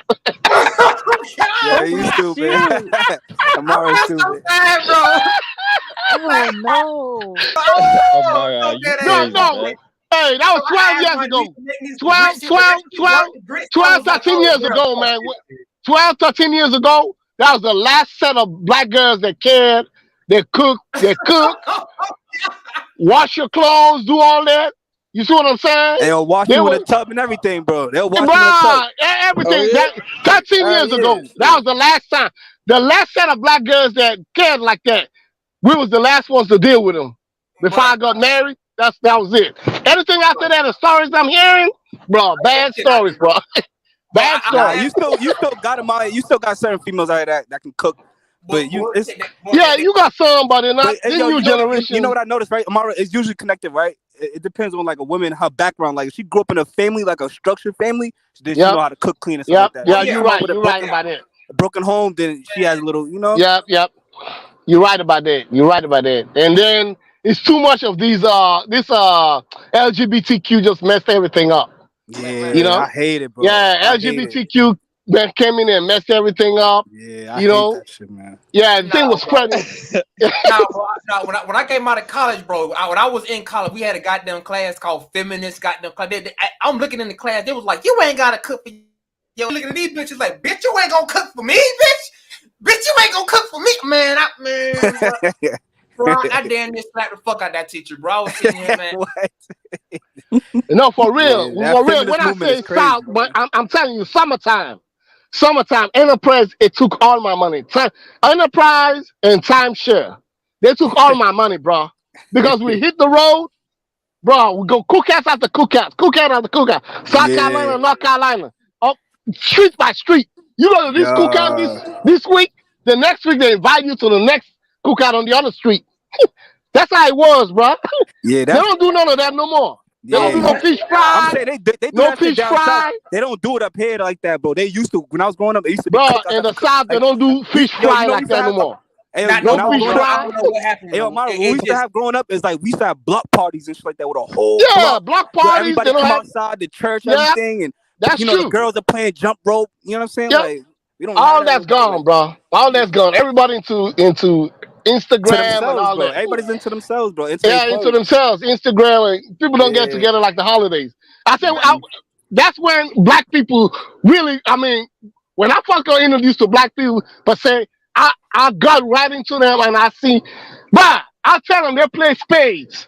I say, man, y'all play like y'all in Africa, bro. They play spades. Yeah, they play other games. You know what I'm saying? Yeah, Cappy Cool, dominoes, all that. Dominoes and all that. Hey, you play Money Rock? No, I didn't play that. I play a little bit of spades. Then I play. I played dominoes. Yeah, I played some dominoes. Yep. Yeah, we play dominoes and play spades, bro. That's all. Spades. I know nothing about spades, bro. I only play dice, bro. Damn, Judah. That nigga shooting dice. Judah gangster, bro. I think Judah got African drug lord and shit, bro. He got here playing dice and shit. Yeah, man. I only play dice. A lot done changed, bro. A lot done changed, man. That's why it's African Millennial. You gotta read his super chats. His super chats just came in from what is it? Delta guy. Is she still here? Oh, I'll read them out. Hold on, my bad. Go up real quick. From the South, squirrel meat with gravy and biscuits. What the fuck, bro? Goddamn, boy, you real something. But he saw me here that he says bacon will change. I think a beacon. I think he meant bacon. He said bacon will change. And also he said my people have advanced degrees and they cook a awesome Christmas dinner. What you laughing about over there, my mama? No, go ahead. My mother made made sure we know how to cook and take care of the family. So yeah, it just. I mean, I don't know, bro. Depending on when feminism hit them schools, bro, it just went to hell, bro. I had to go give me an African chick because I couldn't fuck with it no more. Bro, it's bad out here, bro. All the stories I'm hearing, and I said I got the last set of good black girls before I got married. Before I got married, bro. Bro. When I say that, they was doing the black hair. You know that black hair? When you go to the black salon, they get a hair done. That hair that don't last on about like 3 or 4 days. They be like, I gotta do my hair again. You know they do that. They ain't had no wigs. You see what I'm saying? There, we had this cookouts, fish fries. Oh man, no. It was. But what is out there now? Me leave because I'm on my way out, completely going out of America, and me leaving America, the America that I came to when I came back, and the America I'm leaving is 2 different places, man. 2 different places, bro. But Amar, you gotta admit, right nowadays, I feel like African Americans are more in tune to Africa, like, as far as like wanting to learn more about it. Like they're more curious. Oh hell, I can't do this shit no more, bro. No, but the thing is, in the days.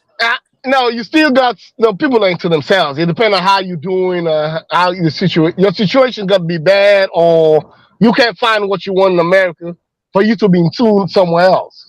Yeah, but I mean, Jai, you speaking the truth though. It seems like more people are talking about it now than what it was years back. That's probably a fact. Because of the internet. Because of the internet. I want to say honestly, I'm gonna say because of Afrobeats too. I ain't gonna hold you like Afrobeats. I'm a piano. That shit got like a lot of black. Like, I be going to my aunt be throwing cookouts in the summertime, right? Yo, she plays nothing but Afrobeats, bro. Nothing but Afrobeats. No, you talking about this generation coming up? Yeah, they're into TikTok, Afrobeats, and stuff like that. You see, when I was coming up, you see what I'm saying? You had to really know how to. We had no social media. Yeah, we had no YouTube, no TikTok, really know how to do shit back in the day. You see what I'm saying? We do things different. We had to do everything was face to face.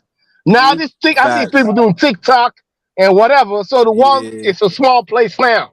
So you can come from Africa and put your stuff on there, and you can show people Africa and whatever. All they gotta do is go to TikTok and stuff like that and see what's going on over there.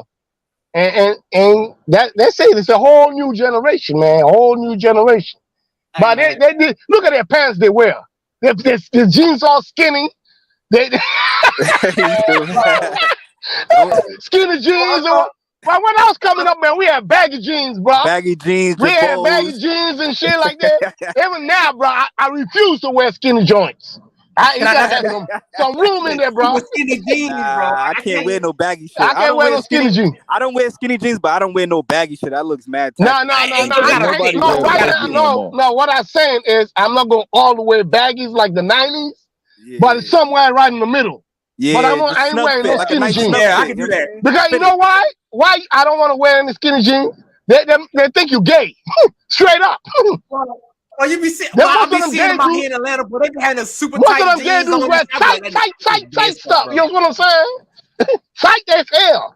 So that's why, you know what else? Skinny jeans are big in Jamaica too, bro. Skinny jeans out there is big out there, bro. Like, what? Have you ever seen a grown man jump into his jeans, bro? That's the funniest thing in the world, bro. Like, try to squeeze his fatty inside the jeans. Man jumping into his jeans, bro. Ayo, Zulu, niggas trying to squeeze they fatties inside the jeans and shit. Bro, everything changed, bro. Even the female. Like when I was coming up, I drove the girl. If I was on the driver's seat, the girl was on the passenger seat. Now you see these boys, the girls drive them. Yeah, and the girls drive them. The dudes in the passenger seat link way back. Yeah, in the passenger seat. Like if you was in the passenger seat in my time, they climb you up. Hey, they do lean way back rolling, man. They roll. Rolling. You see what I'm saying? What you say? What you say? They finna light it up. You know that. That's the problem right there, man. Everything changed, bro. Everything changed. Everything changed. Bro. So Mara. It went the hell so fucking fast. And like it was like the course of like 8 to 10 years. Shit just like miraculously just changed, bro. When I was like 20 years old, I was like, okay, it ain't that bad. But by the time I got to 25, shit no more. I had to stop, bro. Hey, Amara, niggas in the comments said they say you one of us, bro. They say you one of us, bro. You ain't African. they said cut that African accent out, man. You one of us. I am African. Yeah, guys, I got go. Getting kind of African. African. Okay, yeah, okay. I gotta go. Okay. Right. Well, I appreciate the conversation, everybody. I appreciate y'all. The panel, man. This is a good conversation, man. We need more conversations like this, man. For real. Yeah, we do still. Amara's American. Yeah, we got more common. Peace. All right. It was positive. Thanks, y'all. Hey, yo, salute, Judah. All right. Chill, bro. Bantu supremacy all day, all right? All right.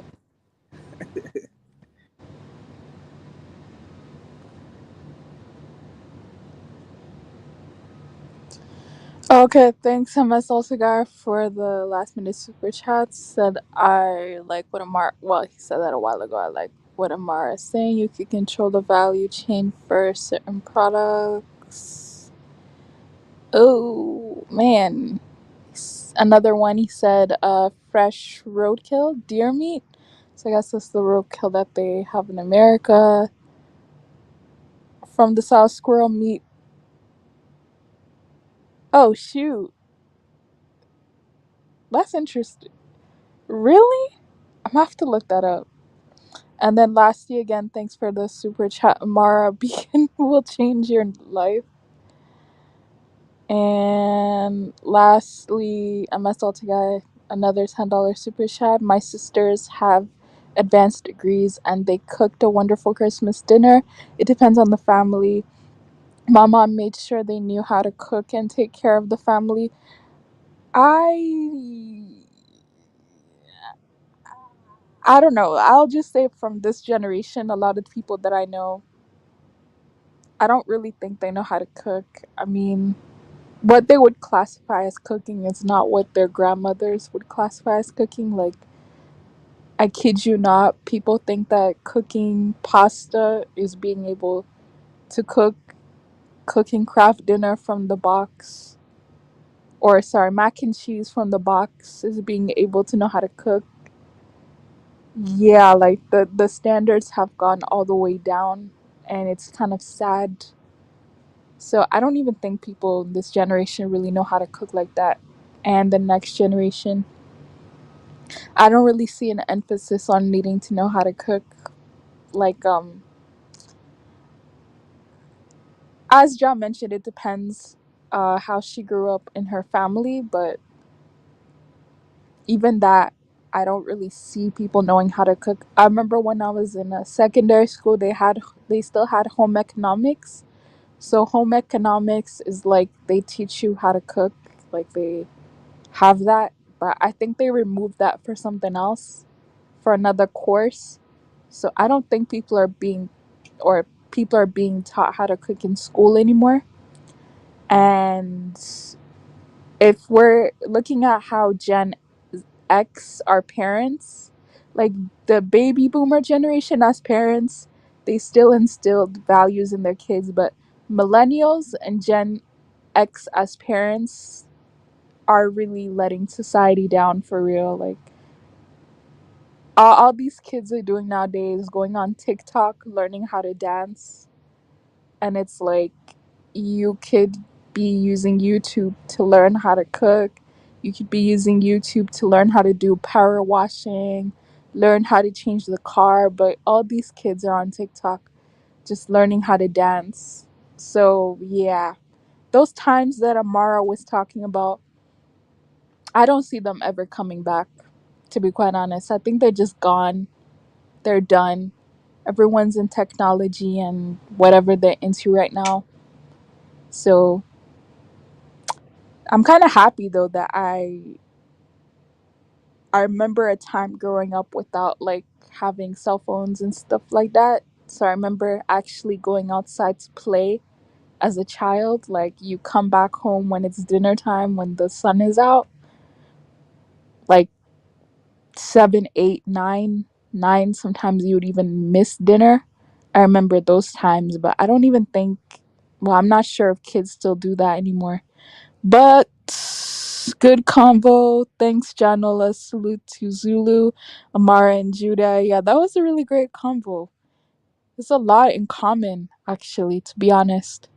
And yeah, I did not know Amara was that age either. I thought Amara was like 32 or something. I did not know Amara was like an OG like that. But in any case, guys, if you guys are still here, Kaisorian Empire is live. So you guys can go over there and continue the conversation over there. I'll see you guys next time, probably this weekend. Thanks again for a wonderful conversation. I'll see you guys later.